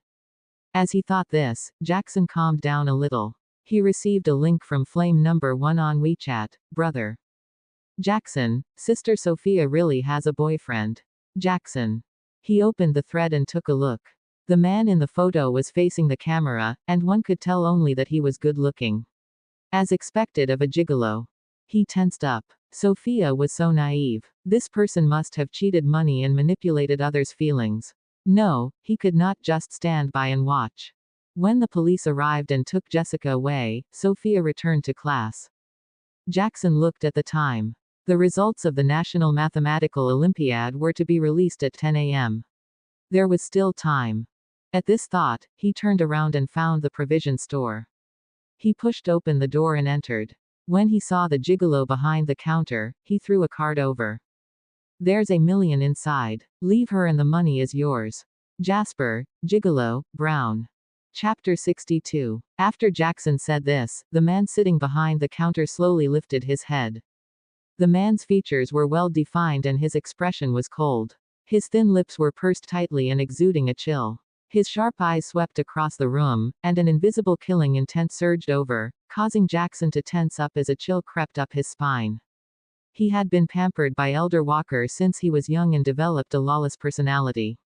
Even when facing a vicious murderer, he was not afraid at all.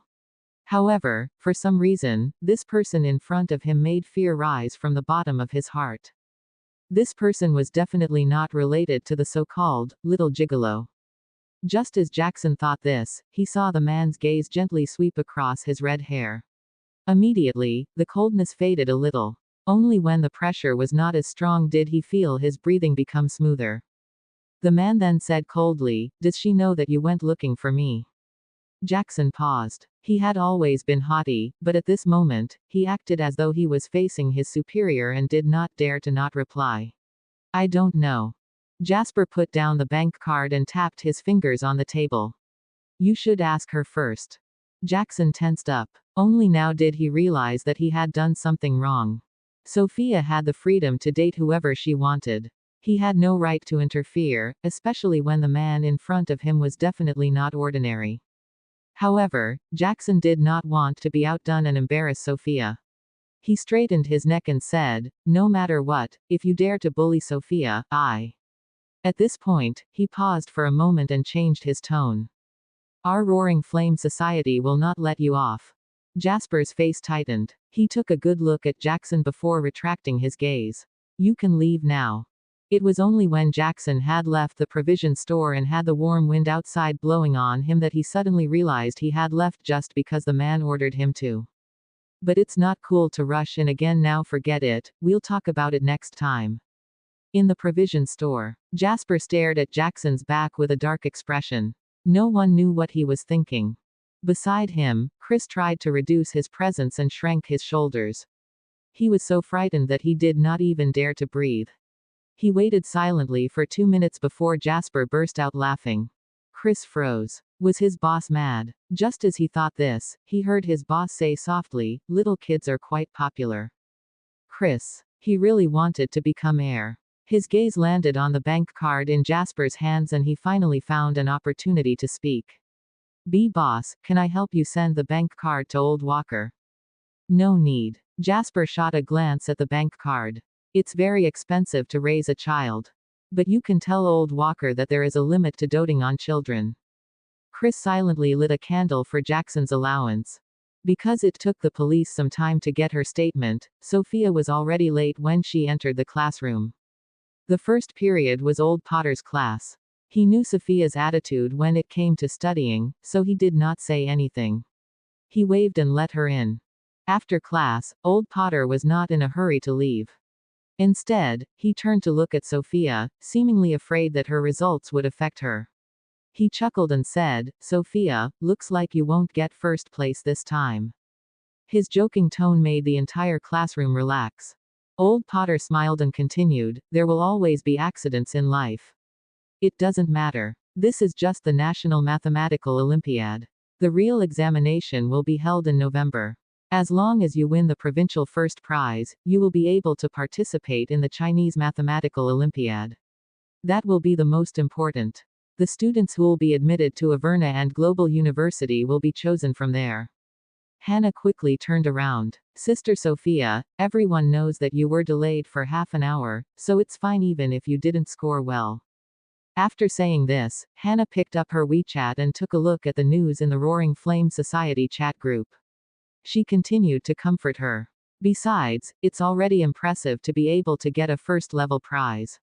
Look at our school. There aren't many people who take part in the Math Olympiad examination. There are even fewer who can get a first-level prize."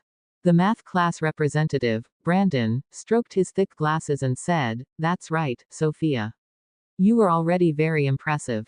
Everyone started comforting her. An unfriendly voice sounded, "What if you didn't even get the provincial first prize?" The classroom suddenly fell silent. Everyone turned to look at the person who had spoken, Tina. She forced a smile and said hypocritically, "I'm just worried." After all, after that incident, Sister's mental state must have been very chaotic. The first test lasted for only 80 minutes. When she entered the classroom, there were only 50 minutes left. There were many questions in the first round and most people couldn't even finish them. She had quite a delay. As long as one question is wrong, it will be very difficult to catch up. After all, the provincial number 1 score must be around 200 points. Everyone fell silent. Only Hannah sneered. "Sister Sophia, even with your eyes closed, you can score 200 marks. Stop making sarcastic remarks over there. Who do you think you're fooling? You're probably hoping that Sister Sophia won't do well." Tina's face stiffened. Seeing that Dylan was also looking at her in confusion, her eyes reddened. "I'm just worried about my sister. Why are you maligning me?" She lowered her head and wiped her tears. Dylan frowned and said, "Hannah, Tina is also kind-hearted. Why are you so rude?"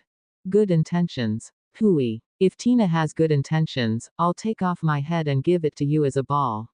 Anyone who's not blind can tell that she's envious of Sister Sophia.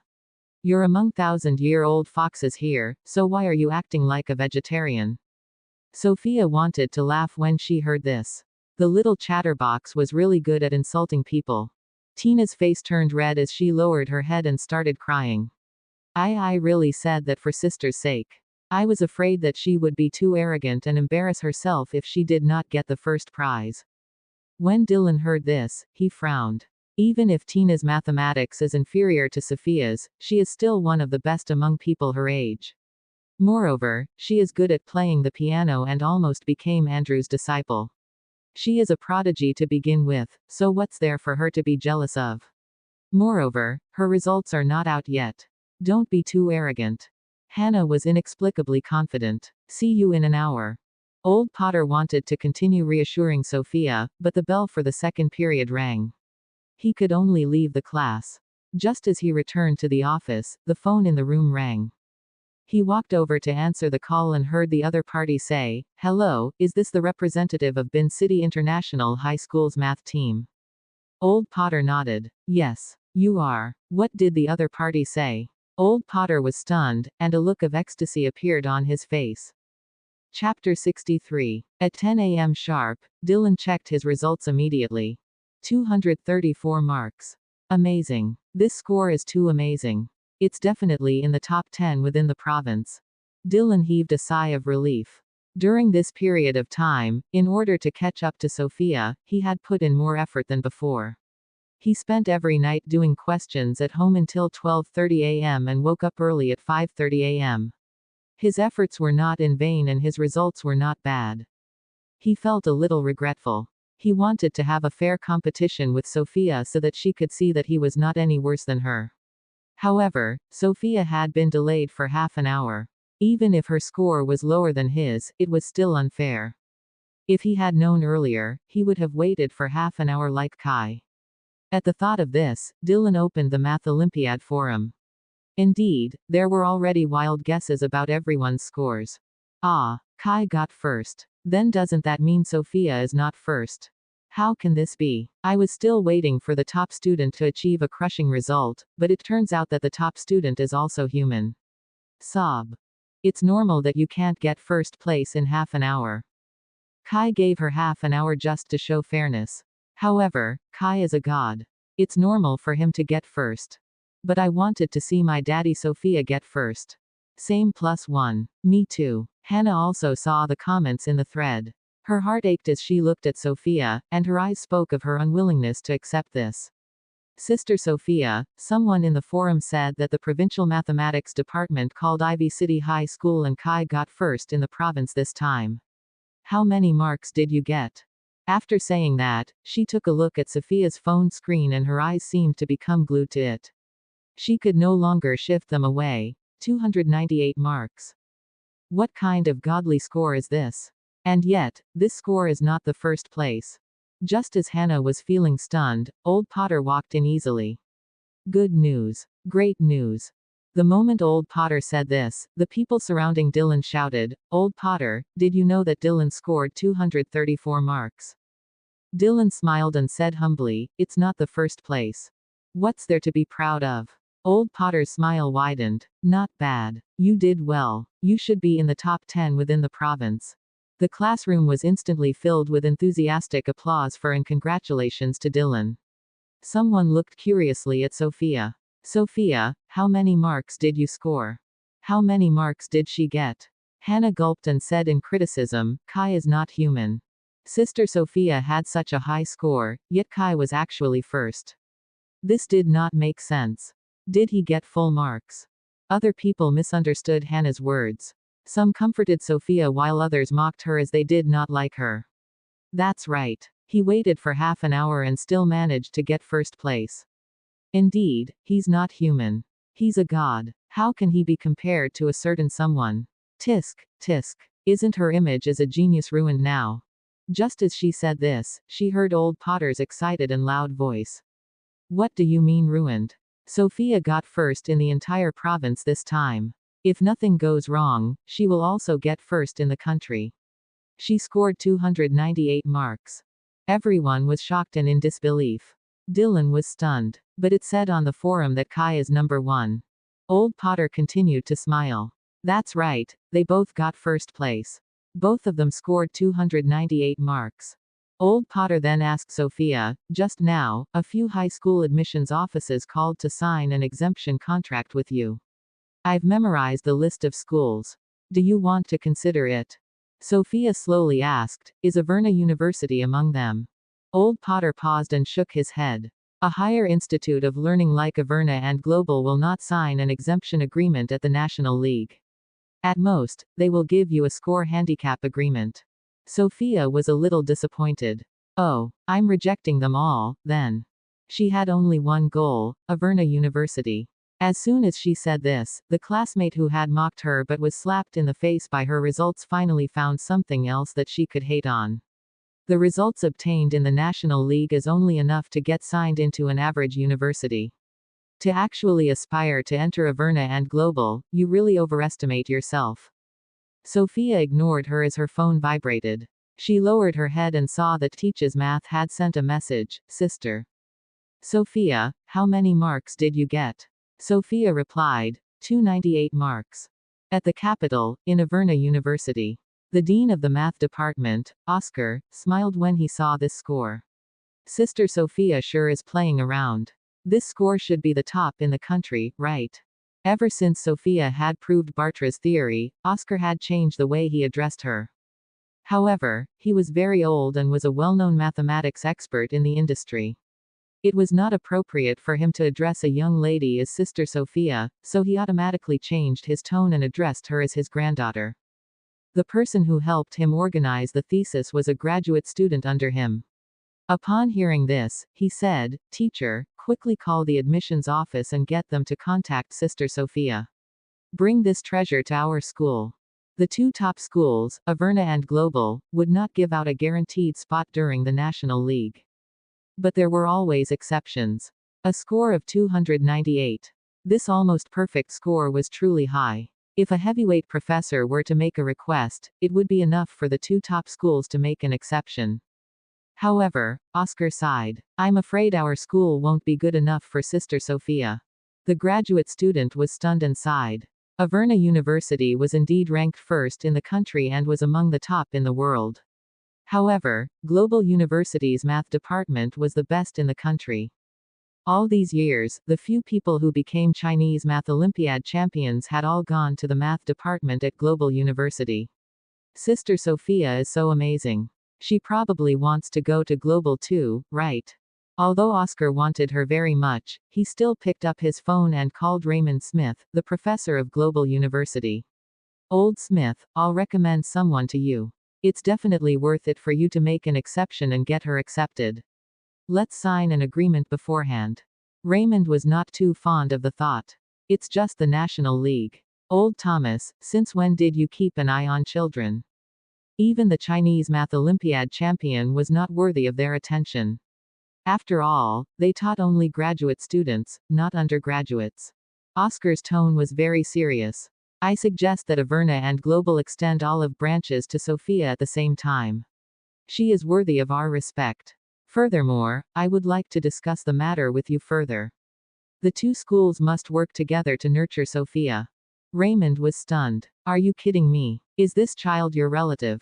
Oscar took a deep breath. Old Smith, trust me this once. She has proved Bartra's conjecture and will publish it in the Mathematics Weekly the next week. Raymond, Old Thomas, is this child really your illegitimate daughter? She even came up with such a lie. Let me tell you, our Global University will not make an exception and accept results from the National League. Since she has obtained first place, let her join the Chinese Math Olympiad. As long as she can get into the top 100, we'll sign a guarantee agreement to give you face. Oscar was furious. If you don't want to do it, I will. Sister Sophia is worthy of any university making an exception for her. Chapter 64. Oscar asked about the scores and Sophia replied. After thinking for a while, she sent Omnipotent Boss a message. I scored 298 marks. Omnipotent Boss replied, Great. Sophia curled her lips.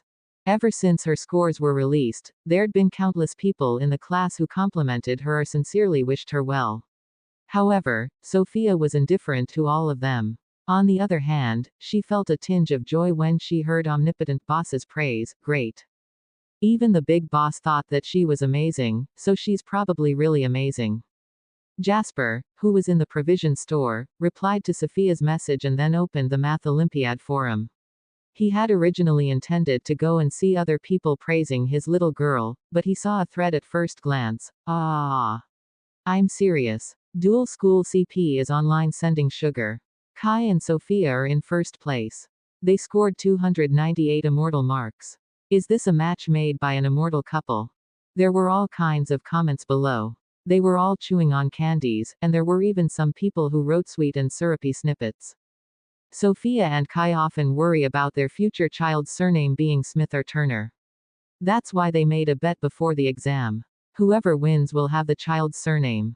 However, some were jealous of Sophia's beauty and set a trap for her so that she'd enter the examination hall half an hour later. Sophia was so angry that her eyes turned red. She thought, it's over. The child's surname will be Smith in the future. After the first test was over, Kai helplessly walked over and coaxed, "Baby, I'll delay taking the second test for half an hour for you, alright? Stop crying."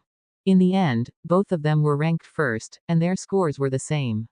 Hence, they decided to have two children in the future. One of them was to be surnamed Smith and the other was to be surnamed Turner. Afterward, they were interviewed. Why didn't the two score full marks? Kai sighed. If I hadn't missed those 2 marks, what would happen if the child and my surname angered her to tears? Sophia, on the other hand, said, how embarrassed would he be if he took my surname after we had a child? So I sacrificed 2 points for him. This short story from the same commenter received more than 1,000 likes. On the other hand, the comment ID at the top of the list was actually Kai himself. He left a message in the post, "See you at the Chinese Math Olympiad." The comments were filled with screams. Ah, ah, ah. It's true. I'm crying from the sweetness of a pair of brainiacs, love. Jasper's dark brown eyes flickered when he saw this. His sharp eyebrows twitched. Are children nowadays so playful? Kai, ha. 2 minutes later, the thread disappeared.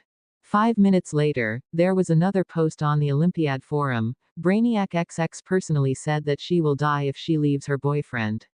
Her heart will ache if she doesn't see him. He first liked the post, then looked up at Chris. By 2,000 likes. Chris. Who was it who said today that they would not argue with children? After the third period, Sophia took a look at her phone and found another WeChat message. Omnipotent boss, I think you can be better. Better. Was it because 2 marks were deducted? Indeed, big shots are big shots. Sophia straightened her face and replied in all seriousness, I will work harder. Next time, I will definitely get full marks in the CMO. The CMO, the Chinese Mathematical Olympiad.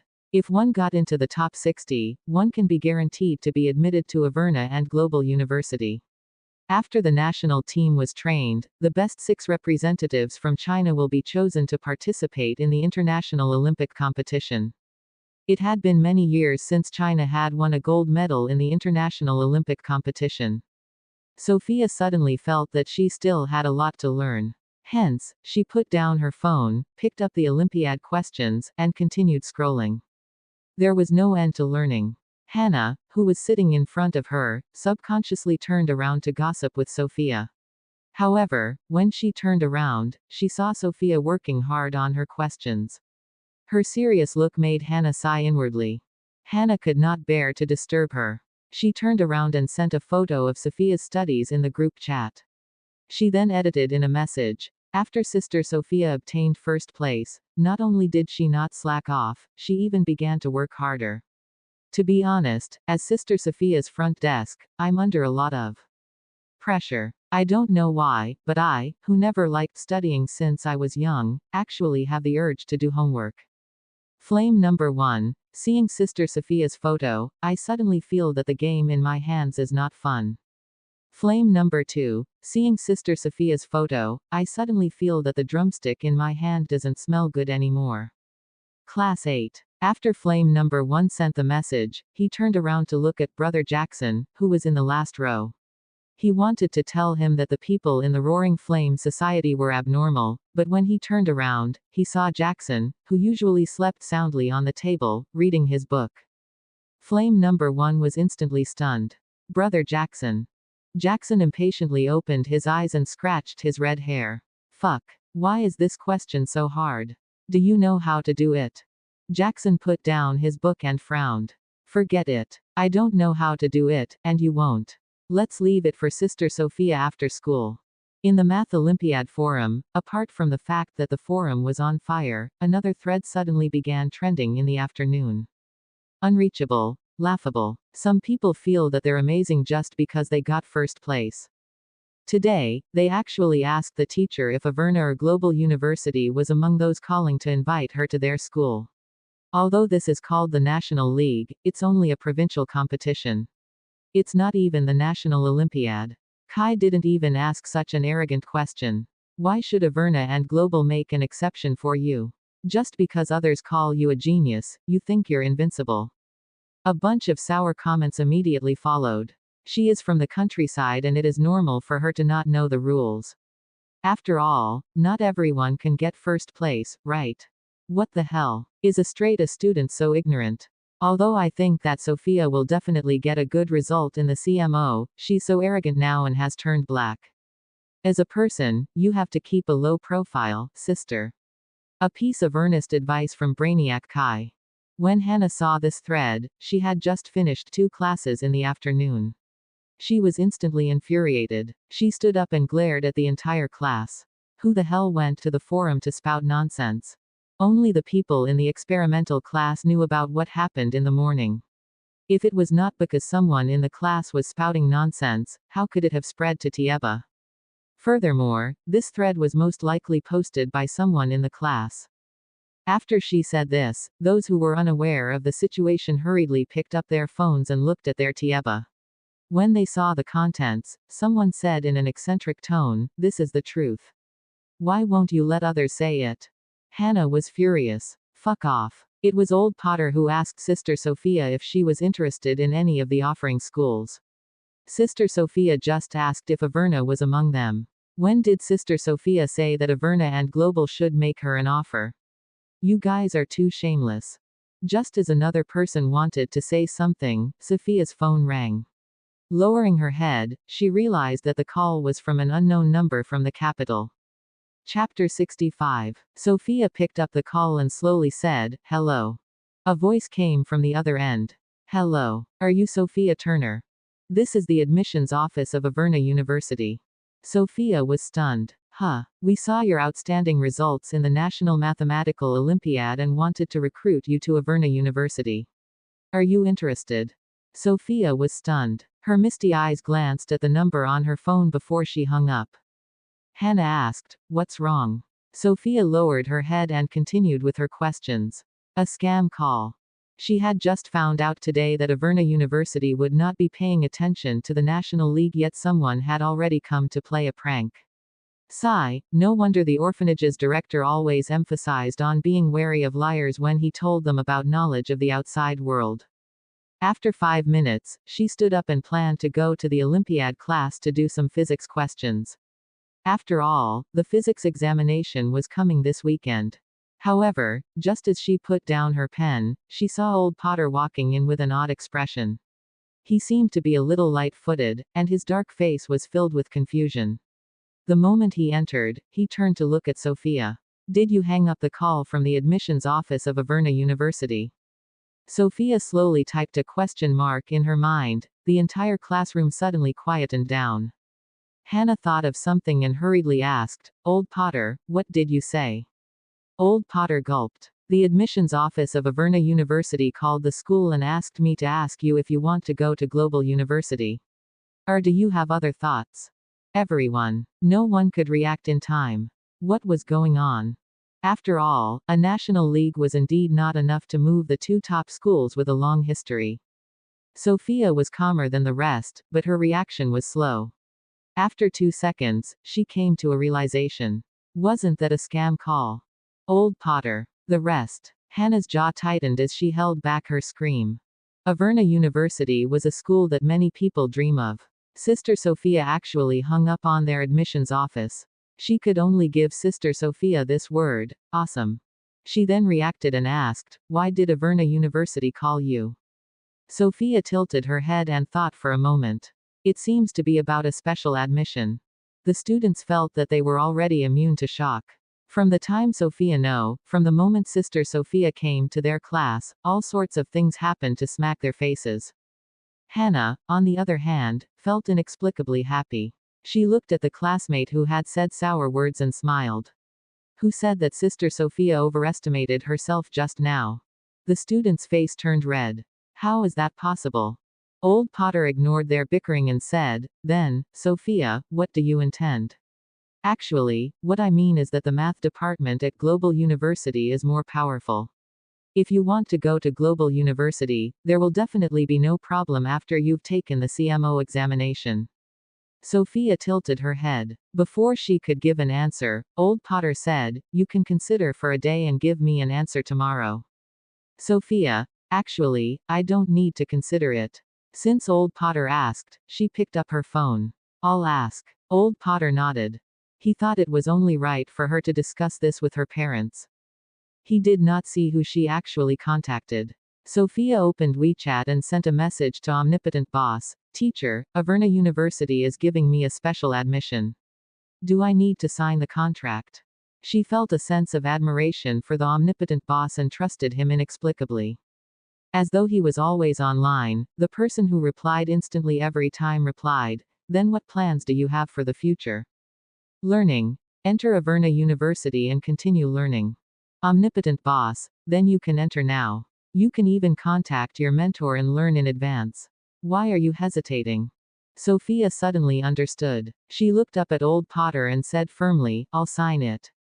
The next day, the staff from Averna University's admissions office arrived at Bin City and brought along the first admission agreement this year. The person from the admissions office was a middle-aged woman who was very understanding and gentle. She explained the admission agreement to Sophia. "After you sign this agreement, you won't have to come to our school. If Global University wants to admit you in the future, you can default to them." In other words, this exemption agreement was limited only to Averna University. Sophia had a better impression of this school. A university with a strong foundation would only nurture talents and not restrict them. She nodded and signed the agreement. From today on, she was a member of the Averna University's reserve service. At this time, there were still 9 months until the college entrance examination. There was still a full year until the entrance examination next year. That night, after Sophia returned home from school, Rose prepared a cake for her to celebrate. "Little Sophia, from today on, you can freely enjoy life." Rose smiled proudly. "You are already a university student." Sophia, oh. Tina, who was listening by the side, was so jealous that she could no longer maintain her fake face. She clenched her fists and went upstairs. After the rest had their meal, Sophia stood up and went upstairs. Rose asked, "Where are you going?" Sophia remained expressionless. "To do the questions." "Huh. We're going to the Physics Olympiad tomorrow. There are still CMOS in November and many books to read." Rose exclaimed, "You still want to participate in those?" Sophia nodded. It's quite interesting." She had already finished her high school classes on her own, but she realized that the Olympiad questions were more profound and there were many knowledge points that she had never touched before. When Sophia went upstairs, Rose was filled with worry. "Tell me, since little Sophia's mind is filled with studies, how did she manage to fall in love?" Gerald. He had originally been wondering just which rascal could be with his daughter, but now, he was suddenly gloating over his misfortune. On the day Sophia joined the Physics Olympiad and entered the examination hall, a thread suddenly appeared on the internet. On Weibo, a famous verified account revealed a shocking secret: the Averna University that everyone in China yearns for actually has such insider dealings. In the article, it used the fact that Averna University specially recruited a student who participated in the National League as the opening speech and wrote, "He is ranked first and Kai's resume is clearly more impressive." Even if Averna University wants to give a special admission, why didn't they recruit Kai? Is it because Sophia's family background is more impressive? According to reliable sources, the special admission was given because a renowned professor from Averna University made a request to the admissions office. Is it possible that this professor took bribes from the Turner family? This branded university might appear glamorous on the outside, but it's rotten within. I hope that Averna University's admissions office will punish the professor and the examinee and revoke Sophia's college entrance examination qualifications. This post instantly caused a huge uproar. Chapter 66. As a long-standing and powerful school in the country, Averna University had always been at the top of the academic field. Hence, the moment this post was released, it caused a commotion. The comments below were full of doubts. There must be something special about this student, right? A big name in the mathematics world can be bought over by money. What kind of joke is this? Come, tell everyone about this person's abilities. Below it was a post by Oscar, a well-known mathematician who'd made a list of contributions to the mathematics world in recent years. His research alone made him a national treasure. Some were doubtful while others followed the thread to give an explanation. Isn't a mathematician also human? People love money. He said that the student surnamed Turner is special and she gave him her resume. She grew up in an orphanage and did not have any achievements. She only got first on the Math Star and the National League this year. To be honest, being in the top 2 is very impressive. As long as you take part in the CMO, the Chinese Mathematical Olympiad, you will definitely be guaranteed to be invited by Averna University. I don't understand why they needed to lower the bar. Can't they wait for more convincing results before giving spots away? As a passerby, objectively speaking, I think there must be some shenanigans going on. A conspiracy theory. Could it be that someone's results are not up to par? After all, there is still a possibility that someone can cheat during the province's internal exams. However, the CMO is on the national scale. You guys know it. Anyway, I hope the admissions office will give an explanation. With such a commotion on the internet, the employees in charge of Averna University's Weibo had naturally already seen it and contacted the admissions office. The teacher from the admissions office went to look for Oscar. Old Thomas, if we don't give them an explanation now, I'm afraid the people from the National Admissions Office will really come and ask. Can't we expose her proof of Bartra's conjecture? Oscar sighed. It won't do for her to announce it before the weekly publication. Publishing theses was a very complicated process. No one knew if anyone else had submitted such a thesis before they did. Also, no one was sure that the next thesis would be published. What if something unexpected happened? Oscar was doing it this way to protect Sophia. The teacher from the admissions office sighed. But this way, you will be criticized. Don't worry, the school will definitely stand on your side. It's just that for your safety, you should stay in the school's laboratory. Oscar nodded. However, in school, he could not guard against the malicious speculations of the reporters and others. When Oscar went to the canteen for a meal, he was swarmed by the reporters who had sneaked into the school. If it were not for the protection of his graduate students, the elder might have been injured. Averna University strengthened the school's security and strictly controlled entry and exit personnel.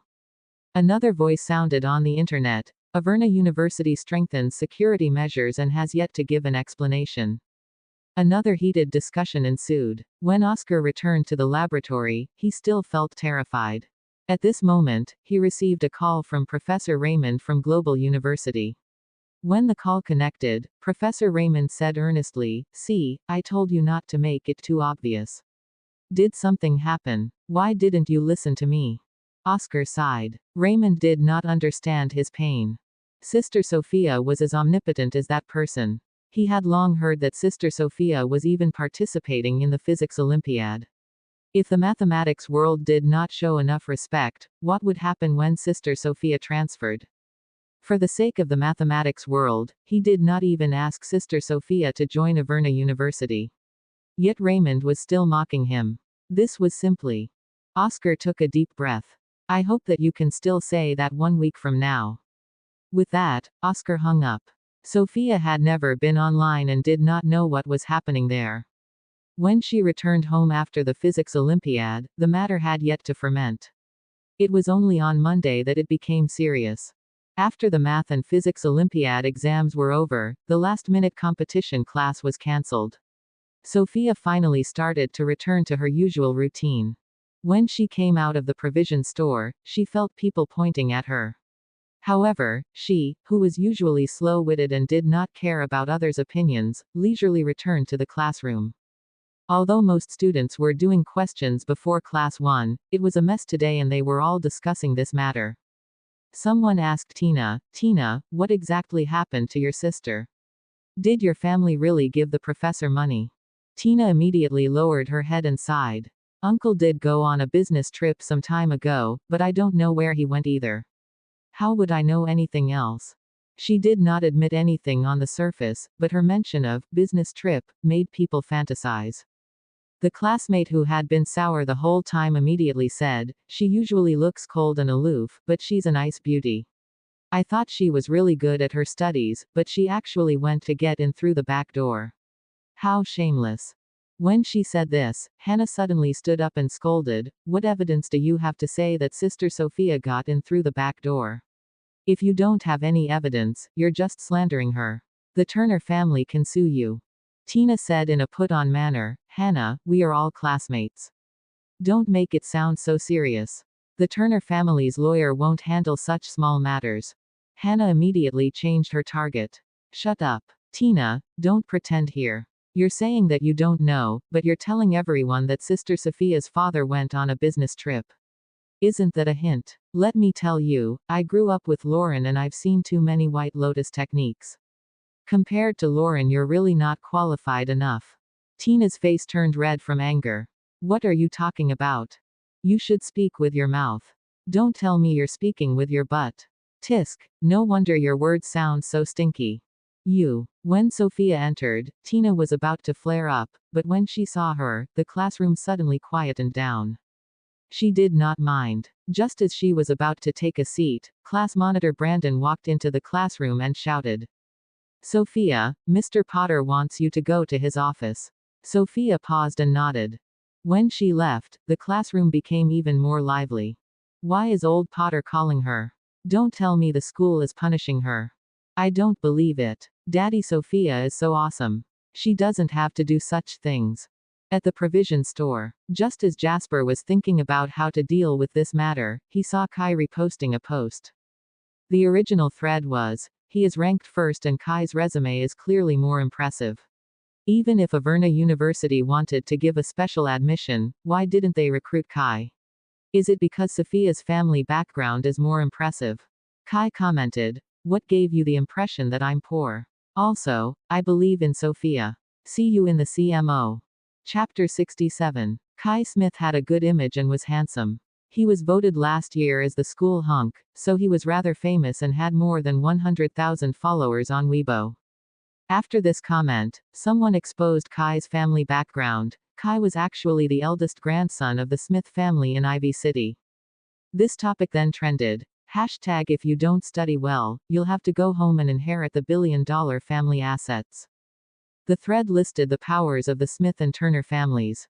In the end, the conclusion was that the Smith family was more powerful than the Turner family. Even if it was through the back door, it should have been Kai who got accepted, not Sophia. The netizens were led astray and had their attention diverted. For a moment, they were all spamming, "Someone who is richer than you is working harder than you. Are lesser mortals still allowed to live in this world?" On the forum, the fans who were shipping the couple from the two different schools heard the news and joined in on the discussion. The comment section under Kai's Weibo was instantly swarmed. I'm dead. Mom, I really got hit. Is Kai explaining for Sophia's sake? I'm all for this couple. Woo woo woo, it's really so sweet. My brother Kai hasn't logged into this Weibo account for more than half a year. The first time he came on was for Sophia, and he even managed to twist the rhythm and suppress the popularity of Averna University's controversy. You have such taste, such a fine taste. Jasper sat in the provision store and slid down slowly, his face turning darker and darker. Beside him, Chris felt that the room was getting filled with envy and jealousy. He gulped and could not help but say, Boss, actually, Kai is helping to suppress the heat. Boss, just let the poor child off. However, the moment he said this, he heard Jasper ask coldly, "Did I need him to suppress it when I'm right here?" Chris. Kai, you should pray for yourself. However, this matter could only be blamed on him. He realized it too late. After all, they were very busy every day, so how could they have the time to play on Weibo? Chris asked, "What should we do about this?" Jasper. There's no need to delete the post. The little kid's proof of Bartra's conjecture would be reported sooner or later. By then, it would shock everyone and there would no longer be suspicions that there was special treatment. However, he could not allow the kid to be bashed. It was indeed a good idea to suppress the topic's popularity. He wants to suppress such a small matter. Jasper knocked on the table. There's also an even more shocking topic that will attract everyone's attention. Chris. An even more shocking topic. He felt that someone was going to be unlucky. Sophia was called to Old Potter's office just so he could comfort her. Old Potter's heart was broken. He was afraid that she would be affected by this matter, so he tried his best to persuade her for 15 minutes. Only then did he pick up a large cup beside him and gulp down a few mouthfuls of water. Sophia could finally speak now. "Mr. Potter, what exactly do you want to say?" Old Potter put down the glass and comforted her. "It's this, Sophia. Don't be sad or waste your time on Weibo. Other people's words are nothing." Sophia. What did others say? Old Potter was stunned. Huh, you didn't read the posts on Weibo. Sophia stood there expressionlessly. On her exquisite face, her misty eyes were filled with confusion. No, it's a waste of time. The corners of Old Potter's mouth twitched as a helpless expression appeared on his dark face. So, did his saliva just go to waste? However, seeing that Sophia was fine, he was relieved. He waved his hand and said, "All right, you can go back." Sophia nodded. When she returned to the classroom, she realized that the students in the class were no longer discussing her matters. Everyone was holding their phones and was gathered together, discussing something fervently. Puzzled, she returned to her seat and saw the talkative Hannah turn around to look at her. "Sister Sophia, I am heartbroken." Sophia was slightly taken aback and instantly felt a little helpless. She was usually slow to react and had always been vague about matters of the heart. The last thing she knew was to comfort and cajole others. Now, looking at Hannah, she slowly asked, "Did the other party cheat?"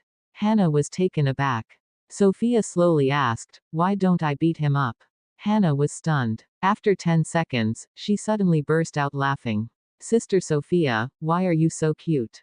After saying that, she picked up her phone and showed it to Sophia. "My husband has a girlfriend." Sophia took a glance and realized that the interface that the chatterbox was looking at was, "Best actor James spent money to buy a bag for his mysterious girlfriend." James. Why does this name sound so familiar? Just as she was thinking about whether she had seen him somewhere before, she heard Hannah explain to her, "I'm little James's girlfriend Fan and he is my boyfriend. Now that he has a girlfriend, I've fallen out of love." Sophia. Hannah pressed on her chest, feeling a little sad but also a little proud. "But my little James is indeed the best." Once this news went out, Weibo was immediately paralyzed. "I can't even enter the trending searches now." Sophia did not know how to comfort her. Luckily, the bell rang and helped her out. During class, the phone in her pocket vibrated a few times. However, Sophia listened attentively to the teacher and ignored it. When class ended, she picked up her phone and saw someone had sent a message in the Moguls group. Actor. Did Sister Sophia tell anyone that I bought a bag? At learning. Bought a bag. Sophia paused and suddenly recalled that actor's real name seemed to be James. She replied, "No." James immediately cursed in the group chat, "I've only tried to buy it in this group. Who the hell betrayed me? And the thread can't be deleted." Actor. Do you guys still have any brotherly love? Actor. Who is it? Stand up. Did you have nothing better to do? Teaches math. Not me. Pianist. Not me. Julian. Not me. The rest. Not me. At this moment, a message popped up. Omnipotent boss, it's me. The lively group instantly fell silent. After 2 minutes, a message popped up. It was clearly just a message, but Sophia could see the expression on it. Actor. Lackey brother, so it's you, you little cutie. I was just worrying about buying such an expensive bag and having nowhere to show it off, but you've already made it appear on the trending searches. You're amazing. Omnipotent boss. Calm, you're welcome. Actor almost crying, but brother, you are mistaken. I bought the bag for my mother. If I hadn't given her this bag, she would have forced me to go on a blind date. Can I go on Weibo to explain?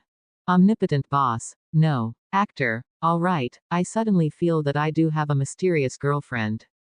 She is so mysterious that I have never even seen her before. In the provision store, Jasper put down his phone and his dark brown eyes darkened. He ordered Chris, contact the mathematics journal and get them to speed it up.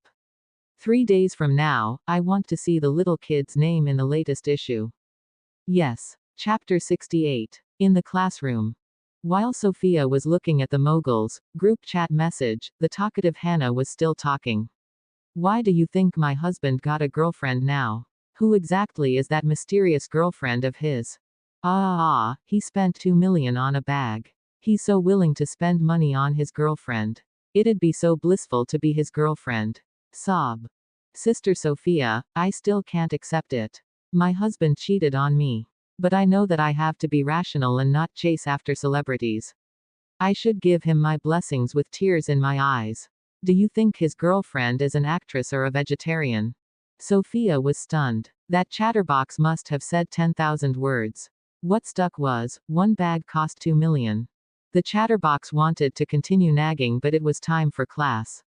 If it were someone else's class, she might have continued talking.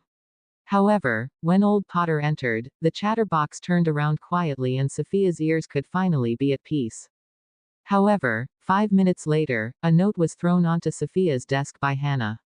She opened it and saw the words on it. Woo woo woo, Sister Sophia, who is the vixen who seduced my husband? Sophia. After being harassed by Hannah for a period, old Potter had just left the classroom when Hannah turned around. Just as she was about to speak, Sophia interrupted, she's not his girlfriend but his mother. Hannah paused. Huh. Sophia heaved a sigh of relief. Afraid that this fellow would start speaking again, she could not help but interrupt. The bag is for his mother, not a vixen. Hannah paused and asked suspiciously, how did you know? Sophia replied seriously, he said it himself. Hannah was stunned. She looked at her from head to toe and her lips twitched. Sister Sophia, I'm so touched. You've finally learned how to sweet talk people. Sigh, although I know that you're lying to me, I'm still very touched. I wasn't going to tell you this, but I've been thinking for some time and suddenly realized that my husband is the most influential person in the country. I'm afraid that Weibo will be paralyzed for 3 days this time. Your matter will be directly suppressed. Sophia was stunned. Hannah continued sighing. Sister Sophia, your luck is really extraordinary. Sophia did not listen to the chatterbox anymore. From what old Potter and Hannah had said, she knew that there were some negative comments about her on Weibo. Meanwhile, James had created a huge scandal and suppressed that topic's popularity. Sophia's emotional quotient was low, but her IQ was high. She could see through everything easily. She suddenly realized something. She picked up her phone and private messaged Omnipotent Boss, Teacher, are you doing this for me? Omnipotent Boss replied, yes. Sophia's heart warmed. It turned out that without her even realizing it, her teacher had done so many things to protect her. She was filled with emotions as she replied. Learning. Teacher, you are so good to me. In the provision store. Jasper held his phone and saw these words. A smile flashed across his dark brown eyes. The kid looks cold, but her heart is actually very soft. But is that all? He replied. I can treat you even better. Learning. I will repay you. Repay. The corners of Jasper's thin lips turned up as his handsome and sharp eyes softened. I don't know how I could. Learning. But if one is driven, one can do one's best. The kid's serious attitude was adorable. However, Jasper asked, anything is fine. Learning. Yes. Jasper looked at this word and seemed to have thought of something. His sexy Adam's apple moved as he chuckled. His slender and fair fingers tapped on the keyboard. You said it yourself. Don't regret it in the future. Looking at this reply, Sophia felt that the teacher's tone was weird, but she did not think much and continued to focus on her questions. There was silence on Weibo. However, the next day, the entire international high school blew up. Because the best actor, James Moore, who had caused Weibo to be paralyzed, had come to Bin City. He was going to film a campus romance and he chose the international high school for the shoot. Sophia, who was unaware of this, was currently having breakfast in the provision store. After understanding her preferences and knowing from Uncle Potter that she had been having breakfast with her boyfriend every day, Rose decided to prepare 3 servings of Chinese-style breakfast for her to eat. After all, her daughter was obsessed with her studies. She'd be too embarrassed to object to anything when she fell in love during breakfast. The Turner family's breakfast was exquisite and the 3 of them were very satisfied. After having her fill, Sophia tugged at Jasper's hand. The man sat on the stool and rested his chin on one hand while staring at the little kid. There were no pores on the girl's palm-sized face and her face was full of collagen, making one feel like pinching it. Jasper raised an eyebrow. "Little kid, do you want to spar?" Sophia did not reply immediately. She was seriously holding the man's hand. When she felt the pain in her chest subside, she turned to look at him. A glint flashed across her misty eyes. Sure. Ever since she learned military boxing, she felt that martial arts was quite interesting. Unfortunately, canine teeth no longer taught her and did not play with her. Now that there was a target looking for torture, why not? Moreover, her heart hurt whenever she wanted to hit this man. But sparring. Sophia stood up in high spirits and stretched her muscles. She then took a step back with her right foot and clenched her fists in preparation. Jasper stood up leisurely and hooked his finger at Sophia. "Come." The next moment, Sophia kicked the man's chest. Coupled with the old and new hatred, she used all her strength in this kick. It was swift and ruthless, but the man dodged lightly and avoided the key position. Her ankle was easily pressed by the man and she pulled hard. Sophia threw herself into the man's arms. Coincidentally, Jasper had one hand on her waist and the other slid across her cheeks. Sophia felt that the hand on her waist was shockingly hot. Her pupils shrank, and she was about to fly into a rage when the man released her at the right time and took a step back. Just as Sophia was in a daze, he slowly said, "Although you are fast, the flaw is too obvious. You should." Sophia was instantly distracted and forgot about being frivolous. In Sophia's eyes, Jasper had always been an expert in tricks. Now that he had suddenly displayed such strength, not only did she not feel cheated, she even felt a sense of excitement as though she had met an expert. In the future, she could learn more. When Jasper was done, Sophia wanted to pester him to spar again, but he reminded her, "You're going to be late for school soon."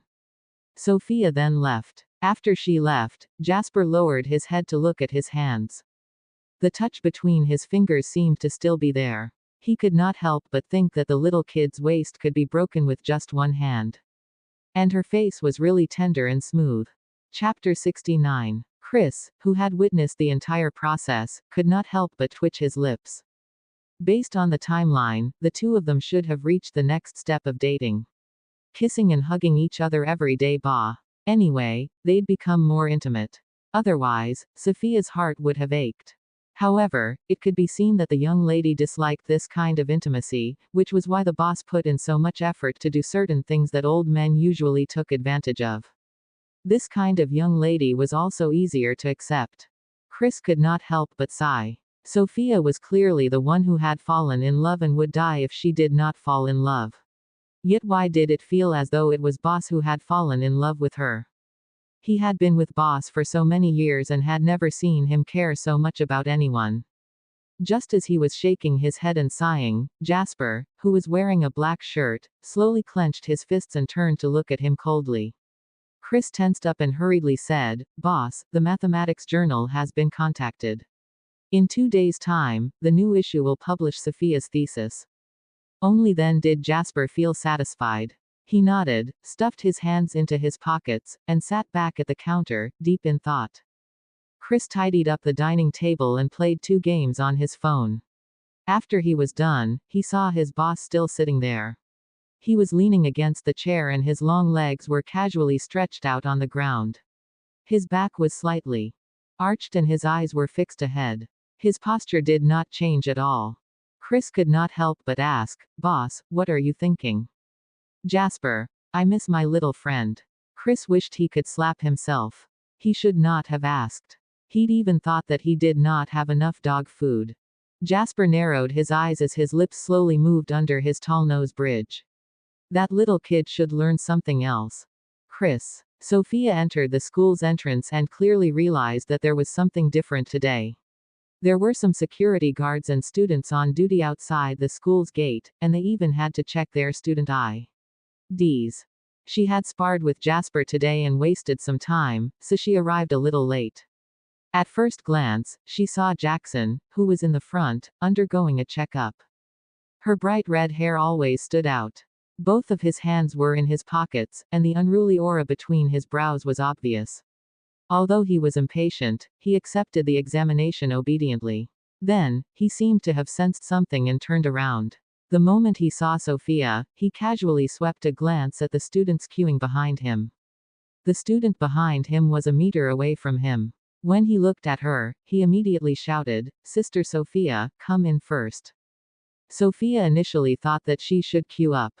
However, after that classmate shouted, the rest of the students immediately retreated in unison and gave her space.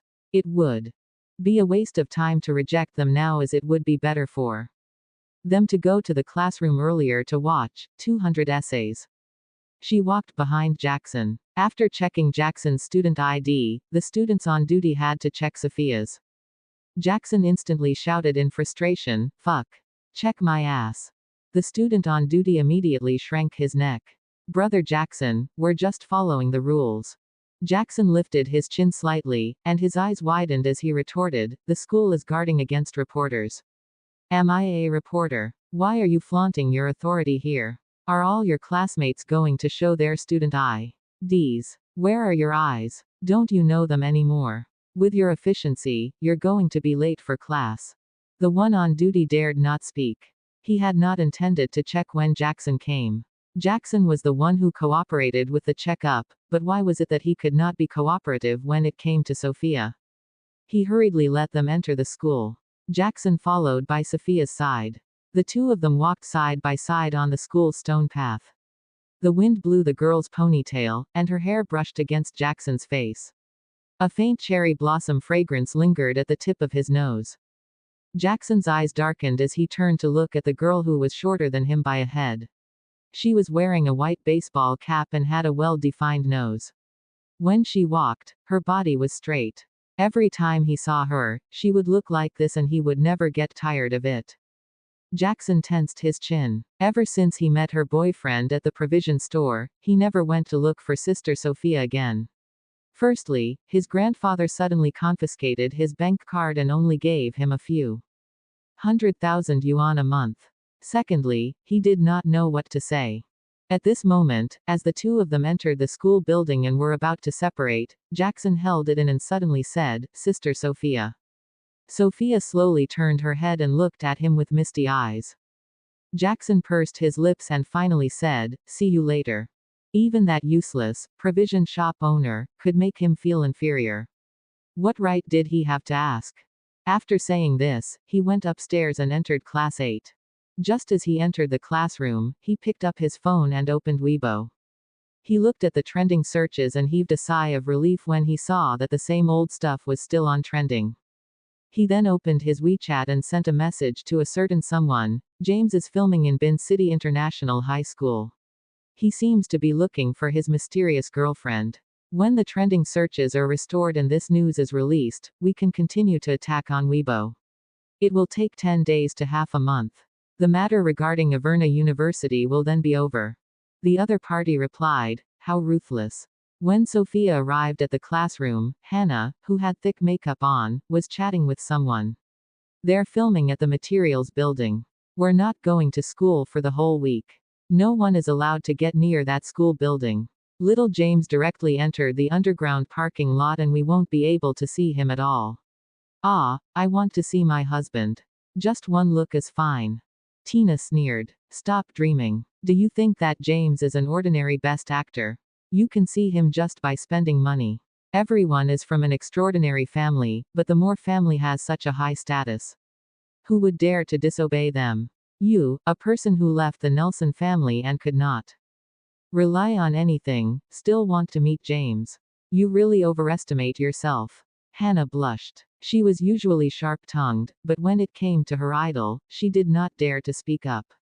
She glared at Tina and returned to her seat angrily. Seeing her like this, Sophia poked her shoulder. You want to watch him shoot? Hannah turned around and said dejectedly, Sister Sophia, actually, who doesn't want to see their idol?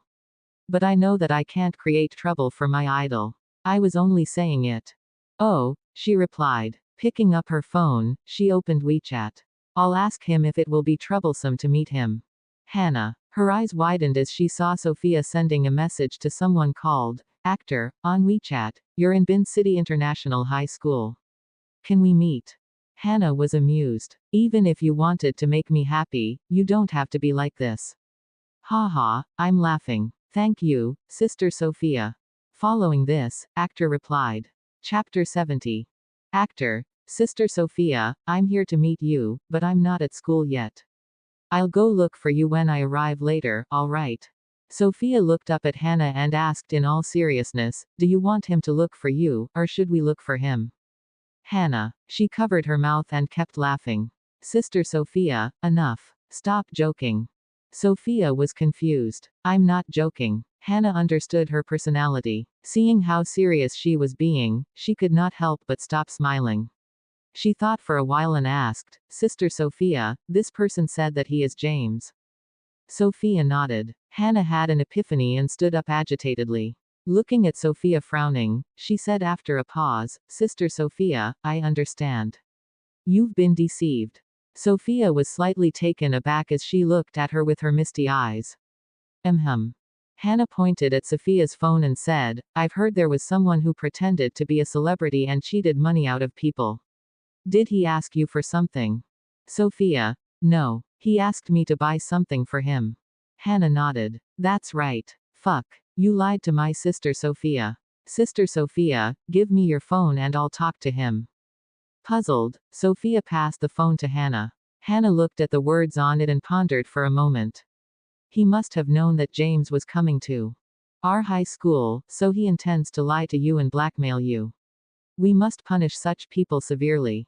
More importantly, he was even using her idol's name. She could not tolerate it. How could he slander her husband's reputation? Hannah picked up Sophia's phone and typed after thinking for a while, shall we meet in the equipment room of the International High School after school this morning?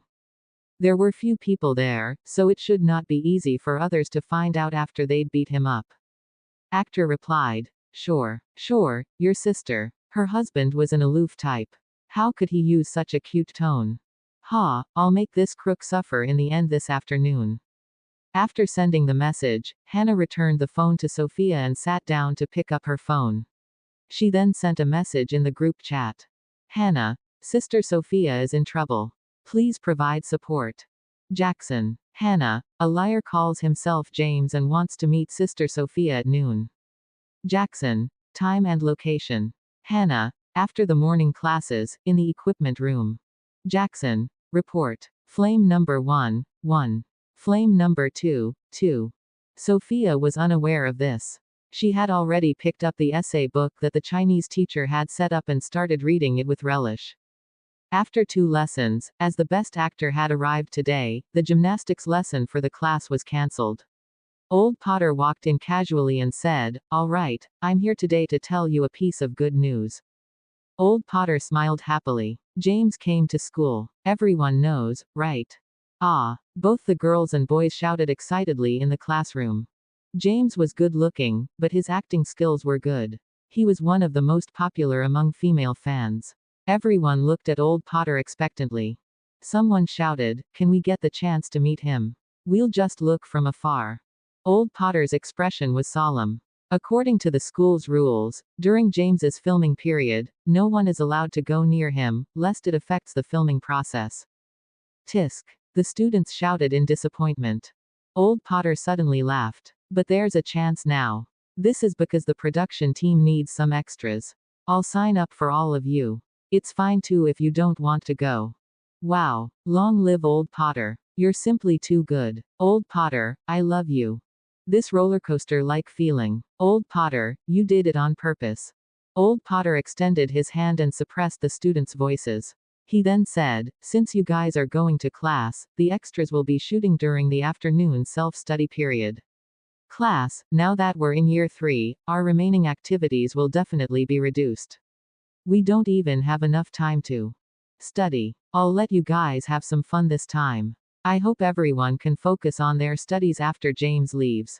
No problem. The unity in the class was unprecedented. Hannah could not suppress her emotions. She turned to look at Sophia and exclaimed, "Ah, Sister Sophia, I'm going to die. I want to see my real idol." Sophia. Hannah hurriedly picked up the mirror. I have to remove my makeup later. I can't meet my idol like this, but I don't have any makeup remover. Woo-woo, what should I do? She and her twin sister, Lauren, looked exactly the same. However, she hated Lauren's hypocritical face too much, so she always put on makeup. This way, it would be easier for her classmates to differentiate between them. Just as Hannah was feeling nervous, old Potter suddenly shouted, "Hannah, Tina, you two come over." Hannah was taken aback. She followed old Potter out of the classroom. After the two left, the class started discussing fervently. What did old Potter call the two of them for? Could it be? What is it? Hurry up and say it. That person said, I saw it on Weibo this morning. It said that James's character met his first love in school. She was a pianist and died in a car accident. She did not have many scenes, only a few. The actress that was originally set to play her had an emergency and could not make it. Old Potter called Tina over. Tina's piano skills are not bad. It must be because of this. She was the daughter of a wealthy family. If she went to the film industry, it would lower her status. However, it would definitely be a great honor to be paired with James. Everyone was instantly envious. After a while, Tina and Hannah returned. Although Tina appeared calm, Hannah was already feeling a little lightheaded. When she sat down, Hannah still felt like she was dreaming. Never would she have thought that old Potter would think of her when such a good thing happened. In the first row of the teachers, Tina recounted what had happened and the person beside her immediately said, "Wow, I suddenly regret not learning the piano properly." Tina smiled. No. A few people were recommended by the school to audition. You're the school belle, and you're so good at the piano. It's definitely you. Let's go for the audition. The rest are just there to be a foil. Tina did not speak. The female classmate, who had always looked down on Sophia and spoken sourly, was called Queenie Smith. When she heard this, she shot a glance at Sophia in the last row and then said in a high-pitched voice, "So, what's the use of some people only knowing how to study? It's a pity that they don't know how to play the piano. That's why old Potter would rather choose Hannah to make up the numbers than call someone else." Tina's expression changed slightly. Chapter 71.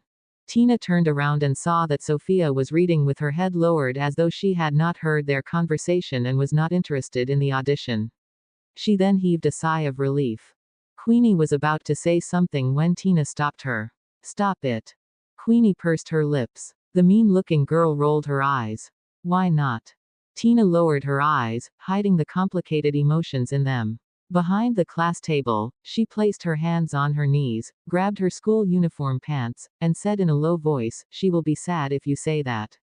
Although Dylan had his head lowered and was scrolling through a high school assessment book, he had actually pricked up his ears when he heard Queenie's words and was a little displeased. Hearing Tina's words, he raised his head in agreement and praised, "Tina is correct." Although Tina's grades were not as good as Sophia's, she was, after all, kind and magnanimous. Moreover, she knew how to play the piano. Compared to Sophia's ice-cold demeanor, Tina was more like a noble lady. For the first time since Dylan had switched marriage partners and then realized that Sophia was actually so outstanding, his uneasy heart finally calmed down. He looked at Tina. "You can do it." Tina forced a smile. When Queenie heard Dylan speak, although she was still indignant, she stopped mentioning Sophia and changed her target. But why did old Potter look for Hannah? If I remember correctly, her piano skills are just for show, right? Tina thought nothing of it. Perhaps it's to make up the numbers. I was selected just to make up the numbers. Hannah knew her position very well, but she had a good attitude. Let's not talk about the other classes. Even I can't compare to Tina, but it's more important that I'll be able to participate. Hannah quickly composed herself. Besides, we might meet my idol during the audition. At this point, she thought of what was about to happen after school and quickly regained her fighting spirit. With a fierce expression, she said, I love my husband so much, yet someone was actually cheating people using his name. I will definitely not let him off. Sophia slowly explained, I don't think he's a cheat. The people in the Moguls group at least had their character to back them up. An example was the person who taught mathematics and helped her write a thesis. The person who played the piano was Andrew, who seemed to be quite famous. There was also brother Julian, an omnipotent boss. She suddenly recalled that her teacher seemed to be even more formidable than brother Julian. Did he know that she would die if she didn't fall in love? She picked up her phone and sent a WeChat message to omnipotent boss, Teacher, I would like to ask you a question. Omnipotent boss, speak. Sophia typed slowly, how does one break up with a boyfriend? In the provision store. Jasper, who was sitting behind the counter, saw this and stared at his phone for a while before replying, does your boyfriend treat you badly? The little kid replied very quickly, it's not that. I just feel that having one eats up too much of my studying time. Studying. Jasper was wary of Kai and had cowed Jackson mentally, but in the end, he lost to her studies. Jasper raised an eyebrow. Just as he was about to reply, the other party sent him another message. Learning. And I don't want to be forced to date. Jasper's eyes darkened as he stared at the word, forced, for a long time, as though he wanted to see through the phone. After Sophia sent the message, omnipotent boss probably had something on and did not reply immediately like before. She did not think much about it and put down her phone to continue with her class.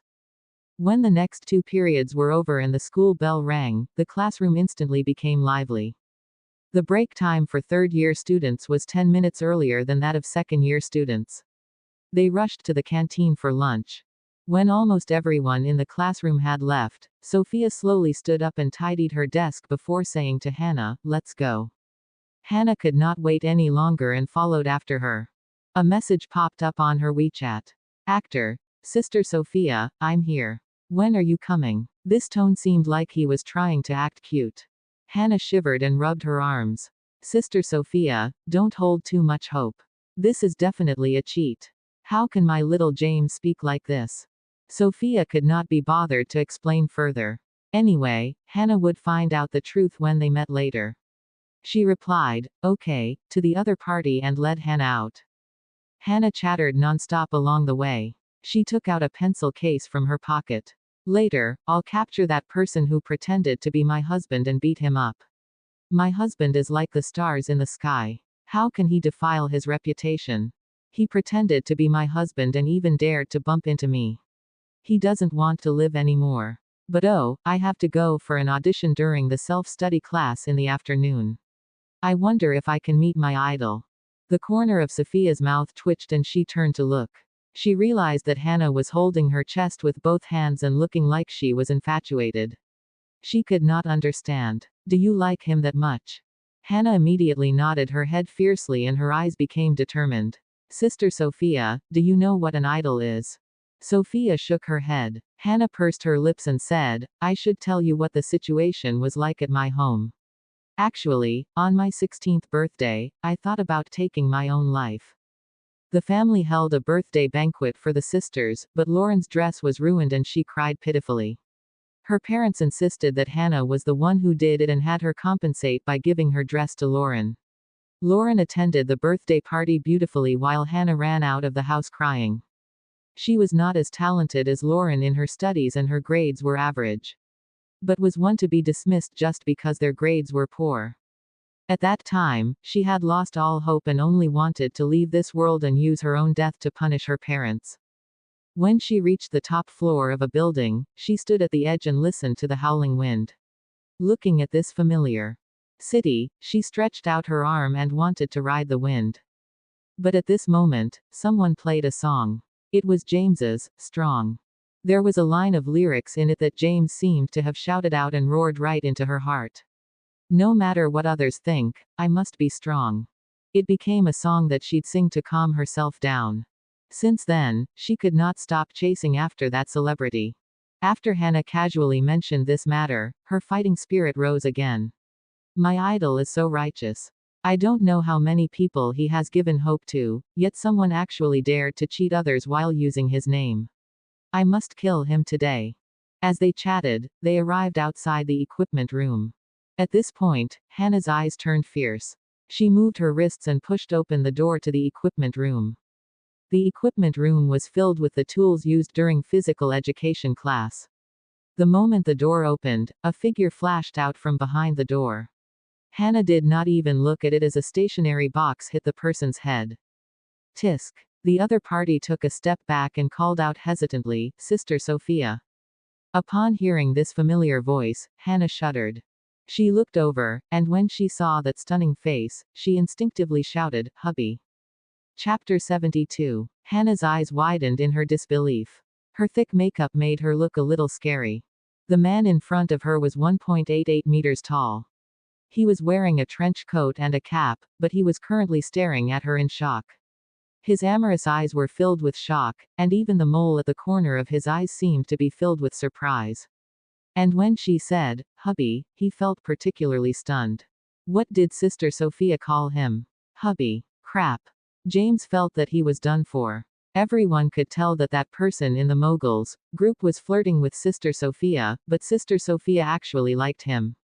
This is too serious. I can die on the spot. James stuttered, "Sister Sophia." The moment the other party spoke, Hannah realized what had happened. She immediately covered her mouth to prevent herself from screaming. It was really her husband, her idol. He was real. She wanted to reach out to touch him, but she did not dare to. She could only jump around in excitement.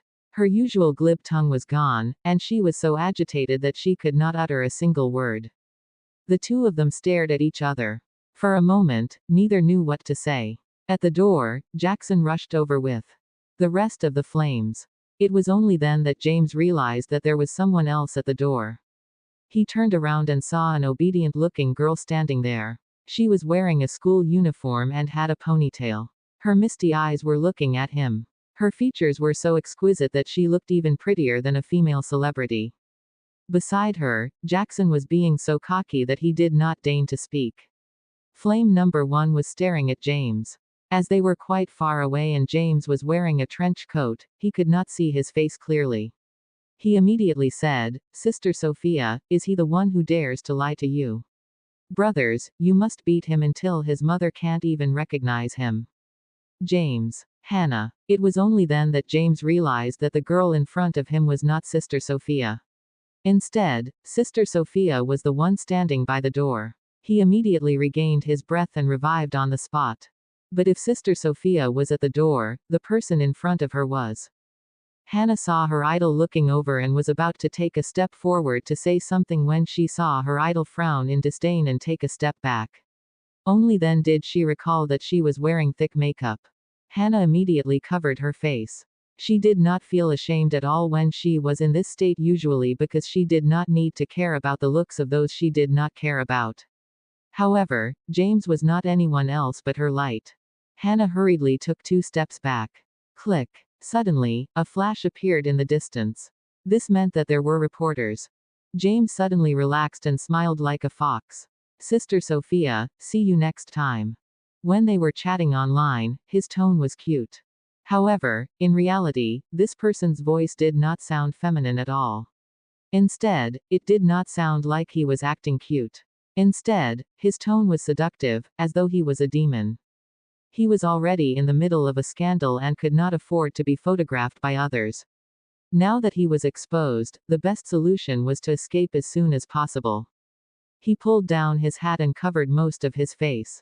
Finally, he glanced at Hannah. Her legs were long and she disappeared from the room in just a few steps. The members of the Roaring Flame Society looked at each other and fell silent for a moment. Then, Flame number 1 burst out laughing and watched as someone imitated Hannah's voice and shouted, "Hubby." Hannah. Ah, what did she shout at her idol just now? She was too ashamed to face anyone. On the way back, Hannah acted like a chatterbox. Sister Sophia, I didn't remove my makeup today and let him see my ugliest side. What should I do? I love him, but he must think that I'm a lunatic. How could I just call me hubby? I should have just shouted that in my heart. Ah, ah, ah, ah. I still have to go to the audition in the afternoon.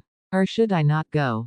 I don't dare to meet my idol anymore. And this stationery box, it actually hit my idol. I want it. Sophia thought that Hannah would throw the stationery case or smash it in a fit of anger, but this person's next words shocked her. I want to treasure it. This is not an ordinary stationery case. This stationery case touched the person I love. Sophia could not follow this star-chasing dog's train of thought. The group had lunch together. When it was time for the self-study class in the afternoon, Hannah had to go to the audition. She was timid and did not dare to, so she forcefully dragged Sophia to accompany her. The rest of the people had to be extras and could not attend the following classes. Since Sophia had nothing better to do, she might as well go with her. Before going, Hannah went to the washroom to remove her makeup. Not having any makeup remover with her, she washed her face more than once, revealing her fair features. Hannah's appearance and eyebrows exuded a classical aura, but her almond-shaped eyes were sharp, which added a certain grandness. She looked at her unfamiliar yet familiar self in the mirror and cheered herself on. Sophia was waiting for her outside the washroom and coincidentally bumped into old Potter, who was preparing to go downstairs. Seeing Sophia, old Potter stopped in his tracks. Faced with this, poor and pitiful, student, old Potter could not help but feel sorry for her. He was afraid that Sophia would take it to heart, so he explained, Sophia, I actually wanted to recommend you for that audition, but they needed someone who can play the piano. Don't take it to heart. Sophia. Oh, she was actually not interested in filming. After all, if she had the time, she might as well go and finish a few high school assessment books. After Hannah came out, Sophia accompanied her to the third floor of the education block for an interview. By the time the two of them had arrived, the rest of the students were already there and each class had chosen a spot. The girls recommended by the teachers were all good-looking and good at playing the piano. The two of them had just arrived when the stage supervisor walked over.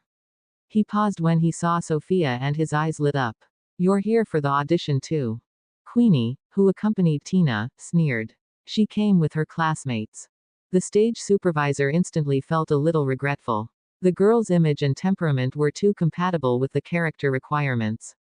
Hence, he forced himself to ask, then, student, do you want to try? Sophia shook her head. Disappointed, the stage supervisor asked, why? Before Sophia could reply, Queenie continued, she has never touched the piano before. How can she play it? The stage supervisor sighed in disappointment. The pianist role had a scene where she needed to be captured on film, zooming from far to near. Hence, it required the actress to know how to play the piano. The stage supervisor then looked at Hannah and was taken aback. Weren't you already here? After the supervisor said that, Hannah turned around and looked at another girl waiting. That person had the same face as Hannah. It was Lauren. Queenie mocked, so, this role is either little Tina's or Lauren's. Hannah, isn't it obvious you are just here to make up the numbers? Chapter 73. The stage supervisor ignored the girl's confrontational words and gave Hannah a number plate. He let her sit outside and wait for the number to be called. The first girl to come to the audition went in and came out very quickly. She did not even talk about the piano. After all, she was the eldest daughter of a wealthy family. She said generously, the assistant director said that my image is unsuitable, so there's no need to try playing. However, I met James. As soon as she said this, everyone exclaimed, wow, quickly, tell us about it. The girl smiled and said, James is even more handsome in real life than on TV. He is very slim and tall, and his face is especially small and exquisite. I just don't know why his forehead is bruised. Ah, what happened to brother? Did someone hit him? How can that be? Who dared to hit James? Are they tired of living? Hannah, who wanted to just die, felt a little guilty. She coughed and nervously looked at Sophia. My husband won't recognize me later, right? Looking at her appearance after she'd removed her makeup, Sophia said firmly, I can't even recognize you. Hannah heaved a sigh of relief. Sophia then turned to look at her and asked, do you want me to help you? There were many people who were working behind the scenes when it came to filming. Since James knew her, he would not reject her request, right? As she thought about this, Hannah shook her head. This role is very important. It's my husband's first love. It must be played by someone capable. Most importantly, she came to the audition because she wanted to see her idol again. Hearing her say this, Sophia did not insist. The first round passed. It was finally Tina's turn. Everyone could hear the sound of the piano from outside. When Tina walked out, there was a look of pride on her face. Seeing her like this, Queenie asked, did you get the role? Tina smiled and lifted her chin. The assistant director told me to wait outside for news, but he said that I'm the best at the moment. Queenie nodded. Only Lauren and Hannah remained. Lauren was in front of Hannah. She was called and walked into the audition room. In the room, the assistant director, James, and 2 other staff sat there. The collar of James's shirt was unbuttoned, revealing his sexy collarbones. He sat there looking devilish, and the mole under his eyes was exceptionally alluring. However, at this moment, the man's forehead was covered in bruises. His fox-like eyes looked a little impatient. Who are these people? They don't have any acting skills. The assistant director sighed. Among everyone, the previous one was the most photogenic, but she is missing that slimness that's needed. The girl playing the piano should be skinny. Tina's face was a little round and did not fit the character design. However, she was already third from last among the auditionees. If there was no other choice, they could only let her have the part. Hence, the assistant director told her to wait outside for the results. Just as he was thinking this, the door was pushed open and a graceful figure walked in. The twins, Lauren and Hannah, looked exactly the same from their appearance and figure. When he saw Lauren's face, the assistant director's eyes lit up. Having chosen actors for so many roles, the assistant director could tell that this was a face that was naturally suited for acting. He asked excitedly, do you know how to play the piano? Lauren nodded obediently. Yes. There were countless people in the school who knew how to play the piano, and this role did not require any good piano skills. After all, in the later stages, there would be people who specialized in voiceovers, and the actors only needed to play the part. Lauren sat in front of the piano and played a piece. The assistant director was still a little dissatisfied. This person had a good image, but there was a difference in her temperament and character. However, this was already the best he had seen today. He nodded helplessly. All right, it's you. Lauren did not expect the assistant director to make the decision on the spot. She widened her eyes in excitement and was about to speak when a lazy and evil voice sounded. Why did you already decide? Isn't there another person? James was the one who spoke. He glanced at Lauren and retracted his lazy gaze. There was a sense of oppression in his voice. You should at least respect every auditionee, right? The assistant director thought that this was an international school and that all the young ladies from the wealthy families were here for the audition today. Hence, he turned to Lauren and said, then you go out first. Let's go through the formality, but this role is probably yours. Lauren nodded and was certain that it was hers. After all, she suited the role of the unattainable flower very well. As for Hannah, she did not worry about her at all. That person had been a prick since she was young and her overall aura was stronger. She was completely different from such a role. At this moment, the door was pushed open and a staff member entered. Hence, the assistant director's words were heard outside. Everyone outside, who had been waiting for the news, instantly stopped speculating. However, they did not leave. After all, what if they could meet James again? Lauren walked out and saw Tina glaring at her angrily. Lauren's eyes flickered and she said, Sister Tina, I heard from the assistant director that this role needs to be played by someone who looks weaker. You're too beautiful, so I'm more suitable than you. Lauren admitted that she was inferior to her on the spot and Tina gave her face. Actually, it doesn't matter whether I get the part or not. Lauren smiled and walked up to Hannah. Sister, James praised me just now. He said that my image is suitable for this role. Hannah clenched her fists tightly and felt as though her heart was being squeezed. It was stuffy and painful. Her idol actually praised Lauren. Lauren understood her too well and knew what her weak spot was.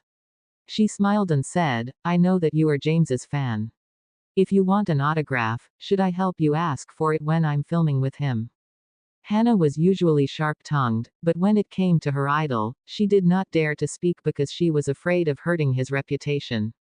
At this moment, she was so angry that she could not speak. And then, an indifferent voice sounded. No need. She will ask for it herself.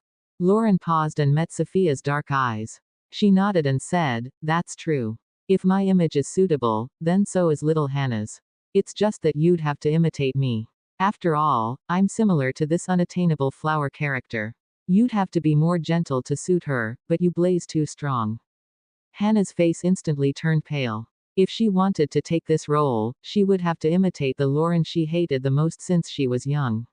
How could she tolerate this? Lauren really understood her too well. Every word she said hit the nail on the head. The stage supervisor urged, Do you still want to audition? Stop wasting time. Lauren smiled. Little Hannah, if you don't want to imitate me, why don't you give up? Give up. Hannah had this thought. She could not face her idol's disappointed gaze, but she could not imitate Lauren's disgusting face. Just as she was hesitating, Sophia grabbed her arm and said coldly, Don't imitate her. She spoke slowly but firmly. Imitate me. Chapter 74. Hannah was stunned. She looked at Sophia and said, Sister Sophia, I thought you would tell me to be myself. Sophia was perplexed. That's not acting, right? Since she was going to be filming, she should pretend to be a character in the drama. Why should she be herself? Of course, Sophia was not a narcissist who felt that Hannah could be invincible just by imitating her. It was just that when she first entered, the stage supervisor's gaze on her was too intense. The character was probably very similar to her. While the auditionees were going in one by one earlier, Sophia, who was not very familiar with Weibo, tried to find out more about this drama. The drama was adapted from a novel. She quickly searched for the original novel, and using her powerful studying and comprehension ability, she quickly found a couple of paragraphs. The novel described the role to be someone as ethereal as a fairy. When she got into a car accident and passed away, the novel also said that such a fairy must surely have returned to heaven. According to these two paragraphs, Sophia deduced that this role could not be a White Lotus character like Lauren. Instead, she should be a distant and aloof type. Hence, she gave this suggestion. Hannah remained silent and trusted Sister Sophia deeply. She nodded and entered the room. In the audition room, James played with the pen in front of him in boredom. He frowned and asked, Does that person have anything to do with elegance? The assistant director sighed. It can't be helped. You've seen it for yourself. That was the best fit to the image we were looking for today. Let's just give her some pointers. When we need to do a long shot, let's film her from the back. We can't linger in the school for too long. Sigh. Students are students after all. No one their age has that kind of temperament. The word, emotional, reminded James of Sister Sophia, who was in the equipment room today. She stood by the door, and in the dim light, she was surrounded by a group of people, but she seemed to be all alone and aloof. She fit this role quite well. But Sister Sophia would never act. James suddenly lost his interest. He leaned back lazily and said, Whatever. The assistant director was also a little disinterested. He only wanted to quickly deal with the next auditionee and settle the role. After all, he had wasted too much time here. At this moment, the door was pushed open and a lithe and graceful figure walked in. However, compared to the person from before, her eyes were evasive this time and she did not look dignified. The assistant director paused. Why are you here again? After Hannah entered, she looked at James guiltily. That patch of swelling was indeed quite obvious. No wonder others saw it. When she entered the room, she was a little angry because James had praised Lauren. However, when she saw James's expression, she instantly forgave him. She even nearly asked, Hubby. Sob. Does it hurt? She held it in, but there was a look of guilt and frustration on her face. How could she hit her husband? The moment she saw her idol, she'd been so nervous that she did not know where to put her hands and feet. She then heard the assistant director speak and was instantly stunned. Huh. The assistant director looked down at the name list. Hannah. The last one was Lauren. The assistant director instantly understood. Twins. James only looked up when he heard this. My idol is looking at me. Hannah immediately tensed up her chin and did not dare to look straight at him. She lowered her head and felt James's gaze sweep past her. She was so nervous that she could barely speak. Yes, twins. Seeing this, the assistant director frowned again and said, "Fine, you may leave." How could she appear on screen in this pathetic manner? When she heard that, Hannah's face turned pale. She knew that the assistant director meant no. It was all her fault for being too nervous when she saw her idol. She had wanted to be given another chance, but she felt embarrassed because she did not manage to grasp it when it came. Lowering her head, she glanced at her idol and turned to leave. At this moment, that devilish voice sounded. "Do you know how to play the piano?" Hannah paused and her eyes lit up. "My idol is talking to me." She hurriedly nodded. Yes. James's slender fingers tapped on the piano. One segment. Hannah was not stupid. She naturally knew that James was giving her another chance. If she could not grasp it this time, it would really be over. In the drama, my idol likes this character. If Lauren were to play her, Hannah would probably vomit blood from anger. She definitely could not let Lauren ruin her husband. Thinking of this, she regained her fighting spirit. Hannah took a deep breath and stood up. What was Sister Sophia usually like? She looked down on everything, as though no one could catch her eye. Hannah had always been an unruly girl. Now that she was treating the matter seriously, the assistant director and James saw that the girl in the school uniform's aura had suddenly changed. She slowly walked to the piano and sat down. She placed her hands on the piano and started playing. The assistant director's eyes lit up. The girl was still wearing her school uniform, but while playing the piano, she became cool and cold. Hope bloomed in his eyes. This girl is very malleable. She is suited for acting. She is a natural actress. After Hannah finished playing, the assistant director decided, "It's you." Hannah turned around. When she heard this, she was so excited that she almost jumped up. She was going to act with her idol. She would get close to him through acting. As she thought of this, her gaze landed on James. She saw her idol leaning lazily against the chair and staring at her. Under her excited gaze, James said lazily, "The stationery box was pretty hard." Hannah's body stiffened. All her joy and excitement froze instantly. She slowly raised her head as though she was petrified.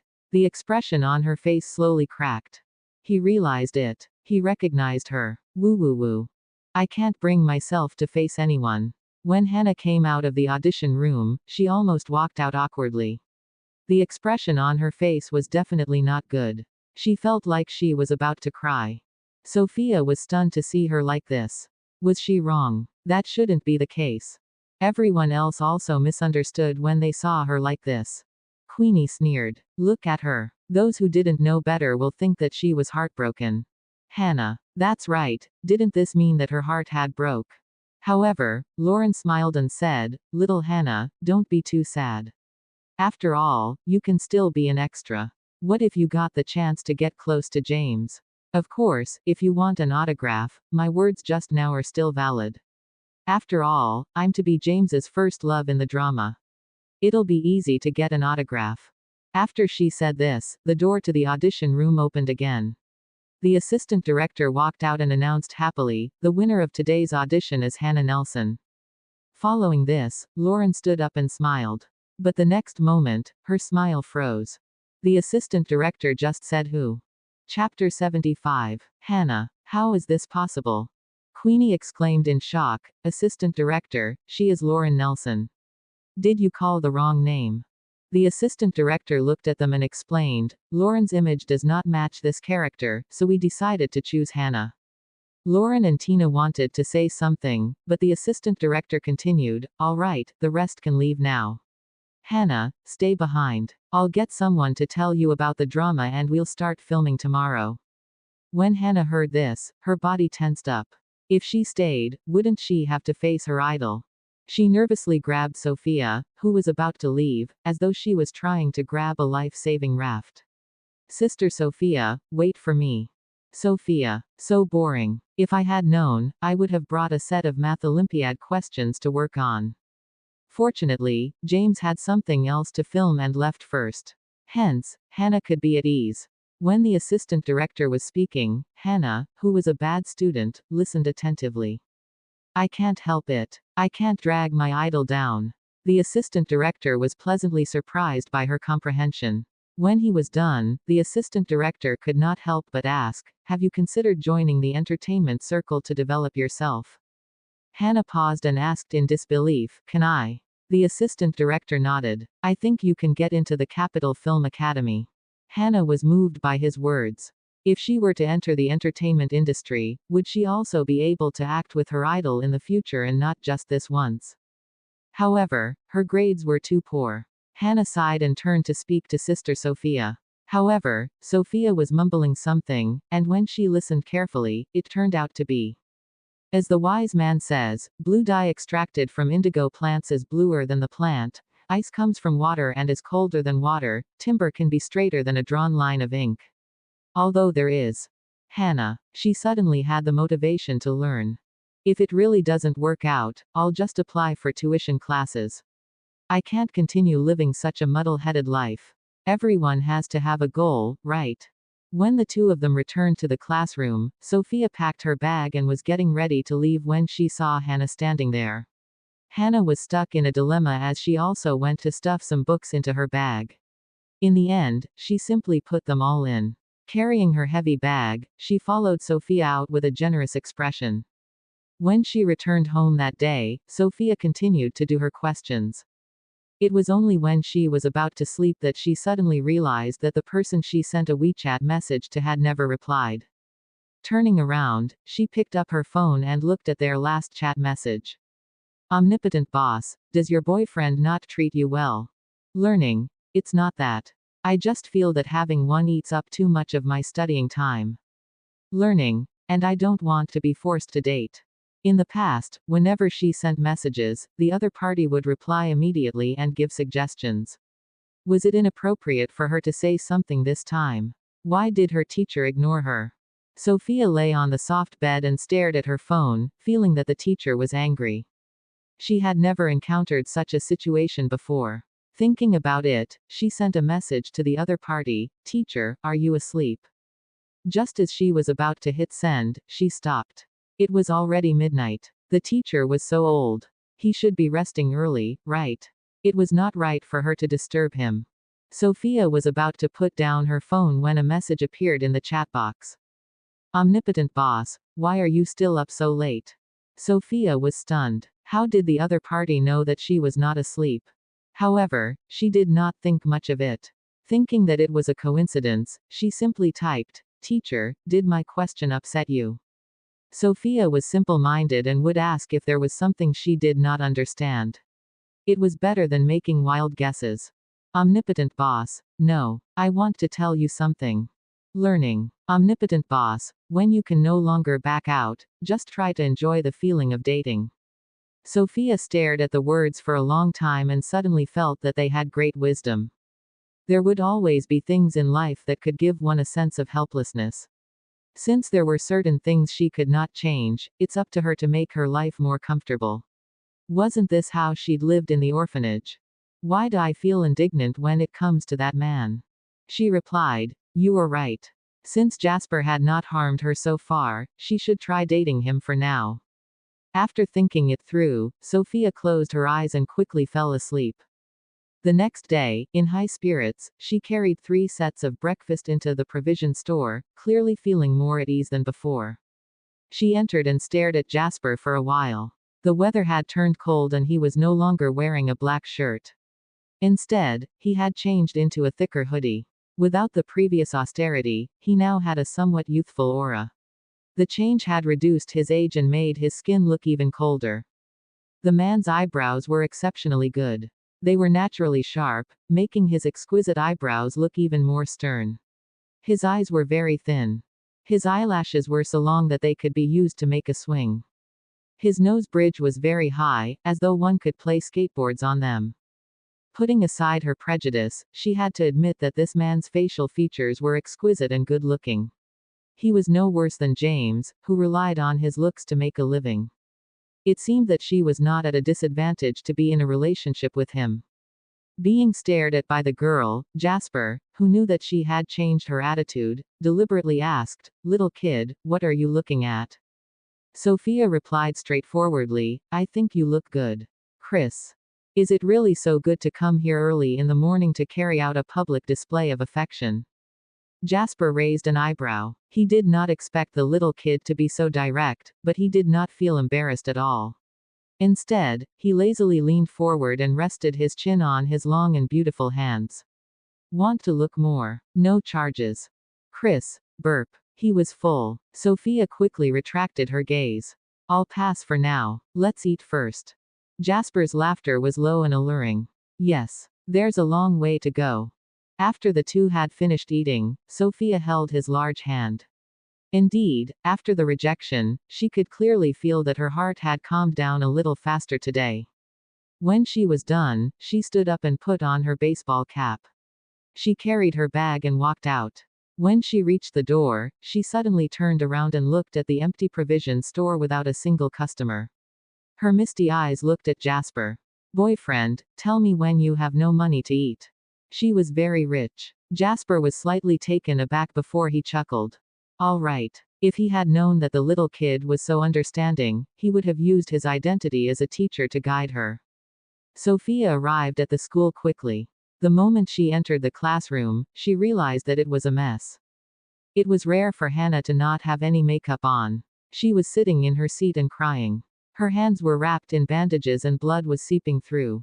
Queenie was making sarcastic remarks. Tisk, tisk. Some people just don't have any luck.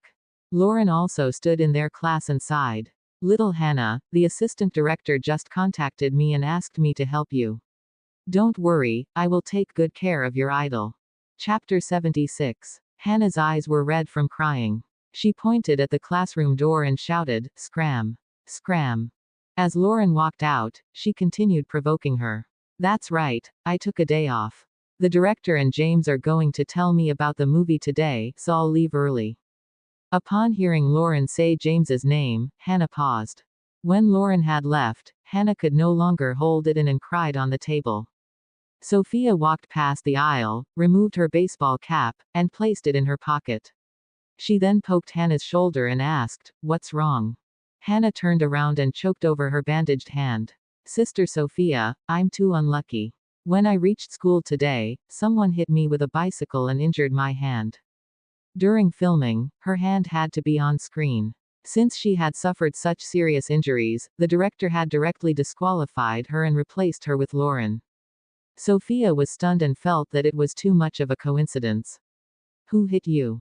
Hannah lowered her head listlessly. "I don't know him. He's just a passerby. Actually, the injury on my hand isn't serious, but my skin got scratched. He helped me bandage my wound and left." It sounded like she really was just unlucky. Hannah was listless the whole day. During the class break, old Potter walked into the classroom to comfort her. "It's a pity this time, but you said yesterday that you wanted to apply to the Capitol Film Academy. This is also a way out. Work hard." Hannah nodded. The production team had asked for a week's time from the school, and they could join as extras during their self-study classes every afternoon. After 6 lessons, Sophia was doing a set of physics questions when Hannah slowly turned around. "Sister Sophia, are you going to the production set?" Sophia glanced at her. The chatterbox was not in a good mood. Her energy was very low and her shoulders were drooping. "I've thought it through. I refuse to miss this chance to meet my idol just because of Lauren. I'm afraid we won't have the chance to meet again in the future." Sophia could not bear to look at the physics paper in her hands. This question tested the law of conservation of energy and C was the right answer. She hooked her fingers on the C option and helplessly stood up. "Let's go. This chatterbox is already like this. If she doesn't go, what if she cries again later?" Today, they were filming the scene where James and his unrequited love were playing the piano in class, so they used the piano room in the school. When the two girls arrived, there was already a crowd of students outside. At this moment, Lauren saw Hannah and smiled. Little Hannah, you're here just in time.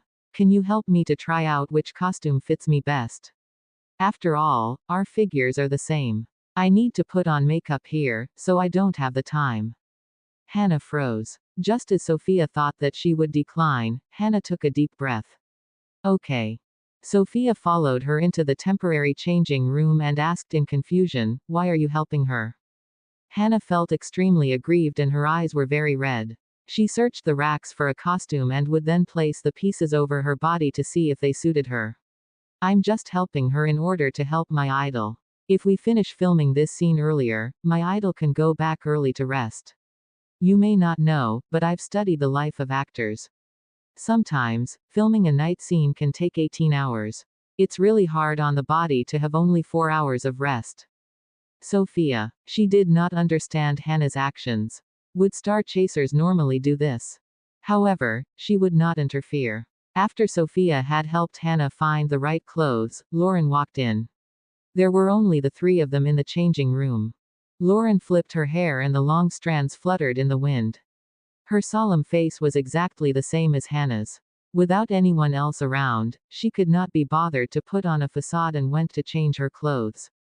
She was putting on the school uniform that Hannah had prepared beforehand. Suddenly, ding, Hannah's phone rang. She lowered her head and found that an unknown number had sent her a photo. In the photo were the short-haired Lauren and a man, chatting. When she saw this photo, Hannah's hands trembled. She lifted her head abruptly and looked at Lauren in disbelief. You did it. Lauren had already changed into her top and asked curiously, what's wrong with you now? Hannah threw the phone at her face. How are you going to explain this photo? This man is the one who hit me with his bicycle today. Lauren's pupils shrank. She refused to admit to it. You're going to accuse me with just a photo.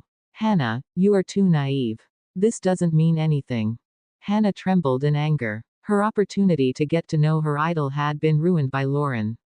She took a step forward and, ignoring the injury on her hand, grabbed Lauren's hand. Because I'm injured, you had a chance. Lauren, I'm too familiar with these kinds of moves. Lauren still refused to admit it. She smiled and said, Little Hannah, I advise you to let go. Look, you're bleeding through your gauze and are about to dirty the costume.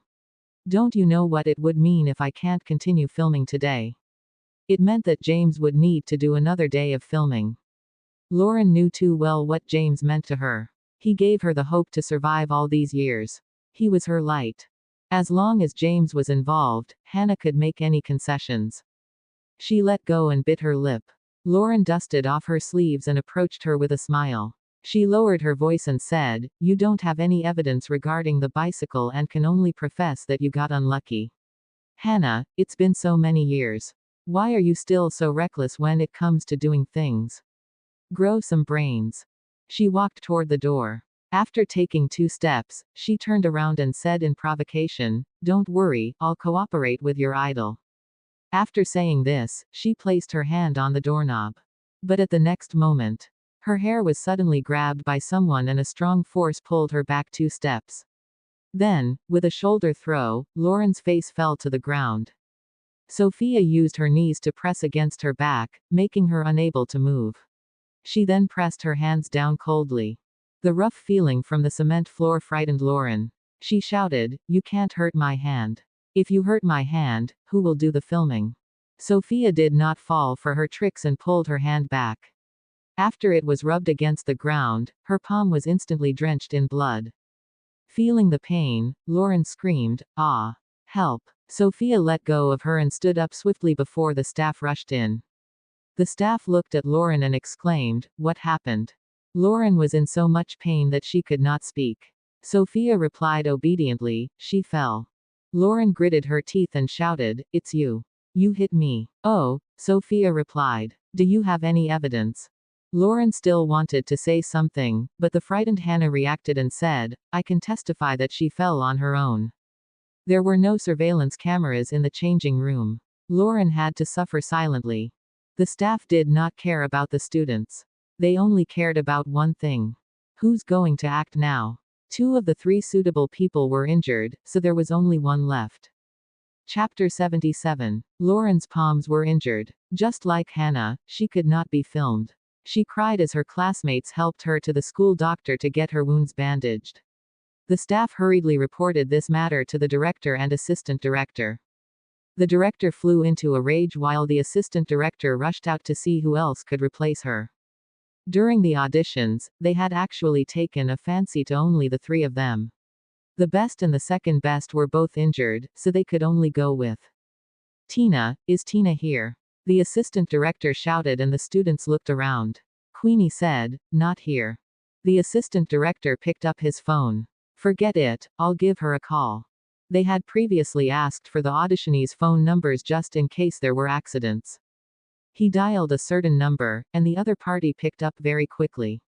The assistant director asked, where are you? Hannah and Lauren's hands are injured. You can fill in for the role. Tina said hypocritically, I'm in the physics Olympiad class. Assistant director, I don't really want to act. The assistant director, why did she come for the audition if she didn't want to act? Didn't she just want to negotiate? The assistant director had seen too many situations like this. However, she was the only one who could save the situation. The assistant director said, the remuneration we originally discussed will be doubled for you. What do you think? Tina, it's only twice as much. Assistant director, you might not understand. We don't lack money to spend, but of course, I don't mind having more pocket money. Then what do you want? Tina smiled. 5 times. I'll consider it. The assistant director choked. The unrequited love character was only a guest appearance, and she had only a few scenes in total. Since the people he found in the international school were all wealthy young mistresses, the original salary was already very high. An increase of 5 times was almost equivalent to the salary of 2 boys and 2 girls. However, this television drama was being aired on a weekly basis. They had to finish filming each episode on time. Otherwise, it would delay that weekend's broadcast. Just as the assistant director was in a dilemma, a slender and fair hand suddenly reached over. Before he could react, his phone was snatched away. The assistant director was stunned. He saw a calm but beautiful girl snatch his phone. Sophia slowly spoke to the phone. Did you send the anonymous message to Hannah? The other party paused, then Tina hurriedly said, what did you say? I don't understand. Her attitude gave a clear answer. Sophia asked coldly, did you participate? Tina remained silent for a moment. She was clearly stunned by the sudden question. Sophia understood. If she did not participate, then where did the photo come from? It was laughable that Lauren thought she had won. However, she did not know that the mantis was stalking the cicada while the sparrow was right behind. Tina was that sparrow. Sophia did not want to know the details of Tina and Lauren's schemes. All she knew was that if Tina schemed against that chatterbox, she could forget about acting in this drama. The assistant director finally reacted. Hey, who are you? My phone. His words got stuck in his throat when he met Sophia's misty eyes. The long silence on the other end made Tina panic. Sophia, let me warn you. Don't be a busybody. Oh, Sophia politely replied. Please wait a moment. Then, she covered the phone and asked the assistant director, may I? Of course. Her image matches the unrequited love's description in the book. Why didn't you find such a person earlier? The assistant director glared at the stage supervisor, then hurriedly nodded at Sophia. Sure, you can have the part as you wish. Sophia then slowly said to the phone. You don't have to come. I accept this role. Following this, Sophia hung up and threw the phone to the director. Silence. No one expected that Sophia's words would set a fight between 3 people. Hannah stood at the side. She knew that to Sister Sophia, acting was a waste of time. Sister Sophia standing up now was all for her sake. She looked at Sophia with teary eyes. She was so touched that she could not speak and could only cry silently. Sophia was confused when she saw her. I accepted this role for the sake of this chatterbox, but why is she crying even harder now? What should I do? The commotion today had already delayed the shooting time. Furthermore, the sky was getting dark and they could not shoot in the dusky light. The assistant director also still had to explain the scene to Sophia, so he decided to postpone today's shooting until tomorrow. Queenie shouted in disbelief, "Assistant director, she can't. She can't play the piano at all." The assistant director said, "That's fine. We've already found a replacement and it's Andrew's student. Sophia only needs to put on an act during the shoot." He then turned to look at Sophia. "Sophia, then we should." Sophia cut him off. "I heard all about the scene when I was speaking to the chatterbox yesterday. If I don't have to film today, then I'll go back to answering my exercises." Assistant director. Why does this seem not right? Seeing that he was not answering, Sophia took it that he agreed. She then turned around and left with Hannah, who was equally stunned, and returned to the classroom to continue studying. At the same time, Tina hid in the washroom and cried pitifully. She was on the phone. "Mom, she's too much. She clearly said yesterday that she doesn't want to act, but now she's targeting me." It was Olivia who had come up with the scheme against Hannah and Lauren. Now that something had happened, Olivia's tone was very cold. "Why is she everywhere? But don't worry, she's not clean herself. At this juncture, if she doesn't keep a low profile, she'd really be seeking death. Just you wait." After school, Sophia left through the school gate. When she saw Uncle Smith's car, she was just about to walk over when some people appeared out of nowhere and approached her. "May I ask if you are Sophia, the student who received Averna University's recommendation?" Sophia did not understand what's going on and nodded. Just like a magic trick, those people took out a few microphones and directly retorted, "I'm a radio reporter. May I ask why Averna University gave you such a rare exception?" "Sophia, I heard that a well-known professor from Averna University ordered your acceptance. What is your relationship with him? Why does he think so highly of you?" "Sophia, has the Turner family bribed the professor? Are your Chinese mathematical Olympiad grades fake?" Sophia frowned. Just as she was about to leave, she was surrounded by reporters. And just as she was about to make a move, a voice came from afar. "Huh, reporters. You guys can interview me." Following Flame Number One's voice, Jackson led the Roaring Flame Society over and forcefully separated the reporters from Sophia. Jackson looked at Sophia. "Sister Sophia, you go first." Chapter 78. Those people were there to stop her, yet she now had the chance to leave. Since Jackson and the rest were fine, Sophia did not reject their offer and got into the car. Uncle Smith stepped on the accelerator and the car sped away. Sophia sat in the car and looked back through the car window. Jackson had both hands in his pockets. The arrogant youth sneered while Flame Number One shouted. The rest also stopped the reporters. The cluster of flames seemed to be much cuter at this moment. Sophia retracted her gaze. When she reached home, she received Jackson's friend request on WeChat.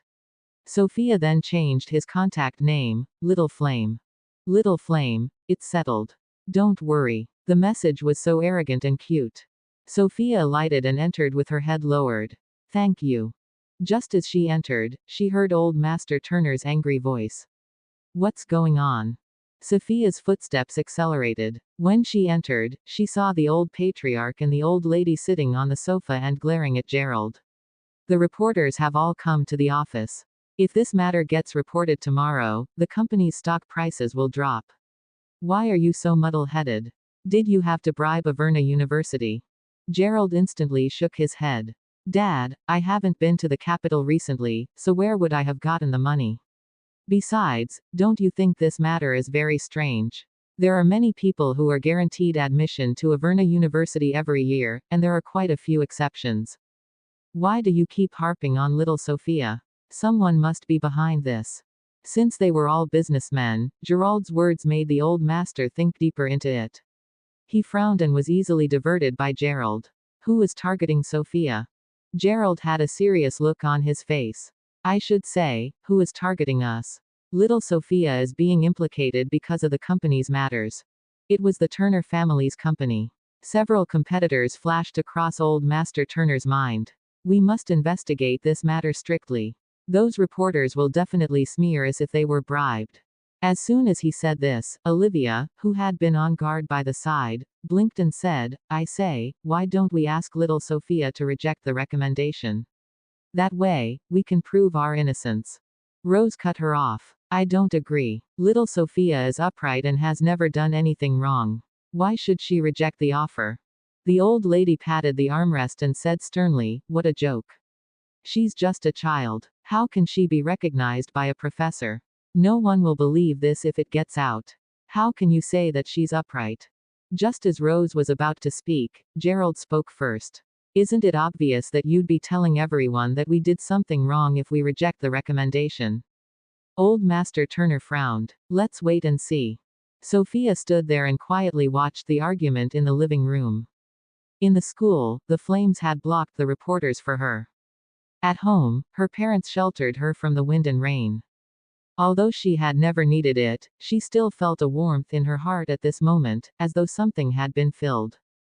As she went to bed that night, Rose sighed. Little Sophia is outstanding, but why do you think Averna University is giving her a direct pass? Gerald's gaze was resolute. No matter what, I believe in little Sophia. If this matter drags on until the end and Averna University is beaten, I will definitely fight to the end with them.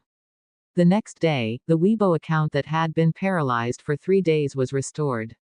Although the school's reporters were suppressed by Jackson, there were still many reporters who were bought over at a high price.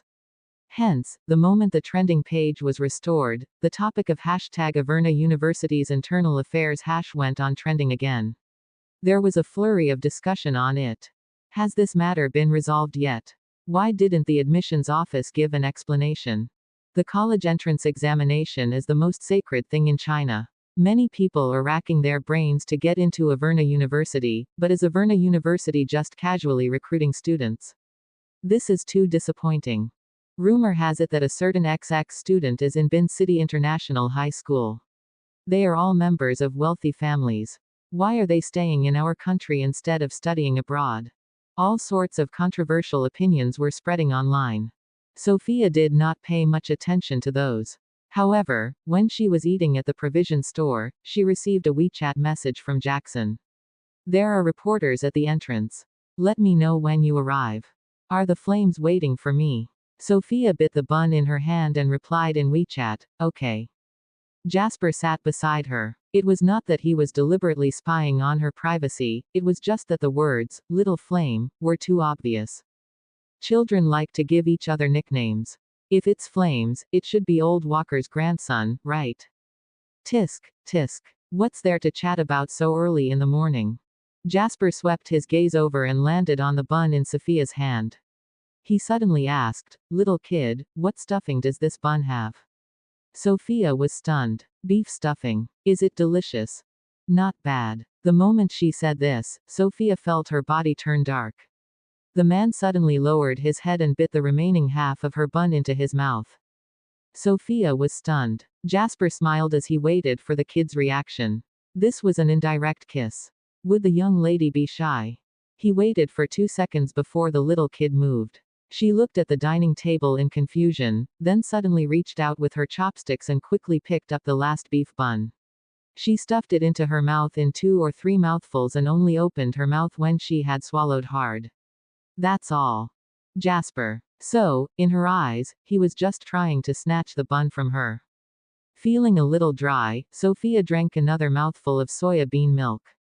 Seeing that Jasper was still staring blankly at her, she hesitated for a moment before passing the soya bean milk to him in embarrassment. You want to drink it too? Jasper received her soy milk just like that. After the girl shook his hand and left, he stared at the soy milk in his hand and suddenly laughed. At this moment, Chris, who had witnessed his boss's failed attempt at flirting, spoke in fear. Boss, the foreign mathematics journal has just been published. Sophia pressed down on her baseball cap and, under the gaze of the reporters, was protected by little flame as she safely entered the school. She was accosted the moment she entered the classroom. Queenie rebuked, it's all because of you that our entire school is being criticized. Sophia, how fake are your math results that you managed to bribe the professor to admit you in advance? Dylan also tensed his chin. Sophia, your actions are too out of line. At this moment, class monitor Brandon rushed in. Sophia, the Education Bureau has sent someone. The teacher from the academic affairs office entered the classroom and frowned as he stared at Sophia. Sophia, the reporters have surrounded the principal and the entire school is in a crisis because of you. May I ask what exactly happened for you to be admitted early by Averna University? If you don't give a reasonable answer, the school will have to expel you. Chapter 79. Sophia herself did not understand what was going on. The matter regarding Bartra's conjecture was only a question for her, it was not a big deal. She had been wondering what had happened recently, so when she heard this, she could only shake her head. I don't know. The dean of the academic affairs office was furious. What do you mean you don't know? Averna University is accepting you just from your results in the National League. There must be a reason, right? He was helpless. Being admitted early was originally a good thing, and it should have brought glory to the international high school. But who knew that so many other things would happen? Averna University had a long history and had a deep heritage. They were not afraid of anything, but the reporters had already come to their school and even said that they wanted to expose them. The college entrance examination was the fairest thing in the country. If they could not give an explanation about this matter, the Education Bureau would probably investigate it thoroughly. After he said this, a loud and clear voice was heard. Then why don't you ask Averna University? As old Potter spoke, he walked into the room and threw the math paper from yesterday onto the podium. With a bang, the white chalk dust was lifted. The dean hurriedly waved his hand and covered his nose as he dodged. Mr. Potter, what are you doing? Old Potter snorted. What? Why do you have to speak in the classroom? This podium is used for teaching, not for bullying. Your classmates. The dean of the academic affairs office was instantly annoyed. How did I bully my student? Averna University has specially recruited our student, so I have to find out the reason. Old Potter was actually also wondering what was going on. However, Averna University had personally called him and Sophia had even hung up on him as though she thought he was pranking her. This meant that Averna University took the chance to ask Sophia to come to them. After all, the best mathematics department was at Global University. Now that something had happened, Averna University was not giving an explanation and was just letting his students take the blame. That was impossible. Old Potter was furious. Since you know that Averna University did indeed specially recruit her, why don't you ask them why? Sophia did not do anything. I can vouch for her. The dean was stunned. You can guarantee it. How can you guarantee it? I'll use my life's teaching history as a guarantee. I'll use my teaching age as a guarantee. Can't I use my advanced teacher title as a guarantee? Old Potter's words were firm and powerful. The dean was stunned. Mr. Potter, why are you doing this? Old Potter pointed at Sophia and said angrily, this is my student. If she really bribed the professor, you don't have to speak. I'll resign of my own accord. However, the situation is unclear right now. If you expel her from school, I'll leave with her. Old Potter was a high-level teacher and was also a teacher hired by their international high school. Knowing that Old Potter had taught so many outstanding students for so many years, the dean did not dare to target Sophia anymore and only pointed at him. You are really. After saying this, he turned around and left the classroom. Only then did Old Potter walk up to the podium as though nothing had happened. He said in a loud and clear voice, what are you looking at? Don't you know that there are still 8 months before the college entrance examination? 1 or 2 of you are still in a daze here. Yesterday's exam was so bad that your overall results were bad as well. Aren't you all just worthy of the extras I applied for you? Everyone hurriedly picked up their books and started to read and listen to the class. Sophia sat in her seat in a daze. As she looked at Old Potter, her lips curled into a rare smile. During the self-study session, Tina went to the set. Queenie immediately said, Assistant Director, the Sophia you've chosen is currently embroiled in a scandal. Are you sure you still want her to act as the unrequited love? No matter how big of a commotion Sophia's matter had caused, it was not as popular as those of celebrities. Only the people who were paying attention to the college entrance examination knew about it, so the assistant director did not know about it. When he heard this, he was stunned. What? Queenie showed the thread about Sophia to the assistant director, then said, I remember that a few years ago, there was a highly educated celebrity who created a fake academic record. He was immediately banned from the entertainment industry, and that high school expelled him from his school. This matter has just started trending today and has yet to spread. Once it's fermented, I'm afraid it will be too late for you to change people's opinion. Queenie looked at the assistant director. I'm James's fan and don't want your drama to be ruined by such a person. That's why I came to warn you. The assistant director was stunned when he saw the post. Thank you, students. Go back and wait for the notice. We'll have an emergency meeting here. We'll contact you when the time comes. Tina smiled and nodded. She and Queenie walked into the classroom, with Queenie behind. She pursed her lips and said, a little bastard from an orphanage wants to suppress you and become a phoenix. What a joke. This character will be yours after all the twists and turns. Tina curled her lips into a smug smile. When the two of them returned to the classroom, Queenie could not help but boast. Someone here has a black spot. If one's not clean, then one shouldn't go joining filming crews. If I were you, I would leave the production team. However, since you don't know your place, I can't just watch as the production crew is harmed by you. Therefore, I've already told the assistant director that Tina is the most suitable one to play this role. Hannah was enraged upon hearing this. Why should she? She turned to look at Sophia. Sister Sophia, seek out my husband. With just one word, he will definitely be able to protect you. Although Sister Sophia was currently in the limelight, if Hannah was a true fan, she would definitely want her husband to stay away from her. However, Sister Sophia was not just anyone. Hannah felt that James should help. Sophia did not mind. The matter on the internet was slowly spreading. In the morning, the thread had been forwarded 200,000 times and read by more than a few million. Just as everyone was denouncing Averna University over this matter, something huge happened in the academic world.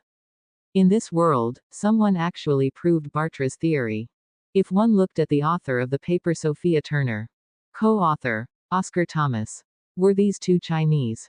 Who was it? Was there any mathematician in the country called learning? But if one looked at the author's introduction, they'd find it's actually a young Chinese girl.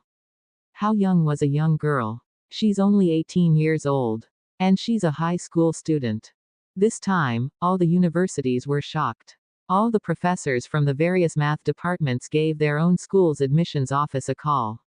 Investigate, find out which school this person is from. We must definitely recruit them to our school. Global University was slow. After all, the best mathematics students were all in their school. However, when Raymond heard the name, learning, and Bartra's conjecture, he was stunned. He immediately patted his forehead. Quick, call Bin City International High School. Special admission. Global University also needs to give a special admission. Chapter 80. The matters concerning the academic community did not reach Weibo so quickly. The topic #Averna University's special admission became bigger and bigger. While the filming crew was having a meeting, the Academic Affairs Office of the International School was also having a meeting. The director sighed. Old Potter, it's not that I don't want to protect my students, but this matter is really hard to handle. Old Potter's back was firm. There's nothing hard about it. She didn't bribe anyone. I'll testify. You can testify. How can you testify? The dean pointed at the teachers in the meeting. Answer me in front of everyone. Old Potter, I'll state my position right here. If you expel Sophia, I'll resign. The director frowned. Old Potter, do you really think that the school can't do without you?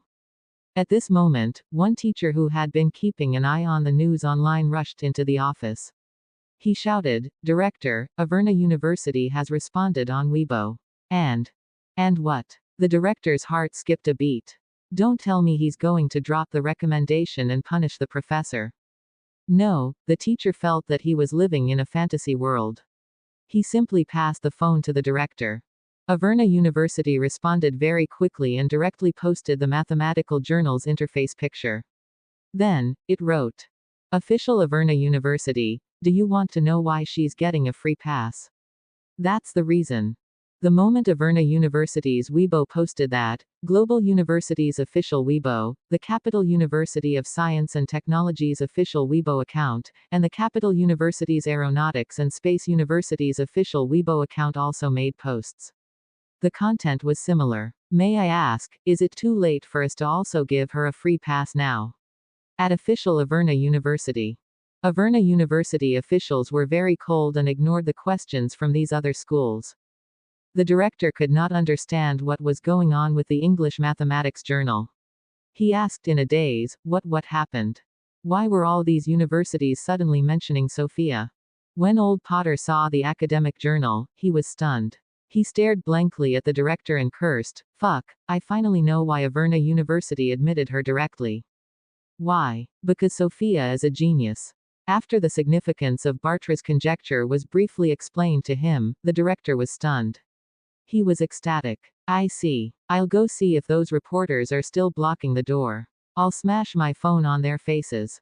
When he was about to leave, old Potter said proudly, "Of course, I'll be fine as long as the school doesn't have a problem anymore." Director, look here. Why don't you approve my resignation letter first? The director. He turned around and patted old Potter on the shoulder. The purpose of our meeting today was to give you a bonus. The situation on the internet was reversed. After Averna University's Weibo post was uploaded, a group of people who did not know what was going on shouted, "What the hell? Can you just accept, has published a thesis as a reason?" That's right. I'll buy a few theses too. Will I be specially recruited then? Looking at these responses, a kind-hearted person on the internet came out to explain, "Seeing your comments, I really find it funny. Come, let me explain this journal to everyone. This is a professional journal in the mathematics world. All these years, the number of theses that the Chinese have published with them can be counted in one hand. Do you think you can publish them as you please? Also, let me explain this conjecture to you. Something that has not been proven by anyone in the whole world has been proven by XX. No wonder Averna University accepted such a mathematical genius. Any elite school would want her." After this explanation, there was a moment of silence on Weibo. Then, the screen mode below turned on. Fuck. Daddy Sophia is awesome. Bro Sophia is awesome +1. Daddy Sophia is awesome and has an ID number. Among them were some people who did not know what was going on and apologized. Those anti-fans had already shut their mouths. Bin City International High School had finished 6 classes. The students from Class 1 were gathered outside the school. Some were extras while others followed them to watch the fun. After all, Queenie had announced that the production team was going to make some changes. While everyone was making their way to the piano room, Queenie was mocking Sophia. "You really won't give up until you've reached the Yellow River. Why must you go to the assistant director personally and make him choose you instead?" Sophia ignored her and quickened her pace. When they reached the piano room, the assistant director welcomed them with a smile. Queenie pointed at Sophia and said, "Assistant director, you came out just in time. Since she insists on following, you can personally tell her there's going to be some changes." The assistant director frowned. "And who should we cast instead? We won't make any changes." Queenie was stunned. "No, assistant director. She's all black yet you still want her to join the crew." The assistant director was even more surprised than she was. "Didn't you look through Weibo?" Everyone had just finished class and had yet to log on to Weibo to check on the progress of the matter. After being reminded of it, everyone opened Weibo. She was shocked. Hannah's fingers had yet to recover and she was using gauze to bandage them. However, this did not affect her playing with her phone. She looked at the comments in shock and could only say, "Fuck. Sister Sophia, you're too amazing." The rest of the students also shouted, "Sister Sophia, can you give me an autograph? I suddenly feel that I can live by selling your signature when I'm down and out in the future.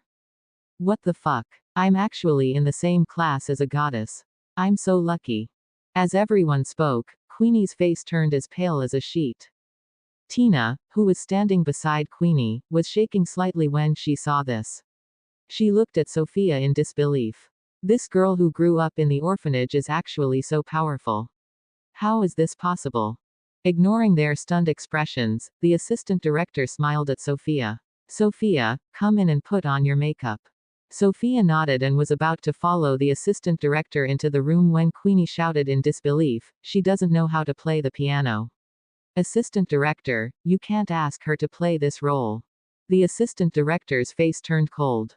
Don't worry about this. Andrew's disciple, Stella, will be here soon. She will give professional guidance to Sophia. As long as she can put on an act, she will be fine with a hand replacement. Just as Queenie was about to say something, there was a commotion in the distance. The assistant director took a look and became excited. Mr. Moore, you're here just in time. The role of your unrequited love has been decided. Come quickly and get to know her. This is Sophia Turner. James's expression was filled with impatience. It was such a small character, yet the production team had made changes several times. In the end, he simply did not care about it. Hence, he did not know who got the part in the end. It was up to them. However, when he heard the assistant director's words, he was instantly stunned. He felt a chill run down his spine. What? Sister Sophia was here to act opposite him as his in-show unrequited love. If that person found out, wouldn't he disappear from this world tomorrow? Chapter 81. James stood rooted to the ground, wondering if he should run away or apologize to that person first.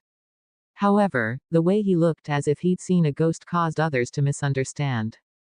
The assistant director was a little worried. James was very serious about acting. He was clearly from a wealthy family, but he had never acted like a big shot. He had a rule regarding his acting, and that was that his acting skills had to be up to standard, and he did not accept being interfered with by investors. So, was he not satisfied with Sophia? The assistant director shot a glance at Sophia, who was still standing there calmly. He coughed and reminded her softly, Sophia, quickly greet Teacher Moore. A pretty little girl like her should just admit defeat, right? However, Sophia merely glanced at him and did not speak. Assistant director. It was not that Sophia did not want to speak, but she was just thinking about how to address James. Should she call him acting? That did not seem appropriate. Little James. But that was how the chatterbox addressed him. It was too intimate. The assistant director was extremely anxious. If the young lady did not speak, what should he do? Just as he was feeling anxious, he saw James's fox-like eyes moved slightly toward Sophia. Sister Sophia, are you going to film with me? Assistant director. Everyone. Sister Sophia. What the hell? Did they hear wrongly? Sophia nodded. The mole under James's eye accentuated his enchanting face. I'll go change first. See you later. When James entered the piano room, the assistant director looked at Sophia in confusion. You guys know each other? Sophia then asked, should I change my clothes? Yes. Let's go to the dressing room. It's over there, the assistant director said as he personally led Sophia to the dressing room. It was only after she had entered that the assistant director realized what he had done. Only someone as popular as James was worthy of him personally leading the way. Why did he bring along a small bit extra just now? 5 minutes later, the dressing room door opened and the makeup artist walked out. The assistant director was frightened. What's wrong? Did something happen again? The makeup artist was also stunned. Nothing much. The makeup is done. So fast. The makeup artist had a look of amazement on her face. Yes. Her skin is too good. She doesn't need to put on makeup at all. I applied only some blush on and lip gloss. And I just let her hair down. She's changing now, but she'll be out soon. The assistant director. Just as the makeup artist had finished speaking, Sophia walked out of the dressing room. The moment she stepped out, everyone in the room was stunned. The girl's jet black, shiny hair cascaded behind her like satin. She had taken off the school uniform that she usually wore to school and had changed into the exquisite school uniform dress in the drama. The white sailor suit top was tucked into the blue pleated skirt, making her waist look slim. Under the short skirt, Sophia's legs were fair, straight, slim, and long. She had put on a pair of white shoes, making her ankle look exceptionally beautiful. The assistant director was overjoyed when he saw her. James had a stunning appearance that put a lot of pressure on actresses. Initially, the director had been thinking, what kind of girl is she that makes her worthy of James's unforgettable look? Now that he was seeing Sophia this way, the assistant director understood that that reaction was only natural. Both Sophia and James had their makeup done quickly, but the setting was not prepared as fast. Hence, after they had changed, they sat in the front row and waited. The stage supervisor was arranging for the extras to take their seats. When it was Queenie and Tina's turn, Tina turned around to leave, but Queenie grabbed her. "Don't go. Let's stay here and watch her being unable to play the piano." Tina dared not stay, but when she turned around, she saw Dylan walking over as well. He even said, "Stay. If she cries because of the piano teacher later, you can help." Tina clenched her fists and wanted to say something. Seeing that she had not left, the staff had her sit down on her seat. Tina. In the front row, James was holding the script and was silently rehearsing. He was looking for the right state of mind. Sophia was also holding a pen and writing seriously in a book. The assistant director was very pleased. The young lady was very hardworking. It was her first time filming, after all, so it was understandable for her to be nervous. He walked over to comfort her, but he suddenly realized that Sophia was writing a set classic math Olympiad 50 questions. Assistant director. Why doesn't that seem right? He said, "You." Sophia slowly lifted her head, but her eyes were still on the paper. She seemed to be silently calculating something in her mind. She randomly picked A B and then looked at him. "What's wrong?" The assistant director gulped. "Are you doing homework?" Sophia shot a glance at the scene and the assistant director read from her expression, "You guys are so slow and wasting my time." After she had finished doing several questions, the set was finally in order. She placed the papers aside and the assistant director explained the first scene. "The pianist will film the other scenes later. Let's just start by filming the piano lesson, and James will play your part for now." Sophia nodded. Hannah, who was seated below, was a little worried for Sophia. She had known Sister Sophia for so long, but she had never seen a different expression on her face. Could James act well when flirting with her? The assistant director said, "All right, start the scene on my say-so." He retreated toward the camera and said, "Begin." In the first scene, James entered the classroom, casually picked up the milk tea that his unrequited crush had drunk from, and took a sip. He raised his eyebrows and his face was full of teasing and flirting. There was no doubt about the acting skills of the best actor. The second scene was to capture Sophia's facial close-up. The assistant director did not expect Sophia to have any good acting skills. It was fine if she was just expressionless. Anyway, it was not mentioned whether the unattainable flower liked James or not. The assistant director explained, "It's like this. He drank the milk tea that you had already drunk from and his lips touched the spot that yours did. You guys are indirectly kissing." Indirect kiss. Sophia was stunned because she suddenly recalled that in the provision store this morning, Jasper not only ate her bun but also drank her soy milk. Was that an indirect kiss? That bastard. A complicated expression suddenly appeared in Sophia's eyes. The assistant director caught it and hurriedly picked up the camera, almost hitting Sophia's face. Surprising. Too surprising. This girl is definitely a natural-born actress. She got into character so quickly. This expression is amazing. It is the feeling I'm after. The two played this scene over and over again, and it went very fast. The next scene was the close-up of the piano. The assistant director looked at the time. "Andrew's disciple is not here yet. Sophia, why don't you perform on the spot and randomly play a few notes? Let's give it a try, shall we?" Sophia nodded. She walked to the stage, sat in front of the piano, and placed her fingers on the keys. Among the crowd, Queenie looked as though she was watching a good show. Someone who has never touched a piano before is gonna play the piano. Tisk, tisk. Someone will be criticized until they cry later. Right after she said this, the director shouted, "The song is Dream Wedding. Let's begin." Following his voice, Sophia pressed her fingers on the piano. As her slender and fair fingers danced, the melodious music drifted out. "Stop." The assistant director suddenly shouted, "Who put on the real piano piece? Turn it off. Just let Sophia press the keys a few times." Chapter 82. When the assistant director called for a stop, Sophia also stopped what she was doing and the music stopped. In the crowd, Queenie was stunned upon seeing her actions. However, as she was quite far away and the piano was facing them, she could not see Sophia's hand movements. Hence, she could not help but chuckle softly. What a joke. She even has a sound over. Doesn't that mean that Sophia did not press the button at all? How is this considered a close-up? The people around them could not help but laugh. They did not have any ill intentions, but they felt that it was fun. Queenie continued complaining. Tina, your family has a piano too. Hasn't she touched it before? Can't she even imitate the movements? Isn't this similar to how Dong Shi imitated the famous beauty Shi? Won't she end up making a fool of herself? Ha ha ha. Tina's face turned even paler. She opened her mouth, but she did not know what to say. All she wanted to do now was to escape from this place, lest others laughed at her. Hannah found her words unpleasant and said, "So what if Sister Sophia doesn't know how to play the piano? No one can be absolutely perfect. After all, we have to give others a way out, right?" Dylan frowned and turned to look at Queenie. He sighed. As classmates, we should help each other. Why are you always so sarcastic? Queenie wanted to retort, but she could not say anything as she stared at Dylan's face. After saying that, he turned to look at Tina. Why don't you go and give her some pointers? At the very least, it should be quite simple to act it out.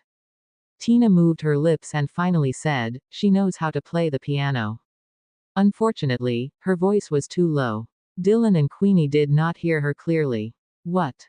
Tina's face seemed to be filled with blood as her cheeks turned red.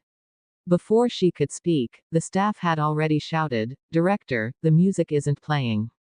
Everyone was stunned. No music. The assistant director was also stunned. If you didn't play any music, then how did she? At this point, he suddenly understood something and looked at Sophia in disbelief. You know how to play the piano. Everyone in the class stared at her in disbelief. Queenie was even more astonished. Even Dylan was stunned. Sophia's misty eyes looked ahead as she paused for 2 seconds. Just as she was about to speak, a staff member called out, "Director, Andrew's disciple, Miss Stella, is here." As soon as she said this, Stella, who was dressed in a white dress and had a thin figure, stepped through the door timidly with the Hoffman family's accompanying translator behind her. When Stella was playing for a wealthy family, she did not like to bring along accompanying translators because that would make her look like an oddball. She would rather stay at home quietly. However, the Hoffman family was a wealthy family. When Stella left the house, she still had to be presentable. The accompanying translator asked, "Assistant Director, who needs Miss Hoffman's guidance?" The assistant director was stunned. Only after pointing at Sophia did he realize that she did not seem to need it anymore. Stella followed where he was pointing and looked at the person sitting behind the piano. Her eyes lit up instantly and she reached out to gesture. The accompanying interpreter did not know that Sophia knew how to speak. Looking at her gesture, he paused and translated, "Sister, so it's you. But why do you need a piano teacher? My master doesn't even dare to guide you. What right do I have? Sister, master said that he wrote another piece and wanted you to take a look when you are free." After Stella said those 3 lines, the scene fell silent again. Even the assistant director was stunned. Was the translation wrong? The master who needed Sophia's guidance on the piano was Andrew. Queenie exclaimed, "Did you translate it wrongly?" The accompanying translator had a serious expression. "I'm a professional translator and I've served Miss Stella for many years. How can I make a mistake? As Master Andrew's disciple, Miss Stella will definitely not slander her teacher's reputation." Queenie instinctively shouted, "Why not? I heard that when Andrew was choosing a disciple, Tina gave the spot to Stella and that's the only reason she got the chance to become his disciple. What's so great about it?" After hearing her say that, the interpreter, who knew the truth, immediately said, "What are you spouting?" When Andrew visited the Turner family to choose his disciple, there were a total of 4 people present. Ms. Sophia's piano skills are too high level and Andrew didn't dare to take her in as his disciple. As for the rest, Tina and the other people were despised by Master Andrew. Miss Stella was recommended by Ms. Sophia, and that was why Master Andrew accepted her as his disciple. The class fell silent. After a while, Hannah exclaimed, "Fuck. Sister Sophia, you really don't want others to live. Queenie and Dylan were also stunned. They looked at Tina. That wasn't what you told us. Tina's face turned pale and white. In the end, she blushed and said, I. She could not speak and her eyes turned red instantly.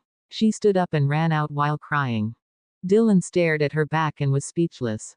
He had thought that Tina was at least better at the piano than Sophia, but now. Why did he feel that it was right to alter the marriage arrangement? In the provision store. Ever since the incident on Weibo fermented, Chris had been staring at Bin City International High School's forum. Indeed, he saw a shocking piece of news in the forum. Screaming groundhog. Isn't it too beautiful to see an academic god and a greenhorn idol together? Chris hurriedly showed the thread to Jasper and silently sighed. Doesn't Miss Sophia have too many love interests? Queenie repeatedly interrupted the filming and was chased out by the director. After exchanging a few words with Sophia, Stella left. Sophia's piano piece was completed in one go. When the director was filming, he immediately made the scene quiet down and muted everyone on the spot. Sophia finished filming the entire piano piece. Even if everything went smoothly, it all still took 2 hours. Hence, after the shoot, Sophia changed and Hannah accompanied her to the washroom. After all, they were in school and the classroom did not have an independent toilet. The men's and women's toilets were at the end of the corridor. The moment they passed, they saw James standing there as well. Hannah's eyes lit up instantly, but her mind went blank when she saw her idol. James was actually waiting here to find a chance to speak to Sophia alone. After all, Sister Sophia had given him something he needed to explain to a certain person in their group. He wanted Sophia to put in a good word for him in case that person became jealous and drowned him. Hence, he took a step forward and looked at Sophia. He raised his fox-like eyes and smiled seductively. Sister Sophia, Hannah, hello. Sophia's reaction was slow and she nodded slightly. Hannah's hands trembled nervously as she blurted out, "Hubby, are you going to the toilet personally?" Chapter 83. After Hannah said this, there was a strange silence. Sophia looked at her blankly. What is this chatterbox saying? James was stunned, and his expression froze. Even the mole under his eye seemed to be a little surprised. 5 seconds later, when Hannah finally realized what she had said and regretted it, James suddenly smiled. Why don't you help me? Sophia. Hannah, on the other hand, widened her eyes and screamed in her heart. My idol is looking at me, and he is even talking to me. Her brain was no longer hers. She stammered, I can't. Sophia felt that the chatterbox was hopeless. She turned to the side and entered the washroom, leaving only the two of them behind. James looked at Hannah. Aren't you going? Hannah looked at him infatuatedly. I can hold it in. Why should I go to the toilet? Is it more important to go to the toilet than to see my idol? James finally could not hold back his expression anymore. His lips twitched. Go, don't hold it in.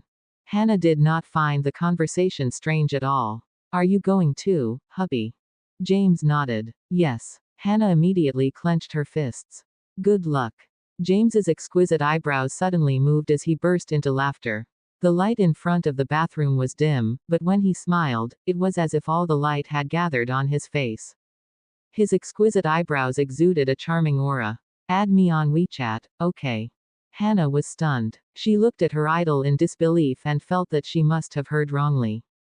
However, James immediately picked up his phone and opened WeChat. Do you want to scan me, or should I scan you? Hannah felt that her brain was no longer hers. After adding her idol on WeChat, she was still in a daze. James tapped her phone and raised her eyebrows. If your sister Sophia encounters any trouble, you can contact me on WeChat. With that, he entered the washroom. Hannah. She hugged her phone and was so excited that she almost screamed. She had actually added her hubby's private WeChat. I'm dead. When Sophia came out of the washroom, she saw Hannah standing there looking at her phone in a love-struck manner, as though she was about to drool. She walked over to take a glance and saw Hannah reading James's moments. Seeing her walk over, Hannah was stunned. Why isn't my husband out yet? Is his kidney weak? James, who had been hiding in the washroom and was waiting for Sophia to come out. Hannah was still making wild guesses. Or does he have diarrhea? Sophia turned around and walked back. Hannah looked at the men's bathroom in a daze.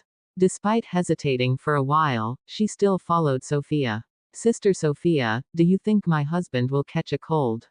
He hasn't come out for so long. Is it because he wants to hide from me? The girl's voice became softer and softer. After she finally disappeared, James slowly walked out and sighed helplessly. He picked up his phone and private messaged the person in the Moguls group that forbade any disturbances. James's tone on WeChat was completely different from reality. It was soft and cute. Brother, I have to confess something. Sister Sophia is really too outstanding. She was chosen by the director to be a small character in my drama. In the story, this character is someone that I have a crush on, but she is a flower in the mountains and doesn't care about me. Brother, you won't mind, right? In the provision store, Jasper's aura turned colder when he saw what Chris had found. He stared at a certain white WeChat profile picture in the Moguls group, his dark brown eyes shining coldly. At this moment, he received James's WeChat message. The corners of Jasper's lips curled up when he saw the other party's message. He typed slowly and replied. After James sent the message, he waited nervously. However, the person did not reply to him, so he could only walk toward the classroom. Just as he reached the entrance, he received a message. No disturb. I don't mind. James instantly felt that his life was saved. However, he received a second message. Stay away from her. James. He seemed to have lost half his life. James was just about to enter the piano room when he paused at the door and turned to leave. The manager. Brother James, what's wrong? James, we've finished filming, why are we still staying here? Let's go. If he didn't leave now, he would really lose his life. In the piano room, Sophia picked up the school bag she had carried when she came. Her hair had been let down earlier, and she had not yet combed it back into a ponytail. Hence, she simply pressed her white baseball cap on her head and her soft black hair fell behind her. The extras from Class 1 had yet to leave and were all staying out of curiosity. Dylan was there as well. He stared straight at Sophia and did not hide the deeper meaning behind the look. He was about to say something and had walked over when the girl turned around at the same time. He stood in front of her and opened his mouth. Just as he was about to speak, the girl turned around and walked out. She walked right past him without looking at him, as though he did not exist in her eyes. Her silky hair was very long, and it seemed to reach her waist. When it brushed past his hand, he froze on the spot. He opened his palm, wanting to grab something, but the soft hair brushed past his fingers, leaving nothing behind. Dylan stood rooted to the ground. This was the first time he realized that they were far apart. This girl was originally his fiancée. If he had not betrayed and despised her first for coming from the orphanage, she would not have rejected the marriage given her casual personality. Sophia. Just as Sophia was about to leave, the director suddenly stopped her. Sophia halted and turned around blankly. The director walked over and said, "It's like this. This show will be aired this weekend. The production crew will tag your Weibo when the time comes. I hope you can share it too."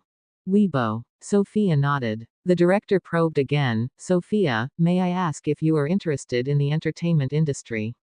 I have a very good script here and am currently searching for the female lead.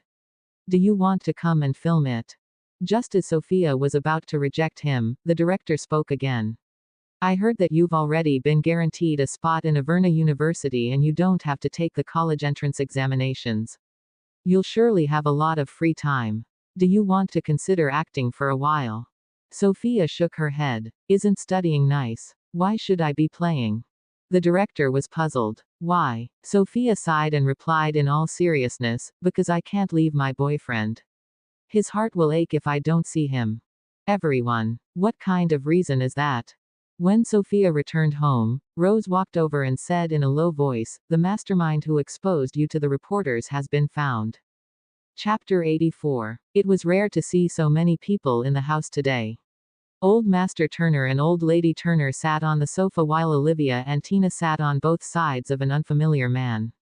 The man was smiling, and his chubby face was filled with the shrewdness of a businessman. He looked somewhat similar to Gerald. This must be the second uncle Sophia had never seen before. Sophia followed Rose to Gerald's side. Gerald was dressed in a suit, and when he sat down, he unbuttoned his suit jacket, revealing the vest inside. He instantly exuded the aura of an elite. Sophia silently compared Gerald and second uncle. Gerald had an air of elegance around him. He did not seem like a businessman, but more like a successful person who had been imbued with high academic qualifications. On the other hand, second uncle's aura as a businessman was very obvious. It was not a problem for a person like him to be a peddler since he was very quick-witted. However, if he wanted to elevate the family clan's status and power, his methods would appear too slippery. On the surface, Gerald had the upper hand. When Sophia removed her bag from her back and sat down with it in her arms, Gerald said, "Little Sophia, this matter has something to do with you. I specifically waited for you to come back." Sophia nodded. Old Lady Turner could not help but snort. "That's enough. Calling the whole family over and making such a big scene, those who don't know better might even think that it's some tournament. Now that everyone is here, can't you just spit it out?" Old Master Turner frowned as though he had a premonition. As expected, Gerald threw the evidence he had found on the table. "I initially thought that someone was using little Sophia's incident to target the Turner family, but I didn't expect the results to be so surprising. Sister-in-law, I want to ask you, what did little Sophia do to offend you? Are you trying to frame your niece?" Everyone was stunned. Old Lady Turner spoke first. "Are you crazy? How can your sister-in-law do such a thing?" Second uncle also spoke. "Brother, did you get it wrong? How could it be Olivia?" Tina glanced at Olivia and was feeling so guilty that she dared not speak. Rose pointed at the evidence on the table. "Dad, Mom, brother, the evidence is right here. How much money did she transfer to the reporter and when did she call? We've already found the evidence and you still refuse to admit it." Old Lady Turner could not understand what was happening. Old Master Turner flipped through the evidence and looked at Olivia. "Second daughter-in-law, what do you say about this?" Olivia was still as calm as ever and did not feel awkward about being caught. She stared at the people on the table and said, "This must be fake.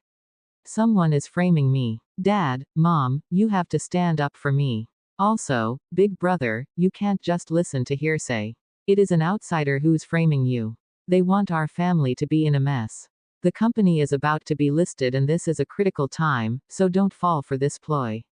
Her words successfully made old Master Turner, who was biased toward his elder son, waver. What he valued the most was the company's interests. Olivia did not give anyone a chance to speak. She looked at the old patriarch again. "Dad, actually, I have some good news to share with everyone today. Since everyone is here, I'll tell you, all right." She changed the topic so suddenly. "Dad, do you still remember when you said that there was a big shot in Bin City that the Walker family regarded highly? His name is Chris, I believe." The old patriarch nodded. "Yes." He then suddenly realized something and said, "Don't tell me." Olivia smiled calmly and nodded. "Yes. My brother found this person and even formed a relationship with him. The two of them are now sworn brothers." The old patriarch instantly smiled. "All right. Then, when do you think you can get your brother to introduce you so he could come to our house as a guest?" Olivia nodded, but she suddenly felt a little awkward. "I originally agreed to come this weekend, but now Dad, I don't know who did it, but it actually made Big Brother's family misunderstand me. Look, I'm living in this house, but how can I still have the stomach to stay here?" The old patriarch looked at Gerald. Gerald's expression was solemn, and a sharp glint flashed across his eyes. The old patriarch shook his head slightly and frowned. "Did you really not do this? If I did it, may I be struck by lightning." Olivia cursed herself without hiding anything. "Dad, this is someone else's scheme. You and Big Brother must investigate it clearly. I refuse to be slandered."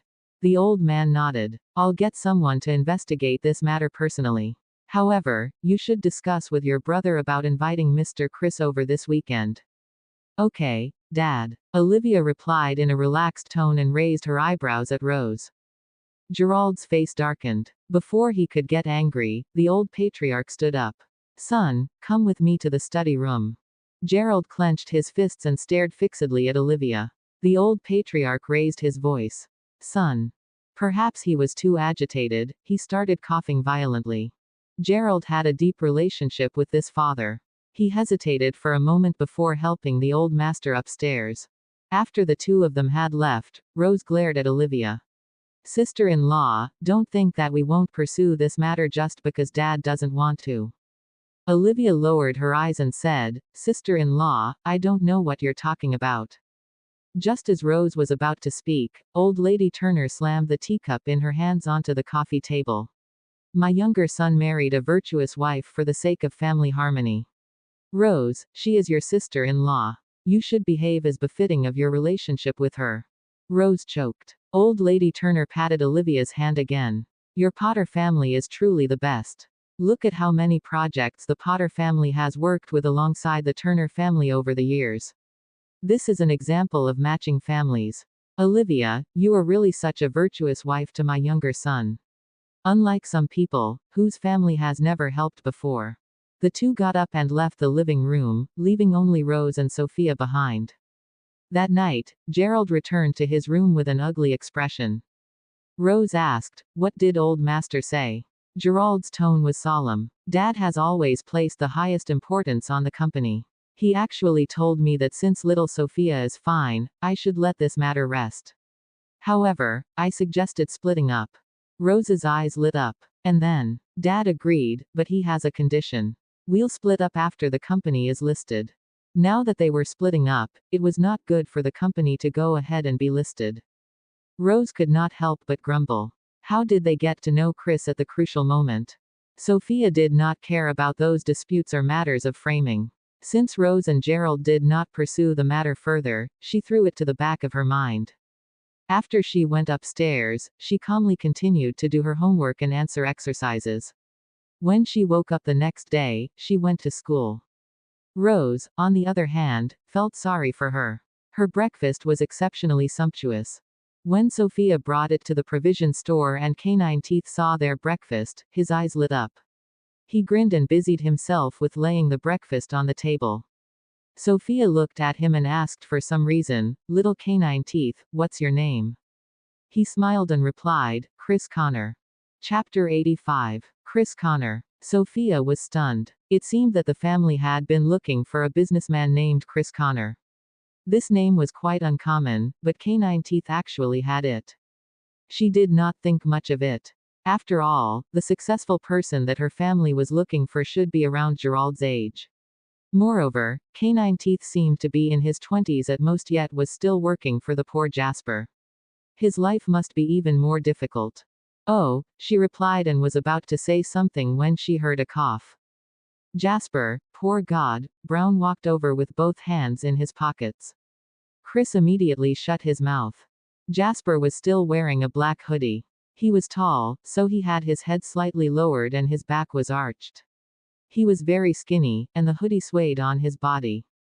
Just as she thought of this, she recalled his abs and waist. Why did she feel that this man was very skinny? Sophia retracted her gaze and sat down at the dining table. She picked up a bun and took a bite. Jasper glared at Chris again. The kid even took the initiative to speak to him when she rarely spoke to Jasper. He asked casually, What's the filling? Sophia froze. She gripped the bun tightly and slowly lifted her head. Don't think of kissing me indirectly again. Jasper stopped in his tracks and looked at her in surprise. He really was not thinking about that today and had merely asked casually. Why did the little kid suddenly come to her senses? This was not a good time to flirt. Chris lowered his head silently. He was already used to the fact that his boss was a failure at flirting with girls. When Sophia reached the classroom, she bumped into Old Potter. Old Potter seemed to be in high spirits today. When he saw Sophia, the smile on his face became even more radiant. Sophia, you have really made teacher proud.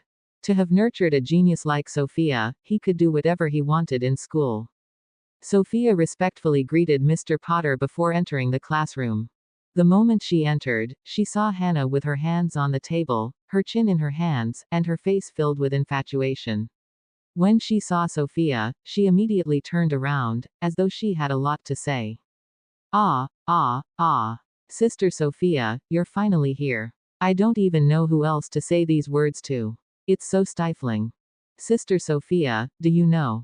My husband took the initiative to chat with me. I originally added him on WeChat, but I didn't intend to disturb him. As a fan, I shouldn't interfere too much with my idol's life. That is a must. Therefore, I would at most look at his profile picture 70 to 80 times a day. In the end, last night, my idol took the initiative to greet me. Ah. After saying this, Hannah hugged her phone as though it was some treasure. Brother, how can you be so gentle? I can't take it anymore. Why are you quarreling? What's happening there? Before Sophia could reply, old Potter went up to the rostrum and chided her, but his face was still smiling. Seeing him like this, the people below joked, Mr. Potter, what's the good news today? Old Potter's eyes narrowed into a line. Cough, cough. Because of Sophia's achievements, the school gave me a bonus. Therefore, I've decided to spend the money on you. Wow, old Potter is generous. How generous.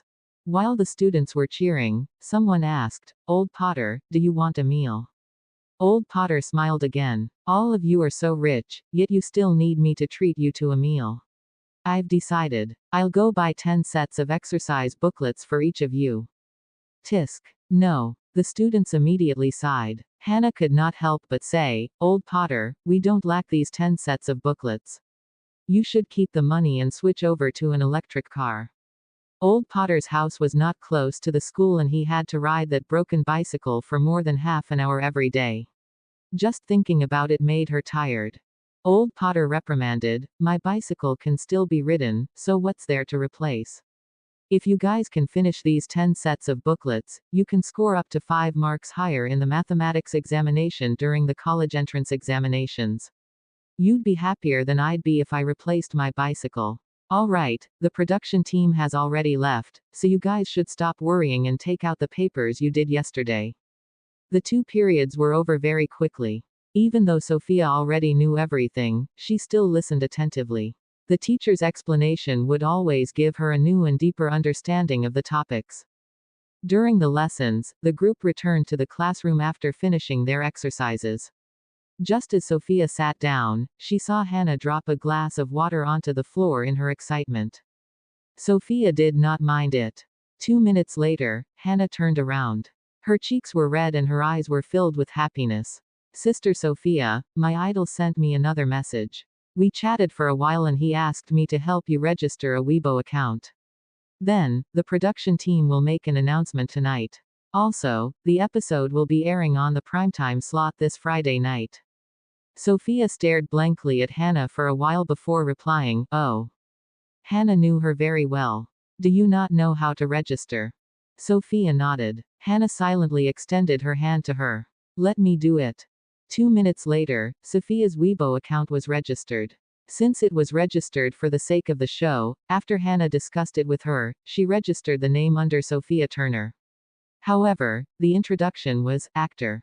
After registering it, Hannah sent Sophia's Weibo account to James. In the afternoon, Sophia's Weibo had been certified by the production team and was now a verified account. Immediately, Sophia's Weibo gained a new fan. She clicked on it and realized that it was James. After that, it blew up. James was definitely a top-notch existence. His following list was just at 2 digits, and most of them were actors who had worked with him on films and television shows before. With his attention on it, the fans immediately rushed into Sophia's Weibo. In the end, they realized that this account had just been registered today. Other than an official message, it was empty of posts. What's going on? James's fans were relatively calm and did not bombard Sophia. That night, the production team tagged Sophia and declared that she was playing the role of the unrequited love Misha in the popular drama Old Times. Instantly, Weibo exploded. Old Times was a modern drama that James was starring in, and the storyline was beautiful. Hence, it was very popular, and there were countless people who paid attention to Misha. James's popularity was to the skies, and anyone who acted with him would be scrutinized. Moreover, there was no actress in the entertainment industry who could overpower James's looks. Hence, this role had always been controversial. Everyone had malicious speculations about Sophia. After all, the production team was regarding her as a treasure and did not even release any drama photos. There was a lot of doubt on Weibo. I heard that she is a high school student. Is that okay? The production team is too careless. Yes. Can she match little James's charisma? Don't ruin this show. In the original work, there is also a description of her playing the piano. Ah, I heard that that scene is also going to be in the show. Can a student give it justice? Isn't this suspicious? Chapter 86. There was a well-known film critic on Weibo. Due to her sharp eyes and cutting words, she was quite prominent. The television series and movies that she commented on were also popular, and this critic went by the name of Violet Cold. She always said things that were shocking, and when she found out that this character was played by a high school student, she wrote a long essay to express her dissatisfaction. The character Misha doesn't have many scenes, but her presence runs through the entire drama. As the first 20 episodes unfolded, this name kept popping up. Being able to be remembered by the male lead, James, for so many years, she was definitely someone who played an important part. An older actress would be unable to capture her spirit, but on the other hand, younger actresses could not compare to James's face. Therefore, I have a premonition that Misha's role will be ruined. The moment this Weibo post went up, everyone immediately reposted it and went to leave comments on the crew's Weibo to express their dissatisfaction. The people in the production team were quite happy. They simply sent this Weibo message. Old Times official Weibo, see you tonight.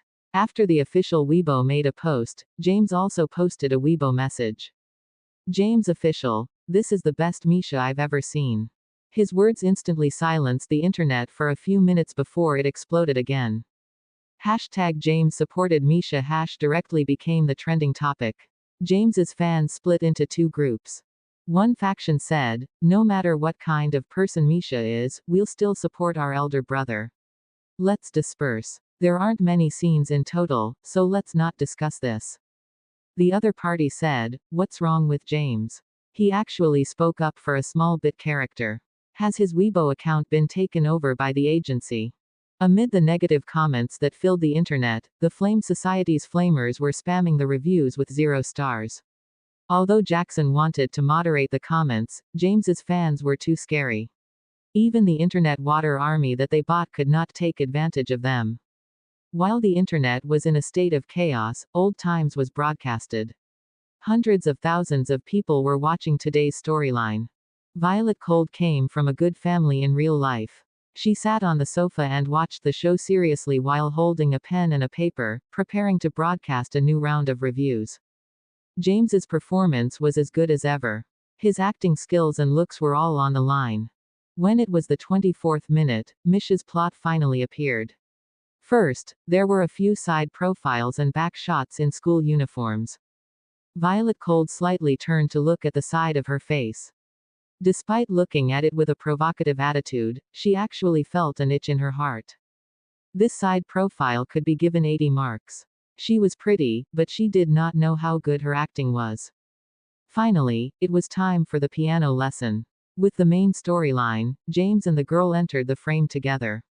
Whenever other female celebrities were in the same scene as James, they would be utterly crushed.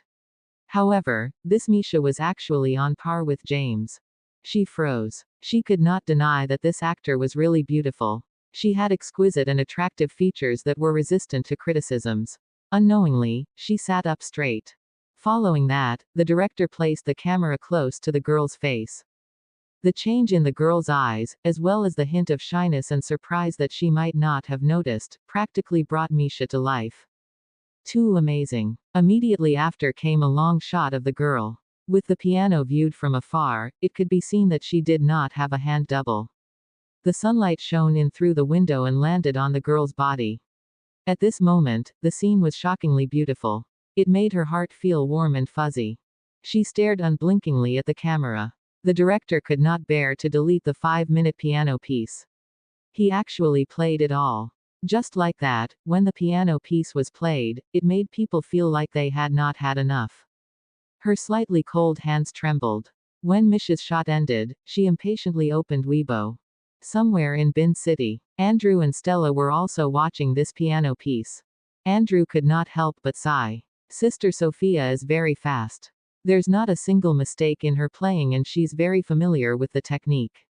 She really doesn't need to be taught anymore. However, the only thing I regret is that there's no emotion in her music.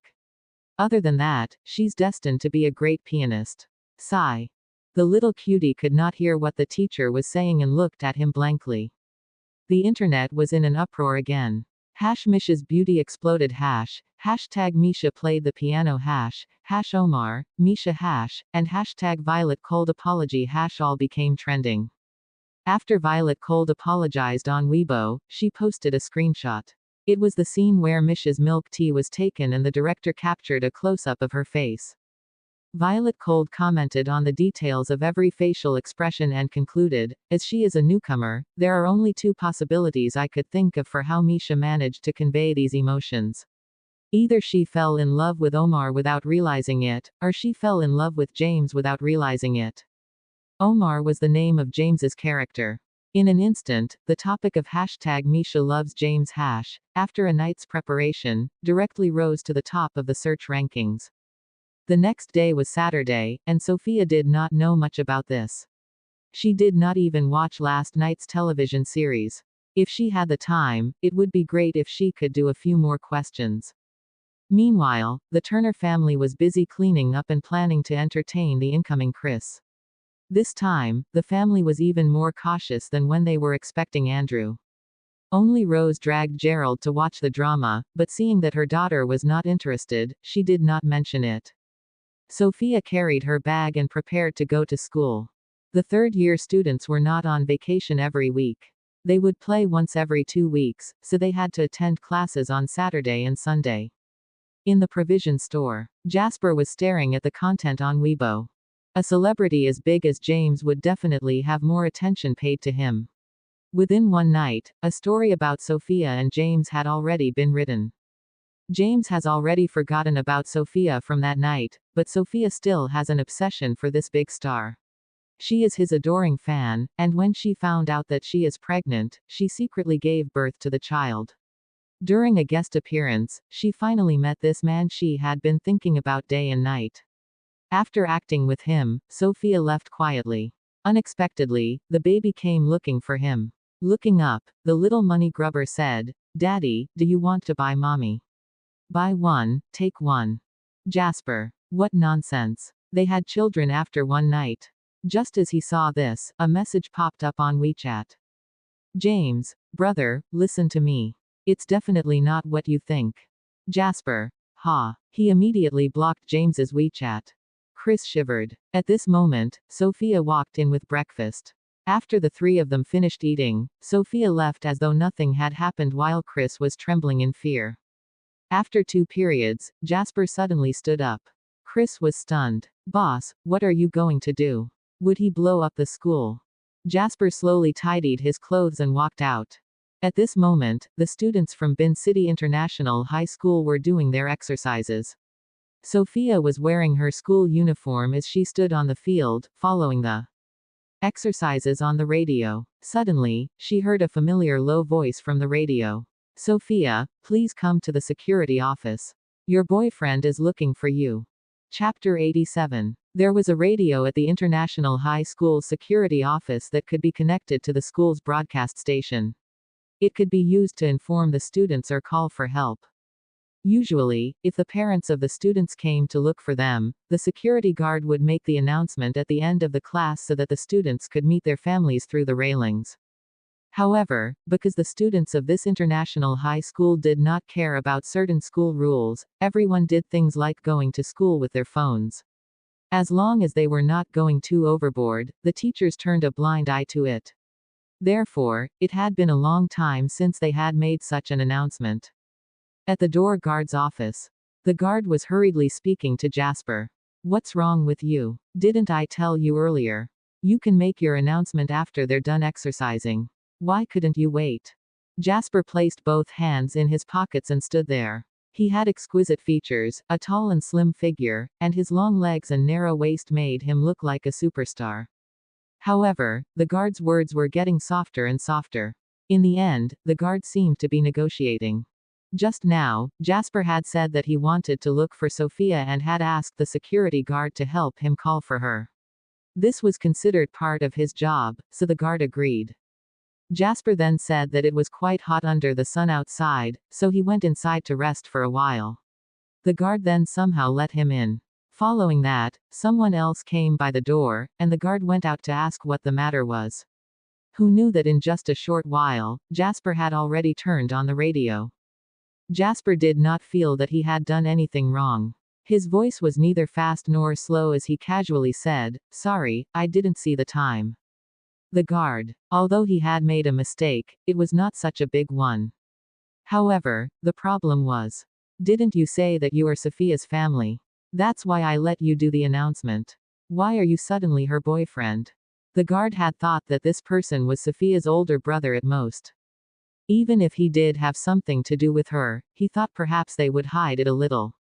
After all, this was a high school and engaging in puppy love was forbidden. Jasper leaned on the table where he'd registered his entry and exit. His tall stature made the door guard's small room seem cramped. The man touched his nose and asked, "Boyfriend, doesn't that count as family?" The guard. The corners of his lips twitched and he could not refute it. On the field, the students exploded. The supervisor could not help but look at Sophia. One of the students in the other class shouted, "Sophia, go to the security department. Don't let your boyfriend wait too long." Ha ha ha. This kind of joke was not malicious, but people who were being joked about might still feel embarrassed and frustrated. Just as the student finished shouting, a kick landed on his butt. The student staggered 2 steps forward. "Which whelp dares to kick me?"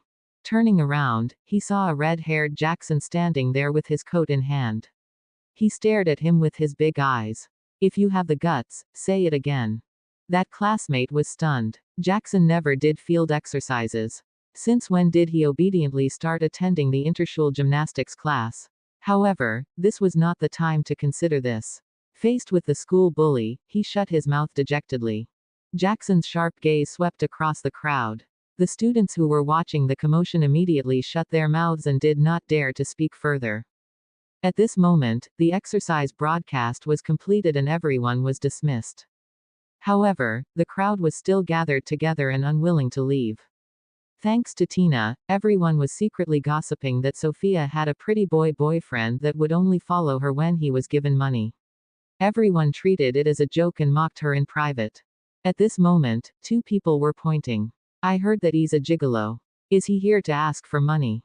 I don't know what her boyfriend looks like, but any hot-blooded man would not agree to be someone's property, right? Could he be a sissy? Or could he be a duck? What is a duck? Check it yourself. Amid the crowd's discussion, Sophia calmly walked toward the security guard's post. Jackson led the members of the Roaring Flame Society to follow beside Sophia. At first glance, their aura was majestic, and those who did not know would think that they had arranged a group fight. Sophia walked for a while before realizing that something was amiss. She turned around and slowly asked, "Why are you following me?" Flame number 1 hurriedly said, "What if that rascal is here to extort you? Let us go support you." Jackson's expression was a little awkward. He coughed and said, "If the leader of the Roaring Flame Society gets beaten up, we'll be too embarrassed." Sophia tilted her head and found him rather adorable. She reached into her pocket and patted around before taking out a lollipop and handing it to him. Jackson. He stared blankly at the lollipop in Sophia's hand and only reacted after a while. "For me." Sophia nodded. Jackson tore open the covering. When the sweet taste stimulated his taste buds, he realized that Sister Sophia was treating him like a child. He frowned, took out the lollipop, and looked at the girl walking in front. Her ponytail was very high and her body swayed as she walked, but her posture was straight. Jackson stuffed the lollipop into his mouth again. Yes, it was quite sweet. Just like that, a group of people escorted Sophia to the entrance. The students who were watching the commotion hid far away, wanting to see what that pretty boy looked like. Hence, the security guard suddenly saw a large group of people walking over. He was so frightened that the hand holding an apple he was eating froze. What was she doing? Was she going to skip school? The members of the Roaring Flame Society escorted Sophia all the way over. When they were 5 steps away from the door guard's room, Jackson stopped and the rest of the members of the Roaring Flame Society stopped as well. They let only Sophia move forward and gave her enough space to speak. This stance made the rest of the people even more afraid to approach. They could only stretch their necks and watch the commotion from afar. Someone whispered, "I heard that the day Sophia took on a gigolo was the day Dylan replaced her." She was agitated and looked for someone random. Someone echoed, "A gigolo. No matter how he looks, he can't possibly be more handsome than Dylan, right?" Dylan was their school hunk. Actually, Jackson was also very handsome, but his red hair was too hard to accept. Queenie hid among the crowd and said with a smile, "So what if she's good in her studies? Girls have to get married eventually. In this point alone, she's already lost to Tina. How can a pretty boy compare to Dylan? He's out. Look," someone shouted. Everyone hurriedly looked over. In the distance, Sophia stood outside the door and said something. The man walked out. He was dressed in black and there was no hint of a brand. However, she could vaguely see that he was very tall and skinny. He seemed to have sensed something and looked toward the crowd. Chapter 88. The man was dressed in black and his skin was cold and fair. His eyes were narrow and sharp when he was not smiling. Under his neat short hair, his facial features were so exquisite that there was not a single flaw to be found. His distinct facial features were firm and clear. He was exceptionally good-looking, but he did not seem to be a sissy at all.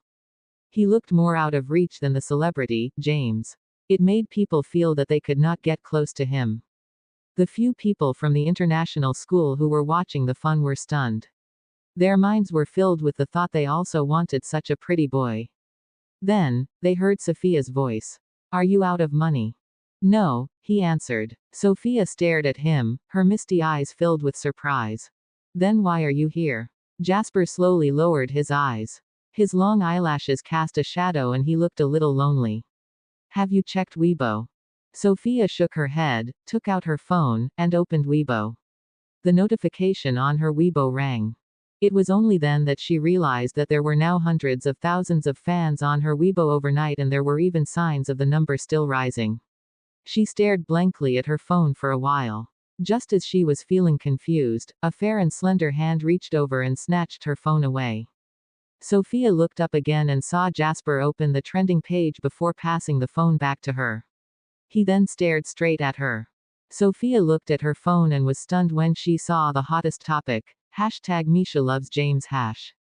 She looked up in confusion. "This is fake." Jasper raised his eyes and chuckled. "I know." The man's voice was very seductive, making one feel as though a feather had brushed past his or her heart. He slowly said, "Little kid, I'm jealous." Sophia was a little confused, and there seemed to be a layer of mist in her eyes. She could not tell what jealousy was. She had been living in an orphanage since she was young and her feelings for him had always been mild. However, she also understood that he was unhappy.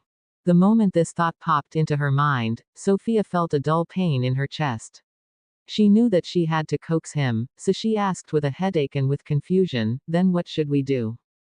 The girl's confused tone made Jasper feel helpless and angry. He suddenly moved closer to her. The man slowly lowered his head and inched closer to her ear. The fragrant scent of vanilla seemed to be lingering in the air. When he spoke, his breath sprayed on her skin and it felt itchy, as though an electric current had entered her heart. Just as Sophia tensed up and was at a loss, the man slowly said, "Can I make a post using your Weibo?" Sophia suddenly felt a little thirsty and gulped. "Sure." The man did not retreat. He was still very close to her. When he heard this, he picked up her phone and started to operate it. After a while, he suddenly extended his hand. "Give me your hand." Sophia did not understand why, but after giving her hand to him, the man's 5 fingers gripped it tightly. Their fingers intertwined as he held her little hand and took a photo on his phone. After posting it on Weibo, he returned the phone to her. The girl's obedience made Jasper's hands itch. He rubbed Sophia's head and smiled. "Little girlfriend, remember not to delete it." Sophia. The two of them stood there, each handsome and beautiful. They were exceptionally eye-catching. The students in the distance were holding their phones and secretly taking photos of them. Jasper saw it but did not pursue the matter. After he left, Sophia returned to class. She did not know that the school forum was currently in a heated discussion. This photo is so beautiful. I don't know why, but I suddenly feel that they are a good match. Is there really such a gigolo? I really want to ask him how much he needs in a month. I'll pay double.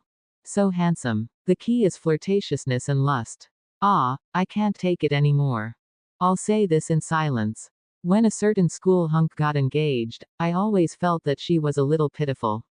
But today, when I saw the school hunk, I suddenly feel that no wonder she wasn't sad at all. The school hunk is indeed handsome, but he's a far cry from this person, be it his facial features or aura. I think that the goddess of studying is the true winner in life. We have all lost. In the classroom, Dylan and Tina were also spamming the forum. Upon seeing this news, Tina clenched her fists tightly. She, who had always maintained her image in front of Dylan, had a purple-green expression and almost could not hold it in. However, she still criticized in a low voice, "What's the use of looking so good? Isn't he just a gigolo?" Dylan, on the other hand, felt a sharp pain in his heart.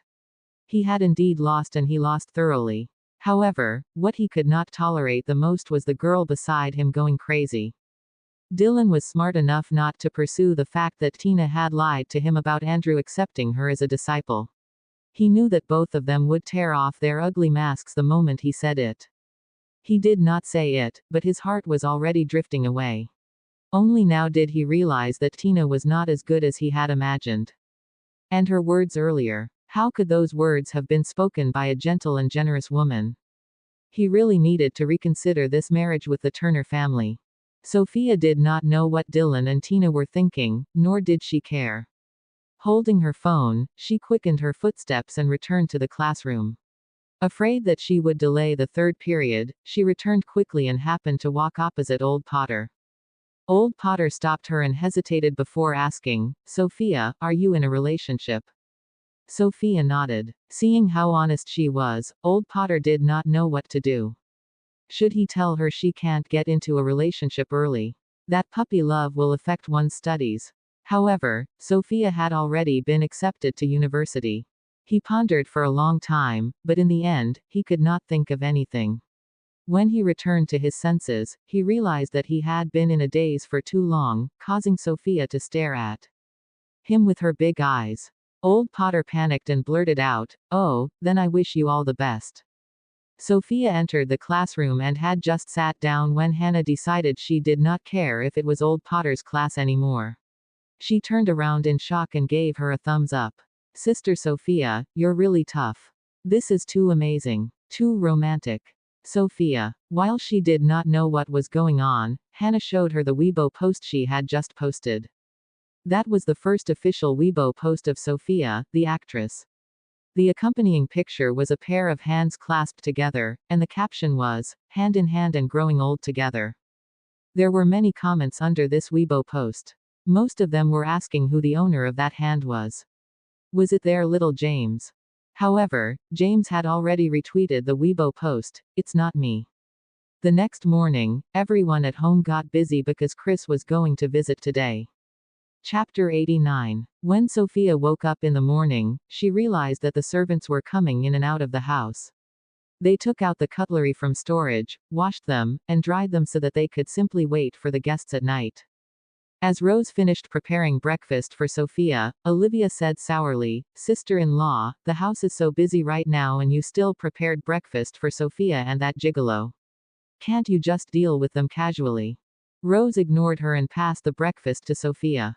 The Turner family had requested the Potter family to introduce Chris to them, so Olivia was raising her head slightly. The usually gloomy person was now showing a hint of arrogance. Sophia took the breakfast and slowly looked at her. Just as she was about to say something, Rose grabbed Sophia's arm. "Come, little Sophia. I'll send you to school." After the two of them left, Rose said, "Don't argue with her. Otherwise, your grandma will say something nasty again. Just let her say a few words. We don't have to do anything." Sophia pondered for a moment before coming to a realization. Just pretend that a dog is barking." Rose. She was at first stunned and then burst out laughing. Her daughter could even joke. When Sophia got into the car, Rose stood there and watched as the car slowly drove away. Her mood had changed drastically. In the past, old lady Turner would occasionally mock her. Although she was not dispirited, she would actually feel sad. However, after Sophia returned, she did not care about anything and did not listen to any comments. Sophia's live your own life attitude had infected Rose. Someone who was close to being 50 years old learned to relax from a young lady. What did others' words have to do with her? Sophia did not know about these thoughts. She took out her English vocabulary book and used this half an hour to expand her vocabulary. She had a photographic memory and had already figured out the English words in high school. Now, she was only reading the professional terms in mathematics. While proving Bartra's conjecture, she'd realized that many of the documents were in English. Even if they were translated into Chinese, there would always be some meanings lost. She wanted to read English books directly in the future. By the time she reached the provision store, she had memorized dozens of words. The car stopped and she naturally put the small vocabulary book into her pocket. She picked up her school bag and got out of the car. When she entered the provision store, Jasper was still reading behind the counter. When Canine Teeth picked up the breakfast and placed it on the table, he casually picked up that book and stood up. For some unknown reason, Sophia was suddenly curious about what the book that he had been reading for so long was. Hence, she peeked at it and saw that the cover of the book was simple and unadorned. It was a gray color that made one feel at peace. Even the title of the book made one feel much calmer, Great Sutra. While they were eating, Sophia could not help but glance at Jasper's face. This man looked at most 25 years old. Why did he need to read Buddhist scriptures? Shouldn't such things be studied by older people? After feeling puzzled, Sophia looked around again. She had not seen this provision store open for so long. However, the interior was very spacious, at least like a regular supermarket. So, how did Jasper and Canine Teeth feed themselves? Also, Jasper was so poor. How did he manage to pay Canine Teeth? She did not care about it in the past, but now, she felt that Jasper was full of secrets. That's right. After all, there's a saying that one will die if they don't fall in love. Sophia swallowed the bun and looked at Jasper again. The man was already full and was sitting there quietly looking at her. His dark brown eyes were so deep that they seemed to be able to see through her thoughts. Sophia's misty eyes met his for 2 seconds. The man chuckled and moved closer to her. The dining table was not big and he was only 10 centimeters away from her. Little kid, don't move. Sophia stopped biting her bun. Jasper suddenly raised his hand and slowly extended it toward her. Sophia frowned, but a thought flashed across her mind. If this man dared to take advantage of her, she would break his legs. Just as she thought this, the man's fingers touched her lips.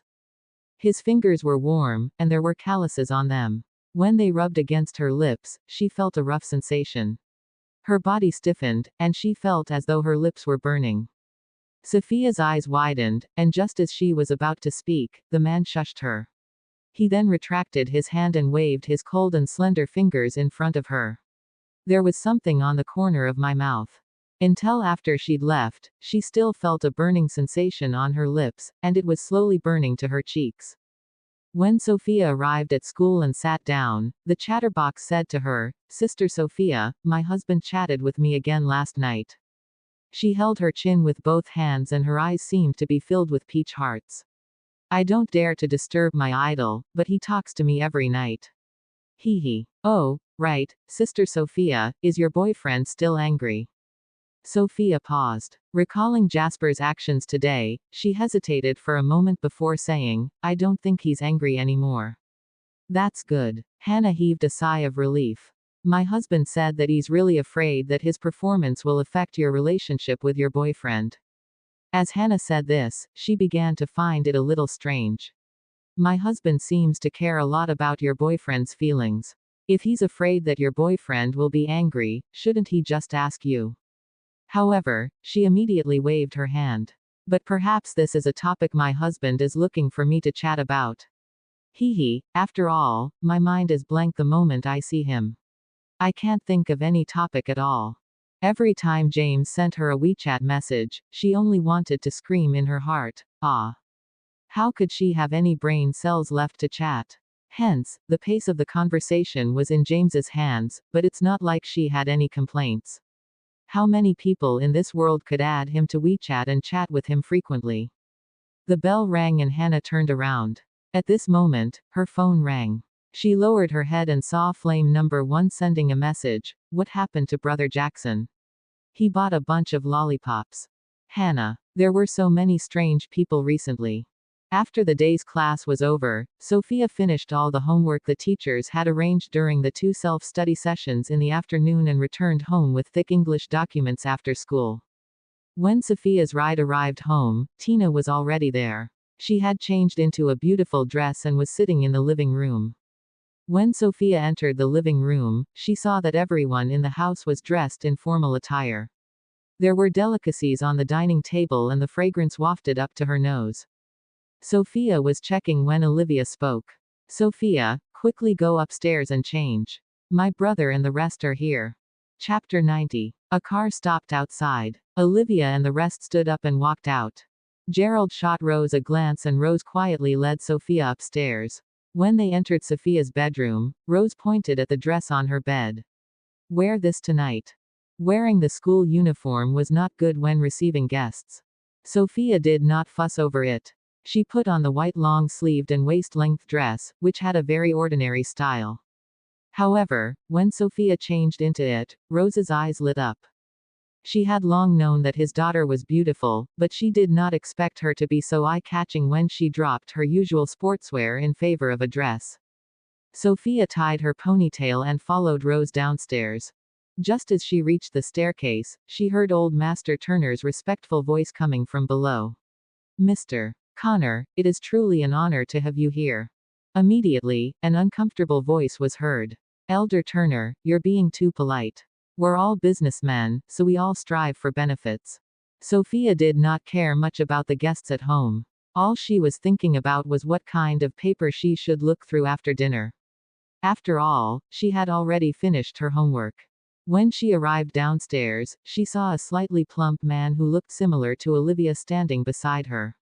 He must be her elder brother, Ryan Potter. Beside Ryan stood a middle-sized man with small eyes and a face full of smiles. He was wearing a suit and looked to be in his late 20s. Sophia could not explain why, but she felt that his gaze made her feel uncomfortable. As he was named Chris, calling him Canine Teeth felt much better. When this person saw Sophia, his eyes lit up and he asked, "And this is?" Gerald took a step forward and blocked Sophia's path. He simply offered, "Mr. Connor, this is my wife and daughter. Why don't we go eat first?" Chris narrowed his eyes and looked at the trace of white behind Gerald. He smiled. "All right, we can talk while eating." When they were at the dining table, old Master Turner took the initiative to give up his seat. "You're a guest. Please take the main seat today." "That won't do," Chris said in all seriousness. "You're a senior and this is your home. I can just sit anywhere." After some persuasion, Chris sat below old Master Turner and the rest took their seats. As the rest ate, they discussed business matters while Sophia ate seriously. The white chicken today was not bad. After eating 2 pieces, she picked up another piece. Just as she was about to eat it, she suddenly heard Chris say, looking at Ms. Turner's appetite, "The white chicken seems to taste good." Sophia continued to put the 3rd chicken in her mouth and slowly ate it. She did not speak and the dining table fell silent for a few seconds. Chris's expression gradually darkened. At this moment, Olivia spoke, "Little Sophia, isn't Mr. Connor talking to you? Why are you ignoring him? Aren't you being too rude?" Sophia looked up in confusion when she heard that. She then realized that by Ms. Turner, he was referring to her. She replied, "Oh, not bad." Thereafter, she picked up the 4th piece.